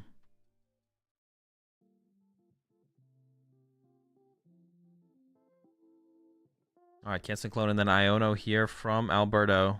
I mean, we need E-switches. I feel like Legacy Star has to be utilized here to get to enough E-switches this turn.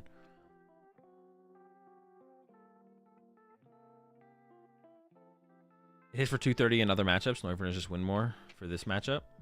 I could see it. I mean, if Noivern auto wins this matchup, then I would rather play Noivern, I think. Like if it goes from like a matchup to an auto win, but I don't actually know how much of a difference they make.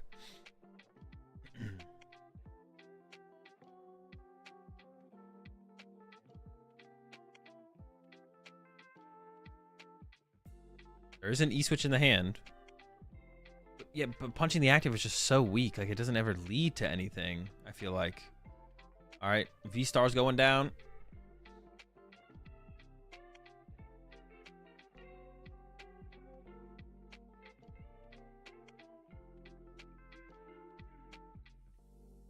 Nothing too terrible yet. But I don't know if Alberto was hoping to find something, actually.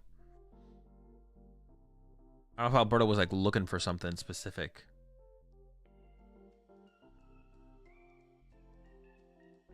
That's double E-switch. You're not taking like a relevant KO this turn. He's going for E-switch grass. Oh, we maybe need to dig a little bit deeper with Ogerpon here, I guess. I feel like Alberto, maybe is Alberto playing for boss? Or a prime catcher, excuse me. Maybe is. Dude! He got it again, bro. He did.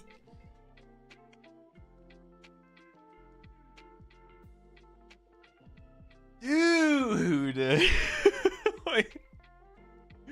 I mean, what else were you looking for there? What else was he looking for there? They got a grass energy off his freaking...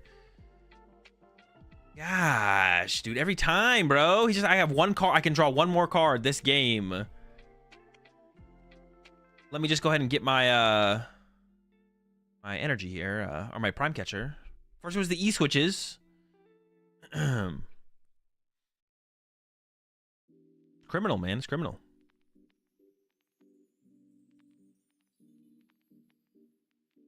Pidgeot going down here is a big deal. Especially after the Iono. There's the bonk. He uses his 4th Ogre Pawn. Yeah, what about... All the other Ogre Pawns are protecting the Squawkabilly. They're like surrounding him like, you know, bodyguards for the Squawkabilly.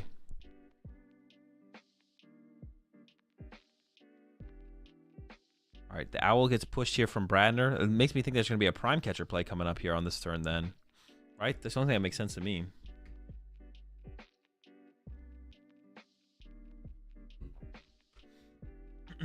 It is the prime catcher play. On the Mew, removing the draw power from play. That means the Regidrago survives. This still feels like a pretty good position here for Bradner. What can Alberto even do on the next turn that, like, does enough to have a chance?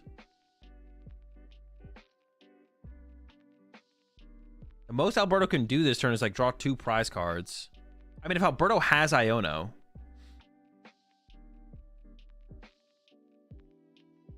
Alberto does have Iono. You could go Iono Kyurem. And you could go Knockout Fan Rotom, Knockout Noctowl, punch the Terrapagos, and then Charizard KO it next turn, I guess?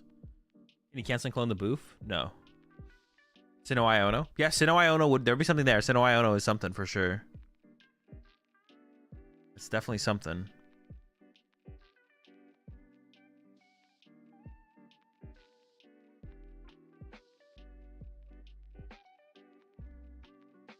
You can't Kyurem KO? You want to bet?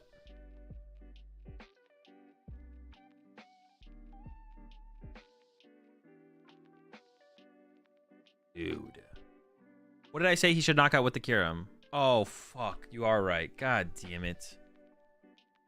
All right, he should concede and go next.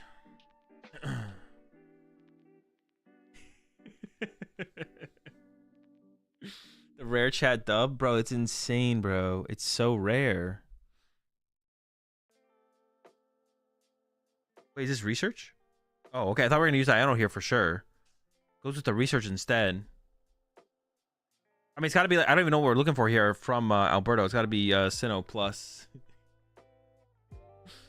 I feel like the Iono had to be played there because I feel like Bradner definitely... his hand is definitely cooking. But I don't know. Maybe there's like a play here.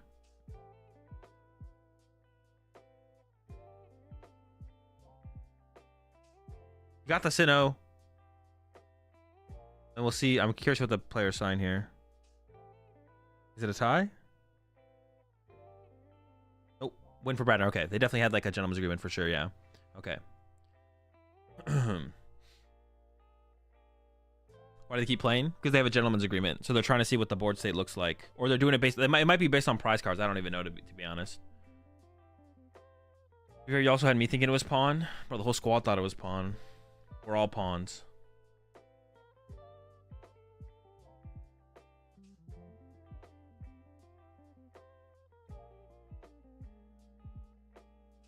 Am I weird for disliking gentlemen's agreements?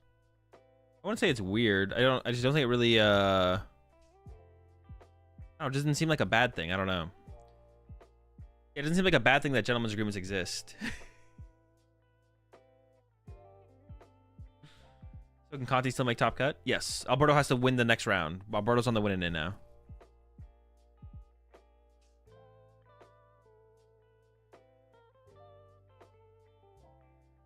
One argument you can make against gentlemen's agreements for sure is like it feels bad if they have to happen too often, which I think I would agree with. Like it feels bad if you like every round, like past like round 2, you sit down and you have to make a gentleman's agreement. Otherwise, it's like super negative, like super low value. I don't know. That'd be like would be one of the reasons for sure.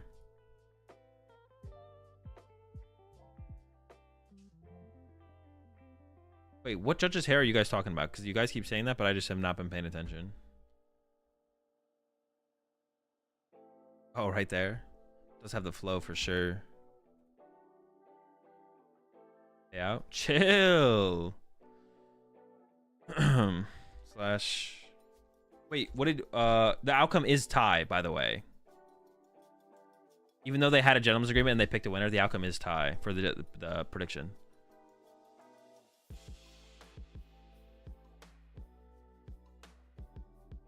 I want something on the matchup that both players can sign to make the game go by prizes. At that point, it's not a gentleman, it's just a normal thing you can do.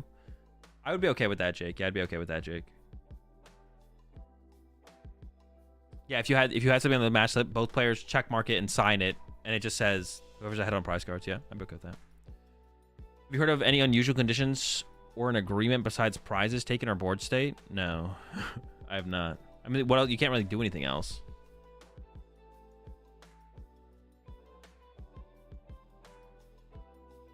Predicting tie on Bradner's game pays out again.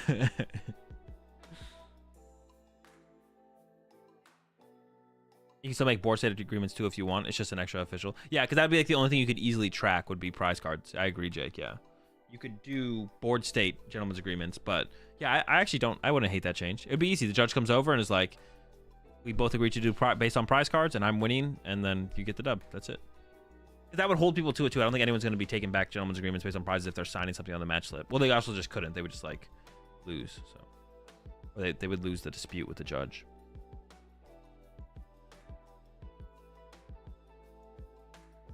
Would not hate to see it. Prize card gentlemen's are awful. They're terrible. Yeah, I agree. Truly terrible. Some of the worst things. Some of the worst things. All right, chat. I'm gonna take a quick 5 minutes. Got one round left for today. Round 8 coming up. I'll be back. Yeah, I'll be back in 5.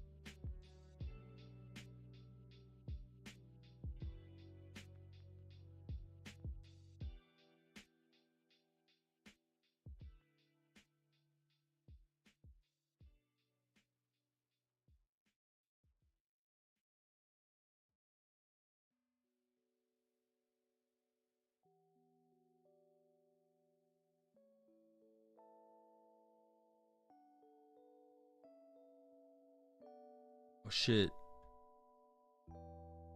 So Wrangle the Bidoof game.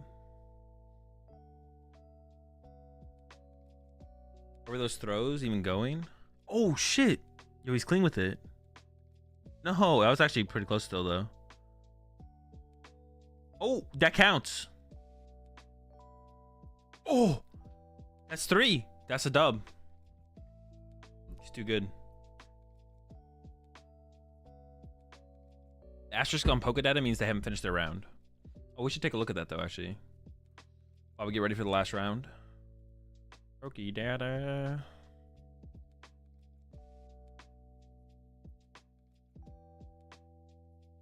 What are the downsides of game sake gentlemen's agreements versus buy prize cards? It's harder to agree upon who's actually going to be winning the game that you're currently in. Yeah, the asterisk right here means they're still in their round. So the round just started, so everyone is still in their round.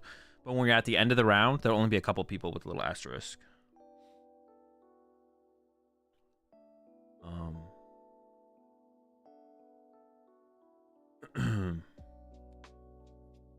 Yeah, prize cards are easy to do because you just know what it is, right? If you're ahead on prize cards, you're ahead on prize cards. If you're not, you're not.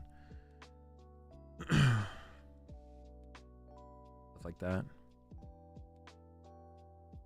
But yeah, the board state, like it's like a little bit more left up to interpretation, basically. Your guy's been DQ'd for cheating. He pretended to mulligan when he had a basic. Info is from Ivanov on Twitter. Okay, so would you say this is a good time to have a snack? Yes. Yurko has been DQ'd for cheating. He pretended to mulligan when he had a basic. Yeah, that'll do it.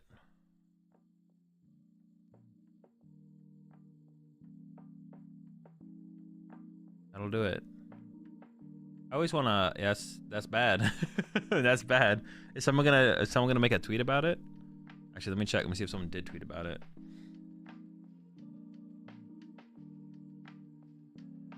Yurko apparently asked his opponent to not call the judge. Oh my gosh, bro. Who did this? Yurko. Do you pretend to how do you pretend to have a basic though? Don't you show your hand? No. He probably like what? All right. I'm not gonna for sure say that he did this. What you would do is you wouldn't show your opponent your hand, but say you have a mulligan, or you hide the basic behind a card, and then you like show them like 6 cards. It's like what you would do. Like fake a mulligan.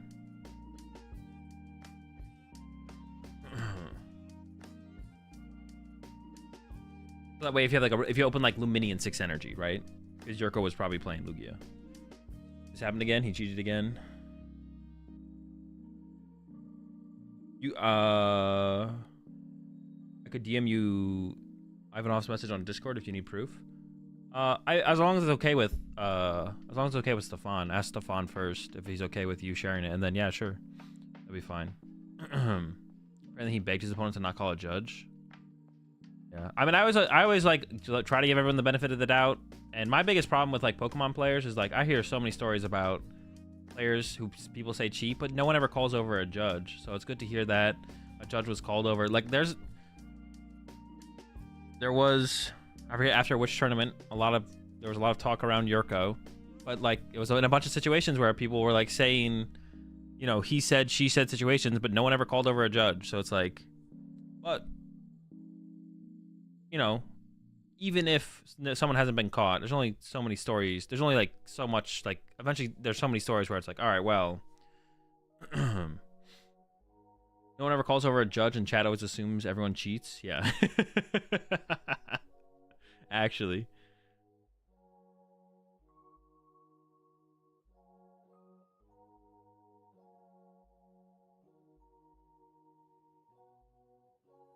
I'm gonna do a little searching on Twitter.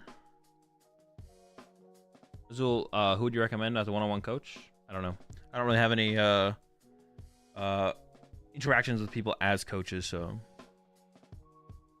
I don't have a what's it called for you? Any recommendations? I wish I did though. But some of the coaches have like free like intro stuff, so I would like start there. Yurko DQ'd apparently. I don't have like full confirmation, but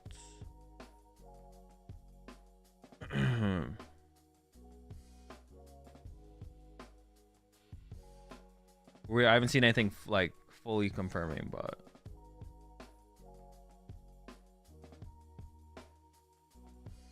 is that the guy who won Joinville? Yeah. Do I like poker? I never really got into it, but I don't dislike it. Confirmed with Pokedata.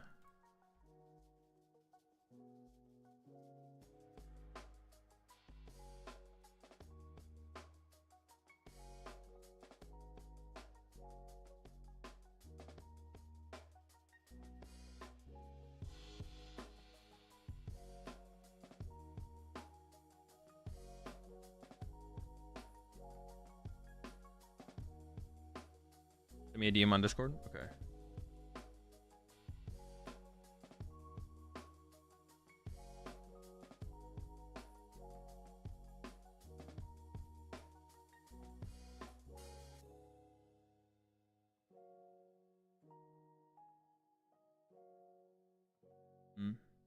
Yeah.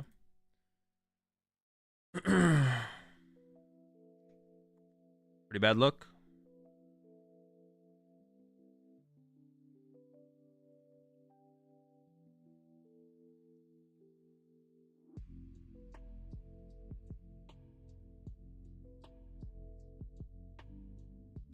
Pretty bad.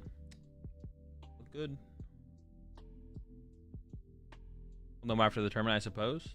Maybe. We'll see.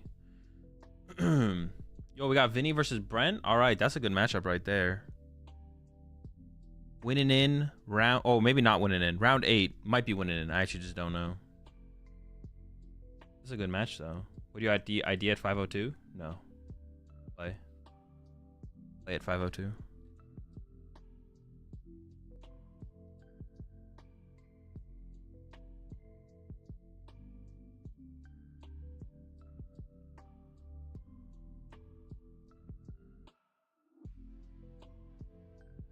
Prediction? Sure.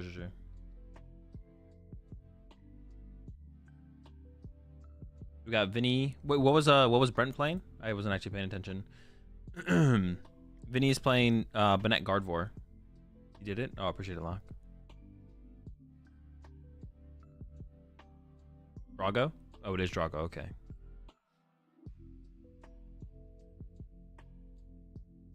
Both players 6-1.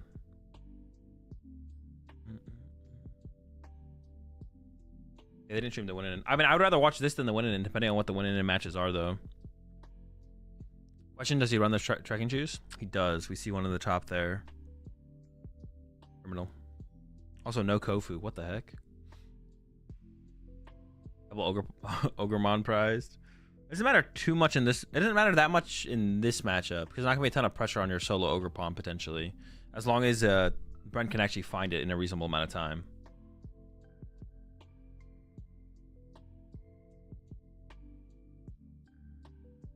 All right, here we go.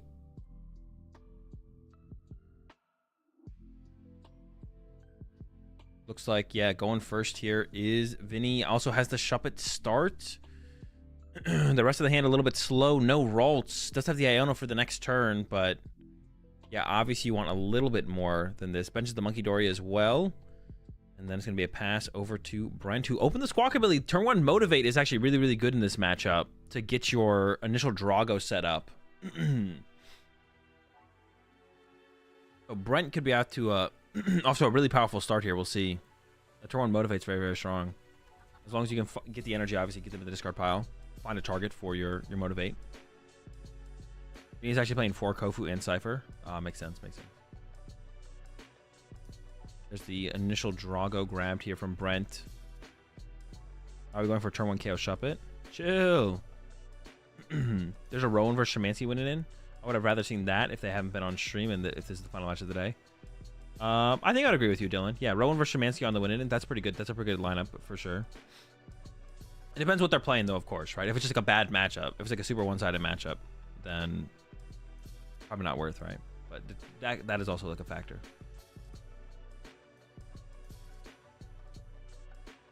Okay, there's the Owl. Has that pawn. Did prize through pawn. And then there's the research. So we'll still have the Squawk and Seas to work with after this. So just needs to... Has a pretty good chance of finding the energy and getting him in the discard pile here. There's 1 energy, but that's it. Just 1. That's not what we're looking for from this motivate here. There is the switch, so Brent could like pivot his play here. All right, here comes an Ultra Ball. Probably going to go ahead and grab Dragapult or Tina. Get that into the discard pile here off the Squawkin' Seas. And then I assume we'll see a switch into the Mew. And then you're probably still attached to the Squawk ability to play for the Motivate, but yeah, I guess you wouldn't attach actually. You discard the energy, excuse me. Discard the energy to play for the Motivate. And then hope that you draw into an energy and a way to discard an energy. Still pretty good odds here to make that happen as well.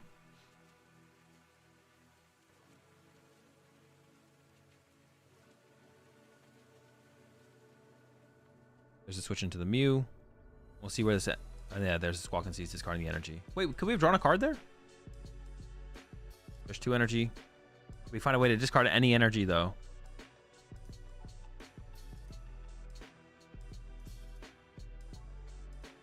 Oh, we have Ultra Ball here. Yeah, we have Ultra Ball. It's working. Maybe we can Ultra Ball for Regidrago. Yeah, this works here. Ultra Ball for Regidrago. Or Noctowl? I thought we'd Ultra Ball for Regidrago V-Star here. Okay. Goes back to the V-Star. Undecided. I don't like... actually, looking at Brent's bench, I don't like the second Drago V, because that's something that Vinny can try and trap pretty aggressively in this matchup. So I don't love the second Drago V bench this early from Brent. I think Brent should have tried to hold off on that. Because even though we get 1 Drago basically fully loaded here, and I do like the Drago V-Star grab there from Brent, I think that's correct. Now there's a second Drago in play that is like stuck, which is not good. All right, over to Vinny. Has an Iono, so has some form of draw power here. Question is, no, the rest of the, yeah, it's just going to be Iono here. You could attach for turn to the active here possibly if you want to. That's about all you got here as Vinny. You just need to try and find that Benetti X to start item locking, slowing Brent down. There it is. There's the Iono. Hands to the bottom of the deck and a draw 6 on both sides. And we're looking for Benet EX. There's an Ultra Ball. The rest of the hand is pretty mid. Actually, the Gemstone is pretty good here to slow down that Squawk ability. And then we have a boss on the next turn that we could play as well to just gust up that other Drago and just play a little bit slower. Ooh, getting rid of the boss? I don't know if I like that. I think boss next turn was like fine from Vinny to just slow things down. Gemstone the active this turn. Punch the Squawk. Don't get punched. Next turn, boss up the other Drago. Punch again, then Iono.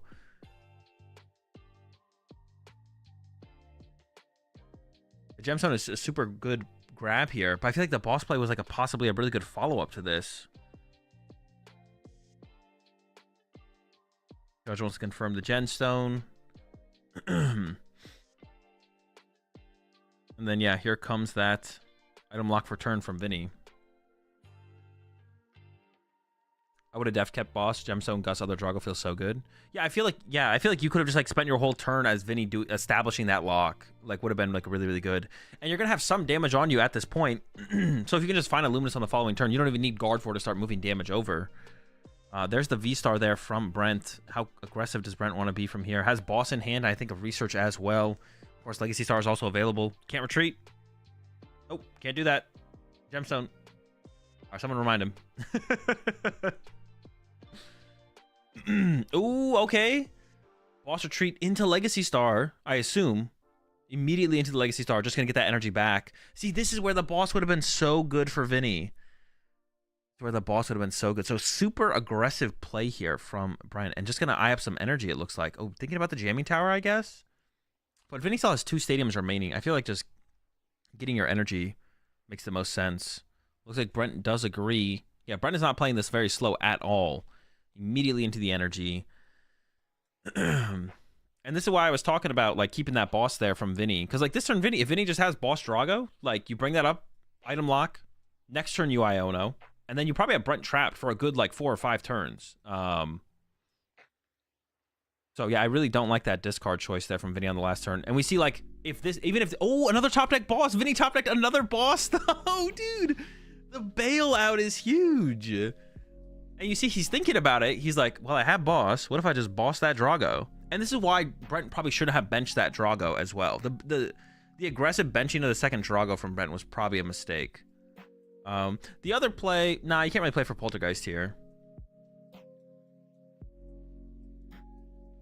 Yeah. See, and this is the better play. We even see Vinny all of a sudden have the option of boss and Iono and chooses boss. Now it's going to be a couple. You have a couple turns to kind of reestablish yourself here. You could have like a lot of turns theoretically. I think Brent's thinking about using that. I don't even know what it's called. Something roar, I think. It's considering the roar. He's just going to go ahead and evolve.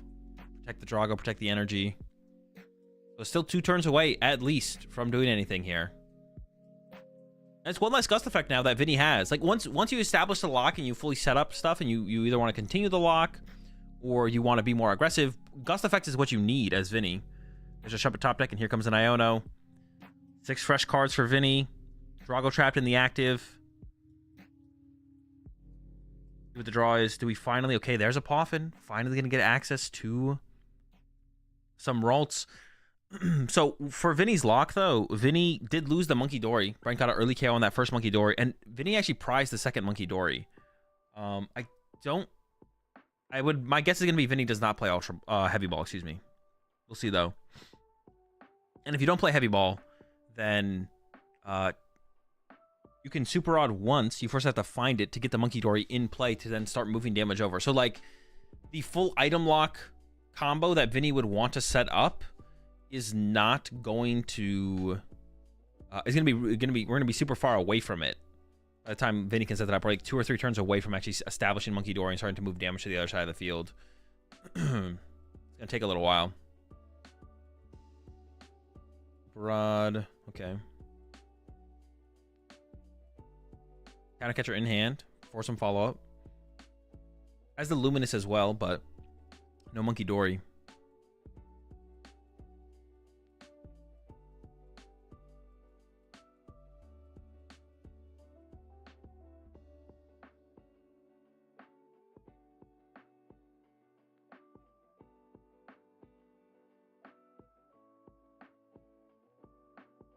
There's the Mew in hand. I don't know if if Vinny can get the hand low enough to actually utilize Mew, or if it's just going to have to be a... Yep, there we go. 30 punch. Over to Brent. Grass Energy in hand, but that's all you want. That's all you need. Has Iono as well. Could wait, could play it this turn. Then you can play another Straw Supporter next turn. Just going to be the pass back over. All right, over to Vinny. Has that Counter Catcher in hand, so once again, could bring up something else off that bench to try and trap in the active. Because you know you're just a Grass Energy away on the active from being able to get punched. Not a ton of options in the hand here as well. Here comes the Refinement. I assume probably getting rid of Ultra Ball or the Mew. Those are like the worst 2 cards in your hand, I think, for sure. Gives up the Mew, draws Scream Tail, and another Iono. You'd like to be able to play Ultra Ball for another Kirlia here, but you might not be able to. Counter Catcher Iono here is maybe just the best play from Vinny. You kind of want to hold off on like Ionoing turn after turn after turn after turn, but you do need to see more stuff. I guess you can maybe sit on this hand, though. You need to find Super Rod, though. You got to get that Monkey Dory back. What would you even bring up here with the Counter Catcher? Would it be the Ogerpon, I guess? I guess it would have to be Ogerpon here.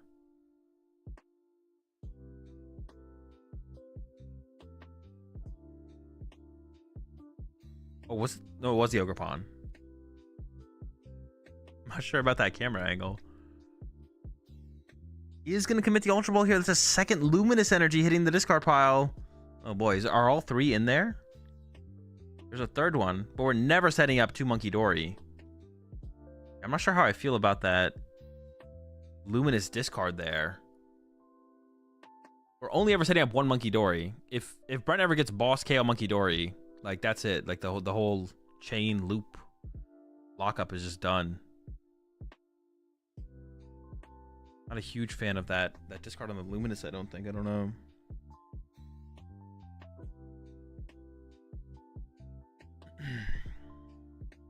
Oh, there's a Palpad in here from Vinny.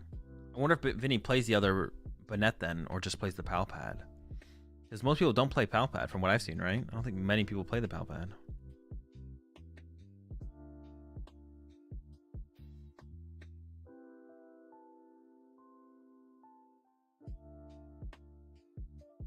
Catches the Curlia. So it's already prepping for the idea of Guard War sooner than later. There we go. 30 punch. Oh my, there's 2 grass energy in Brent's hand. That's so disgusting. Oh my gosh. Yeah, it's pretty good. Just gonna knock out with Dragapult, and I assume put 6 on the next Banette so you can continue the Dragapult chain. This like forces Vinny to have like, I guess, boss or prime catcher on like this next turn, like right now. Oh, we're splitting it here. 5-1. Wait, don't we want to be able to Dragapult KO? Wait, how much HP does Banette have? Okay, no, I'm miscounting Banette's HP. Never mind. Vinny pushes up the Curlia, actually. So Vinny is going to, it looks like, get aggressive here with Curlia this turn. Is not going to actually sit behind the Banette any longer. Looks like Vinny's done with that. That's right, Banette's 250. Banette's 250.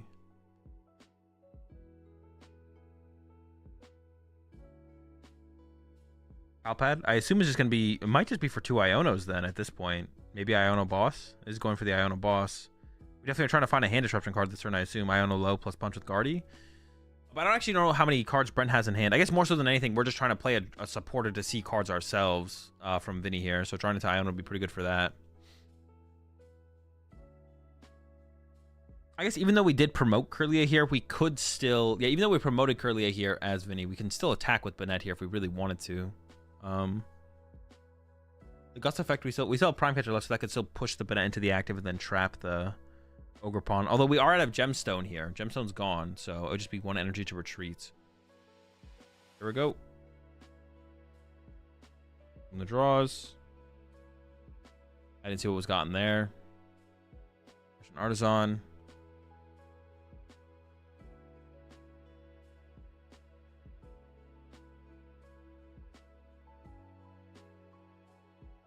As a research, and it looks like it's just committing to it. There we go. There's research.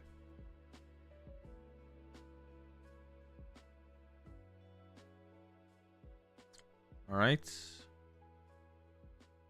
Super Rod, Ultra Ball, Nest Ball, Energy, Trekking Shoes. Vinny has basically all the options. The only thing missing would be like maybe Prime Catcher, but could still get that this turn.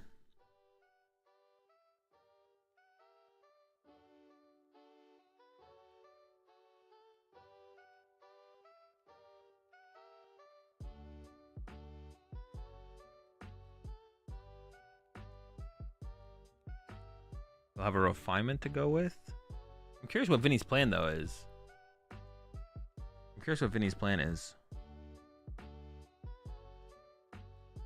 Place Ultra Ball. Prime Turo Iono. Has the Luminous in the deck as well.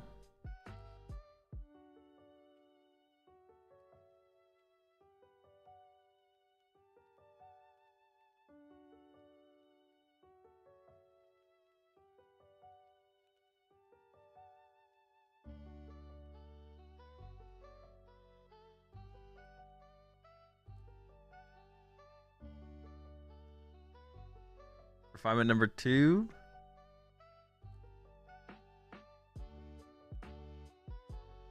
I'm curious if Vinny was like hard looking for Prime Catcher there or not, because I'm curious if he had gotten Prime Catcher what it would have looked like. But I guess we should bring up the Ogre Pawn again. It feels like he's content to not go with Prime Catcher here though. He's just gonna go with this Guardy Punch. But it feels like Brent's in a pretty good spot to probably close this one out here in a couple turns overall. We're gonna get access to items. Is gonna be the big thing here on Brent's next turn. So as long as Brent can see some cards, probably looking for like Super Odds to recover energy or something like that, start to build up and try and guarantee this next Drago, I would assume.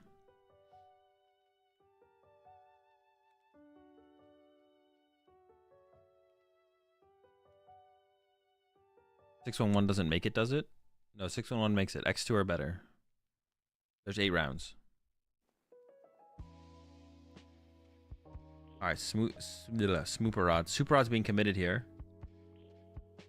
Monkey Dory and Screamtail. There's the Artisan use. I don't know if we're getting anything yet, though. It'd be like another liability to have on the bench. 5-1 is the best standing that doesn't make it. Well, 5-1-2 is the best standing that doesn't make it, but same difference. If you have 3 non-wins, you don't make it.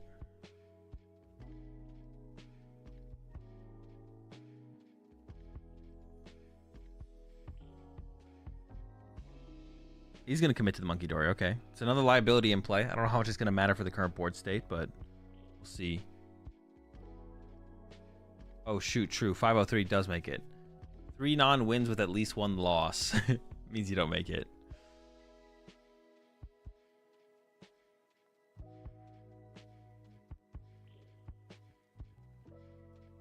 Alright, just Guardy Punch into the setup Drago. But there's almost 2 Dragos set up, but not quite. We are missing energy for the second one on the bench. Immediately into an Ultra Ball here. And has that Knock Towel. I assume you could just go search out like Super Rod or something. Some form of recovery. Just make sure you have double Drago set up moving forward. And I feel like you're in a pretty good spot here. As Brent is eyeing up the boss. There's a Grass Energy in the deck, so you could just get Boss Vessel maybe? And then Vessel for that last grass to attach to the bench Drago. I'm going to go for Boss Super Rod. And I assume energy is just going to be able to recover here off the Super Rod. But we'll see. A bunch of grass energy or something like that. Yep, triple grass off the Super Rod. And then I assume the boss is to go after the Banette. So you have like an effective win with Kyurem or something like that. You just go KO Banette, put... I don't know. You can put 6 on Monkey Dory, and then you threaten the KO on the Monkey Dory off the bench. Seems pretty good to me. Maybe you're just going to hold the boss. I feel like drawing prize cards this turn probably just makes sense. Friends canceling Cologne.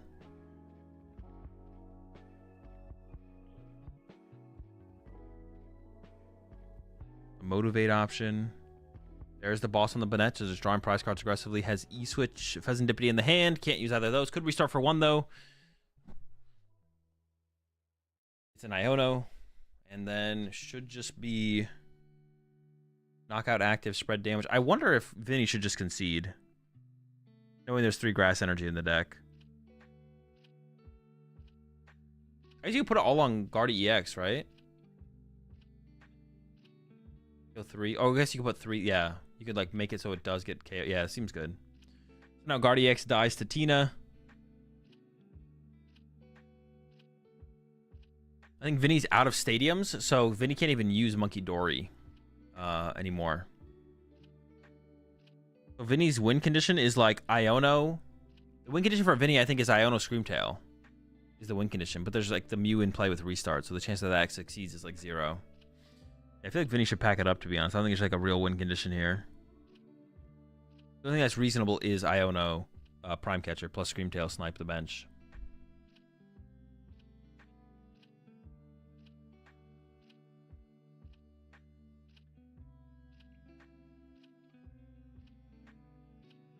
Catch active just to burn the energy, I guess. And then Iono.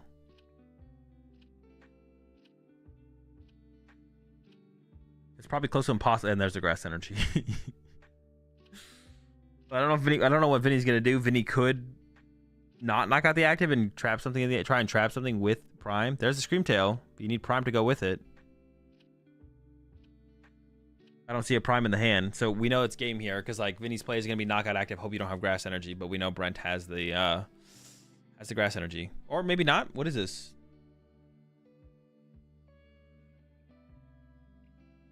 The Mind Bend? Oh wait, no, it is the Prime Catcher. Okay,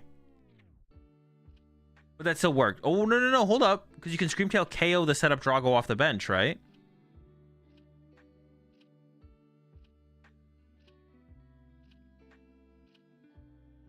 So Brent doesn't quite have game, actually. Hold up. There's a knockout. Gets the first 2 prize cards here for Vinny. Over to Brent. You switch fire active, attached to Drago. Or, yeah, oh, that works too. The Owl gets in there with the Speedwing. Yeah, it still had restart to work with as well. Brent still could have restarted for 3. Even if they were just burnable cards, but not actually enough to win the game. And even after that, I think Brent had time to win as well. Like, Brent had, like, a turn or 2 to still find, like, some kind of Ogre Pawn punch or something. So the early motivate play is pretty good. Establishes the Dragos. Yeah, I'm not sure about benching the second Drago there from Brent still. I think Brent should have probably still chilled on that until like you could bench it with energy. And then yeah, I didn't like that early bosses card from Vinny there either on like that turn 2 or whatever. But yeah, the Dragos got set up too quickly.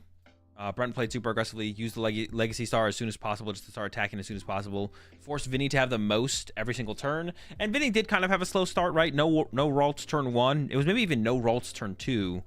I don't even remember, to be honest. Also needing 5-2-1 for regionals under 2048 players starting in Sacramento. I don't have any thoughts, just whatever. It doesn't matter.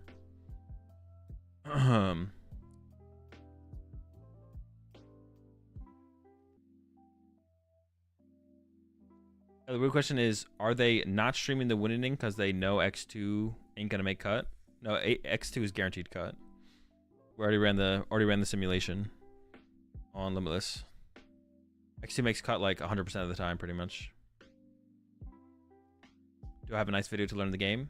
Not really, unfortunately. Actually, I don't. But you could check out something on like OmniPoke or Celio's Network probably does. You should check them out.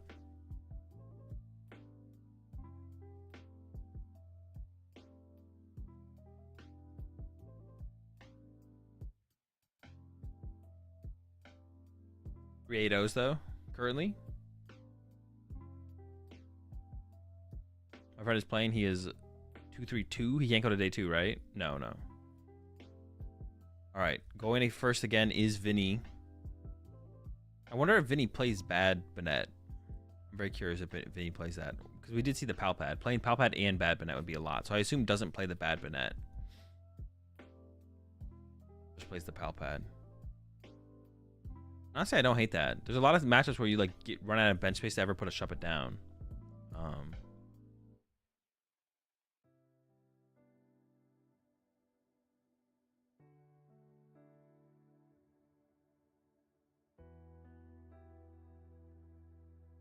Would I play Vacuum? I mean, depends on the deck. You have to ask a little bit more specific of a question than that. Double Poff in here for Vinny. I mean, I don't know what else we're going to grab. You could grab double Shuppet, I guess. Well, if you're grabbing double Shuppet, this means I think Vinny definitely plays the bad... I would assume this means you play the bad Bennett. If you're putting this extra Shuppet in play. Otherwise, I feel like double Shuppet is basically all you need. In Bennett? Probably not. It doesn't seem very good. I don't know what matchup... I don't know what situations it would really be that helpful in. Probably wouldn't play it.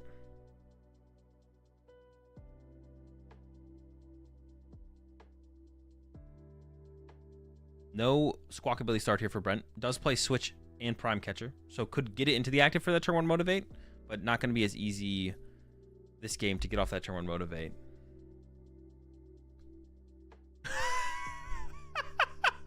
Dude, it's just all energy. It's all right. You just need to attach 3 times and you're cooking. I wonder if Brent ever uses the first attack here, or if it's going to be attach, attach, attach.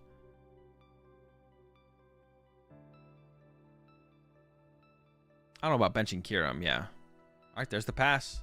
Not going to go for that Celestial Roar. Honestly, this is pretty good. Yeah, it's not terrible, right? Now, Vinny could Iono and Poltergeist. Possibly. We'll see what Vinny has, though. It's just the flip. But Brent doesn't have any way to punish. Or to take advantage of it. Is it a heads? It is a heads. It is a heads, it looks like. And there was an item top decked. Oh my gosh. Attach and pass. Over to Vinny. Top deck Poffin. Oh boy. Throws a Luminous onto a benched Shuppet. And then here we go again for a Enveloping Shadow. Another Tails. But will Brent even have an item? Oh no, now a Tails, I should say. Oh, the Kiram play to... No! These poor Shuppets. They're about to get roasted. Not like this. I think Brent's just gonna fail this as well. And then I think top deck research. Vinny should have benched that 4th Shuppet in the hand. Yeah, this game is basically over. If Brent can find a Drago V-Star, This is basically over. It's gonna be like impossible to come back from, I feel like. We'll still have Legacy Star to be able to recover from that, and then I should be able to basically take over the game.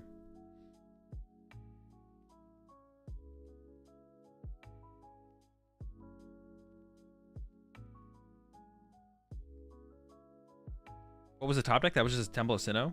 Oh wait, I thought he top deck Research. Yeah, I thought he top deck Research. Is it actually Temple of Sinnoh? No, it's a Research. Dude. Gaslit by chat again. I gotta stop questioning myself. I'm just always right. Chat's always wrong. I'm always right. We got our Ultra Ball. We're cooking. Drago V-Star on the way. Oh, hold up. Dragon Ball first. Actually, maybe you don't cure him here. Maybe you don't cure him. Maybe you just actually go for the Dragon Ball play is still pretty good here, though. Yeah, maybe you don't commit to the full cure. Just go Dragon Ball Cable Shuppets. That seems pretty good to me still. I said I didn't see it. Then why would you claim it's a Temple of Sinnoh? What? I didn't see it, but I'm just gonna go ahead and say that you're wrong and they drew Temple of Sinnoh.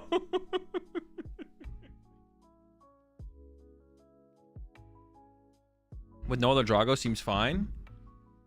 Yeah, to not go like for the full commit. Yeah. All right, Mew's been found from Vinny here. I don't know if that was a Nest Ball or an Ultra Ball.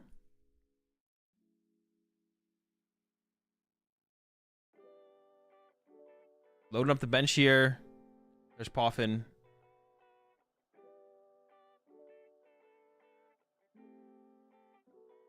Energy active.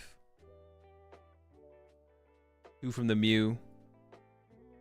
Boss. It was Boss and something. Boss and Dory.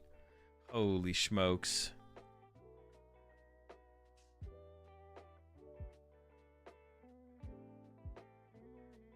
Bosses up the Mew and then goes for the flip. Gets heads. Wait, does bossing the Mew even do anything? Oh, we have to burn it just so we can get...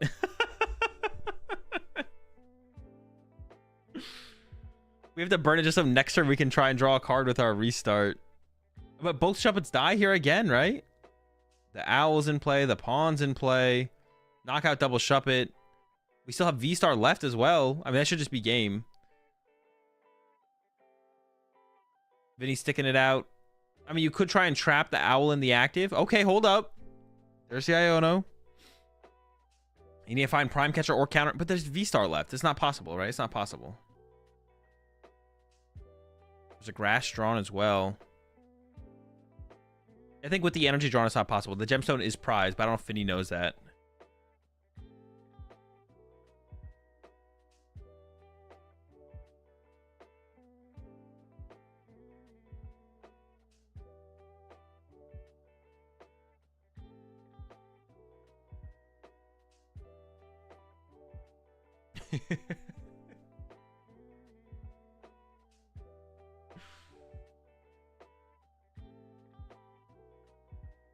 Jake Paul versus Mike Tyson fight.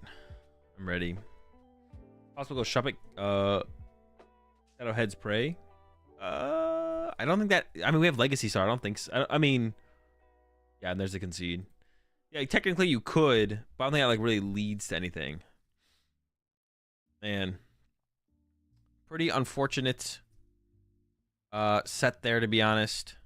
Did not see a whole. I mean, there just wasn't a whole lot done on Vinny's side, right? Not good to see a whole lot there from Vinny. All right, let's take a look at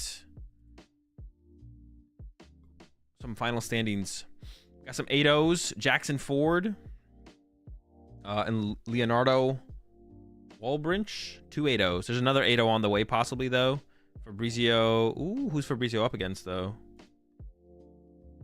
Oh, Jay.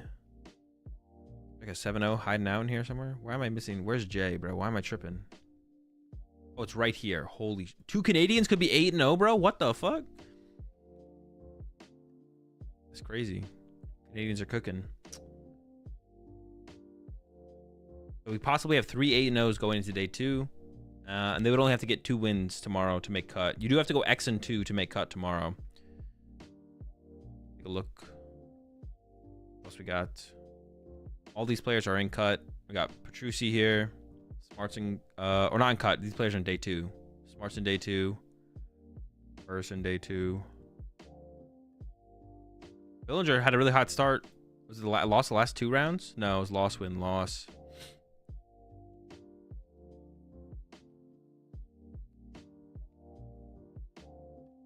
I win 1 to 6 and 2. Tim Franklin with the 503. Bro, Tim ties a lot.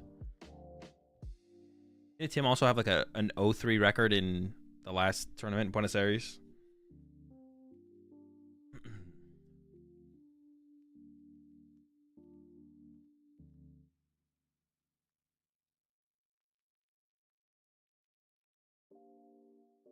Check how the Americans are doing in general. Who made it?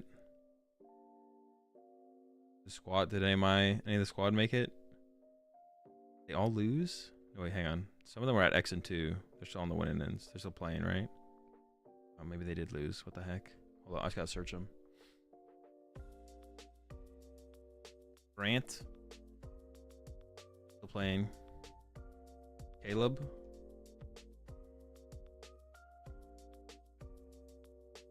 Did lose. How did Nooch do? He made it on the winning. Okay. So like 2 of them can still make it. Caleb took the L in this one. Unlucky. But Grant and Ryan are still on the winning. Grant's playing Gustavo. Wait, why does it not show the full record? What the heck? Oh, there. Wait. Every time I close it and open it, does it load more? It's only loading. It's not showing the 7. It's missing round 7 and round 8. Just where losses winning in. Bruh. Again? Alright, so how's Canada doing overall? Because they almost have 2 8-0s up here. Someone said Rowan was on the winning end. 3 ties? This shit is criminal. Against Szymanski. A good one. This is why I wish there was also a side stage. Because like there is like, I'm happy to have the round that we had on stream. I'm happy to have had, but it was a little quick. There's so many other good rounds that like it would have been nice to watch as well. You can't watch all of them obviously, but we had a side stage. Just saying.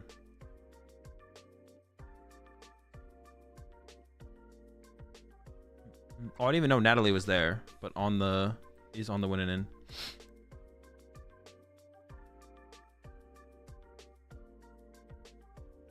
We used to have that, right? Yeah, at some points throughout the years, we've had like a side stage with a side match on it, but Conti clutched up. Alberto made it in.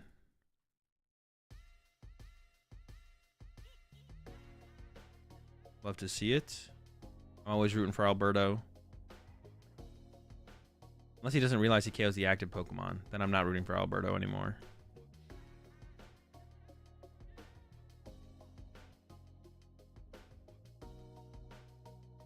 All right, chat. That's going to do it for me. I'm going to head off. I'll see y'all tomorrow, bright and early again, 4 a.m. for day 2 of LAIC. See y'all tomorrow for that. Let me find someone to raid before I get out of here. And then I don't know how much streaming I'm going to do on Sunday. I'll definitely stream all the TCG finals. We'll definitely stream all of those. But I don't know. Maybe I'll play. I'm going to go ahead and raid PokemonTCG so y'all can just like check out interview if you want. Yeah, I'll catch y'all tomorrow for day 2, and then Sunday we'll definitely watch all the finals, juniors, seniors, masters, and then maybe I'll stream some Surging Sparks decks after that. I don't know, it depends how early it is and how tired I am. We'll figure it out. Have a good one, chat. See you tomorrow. Peace.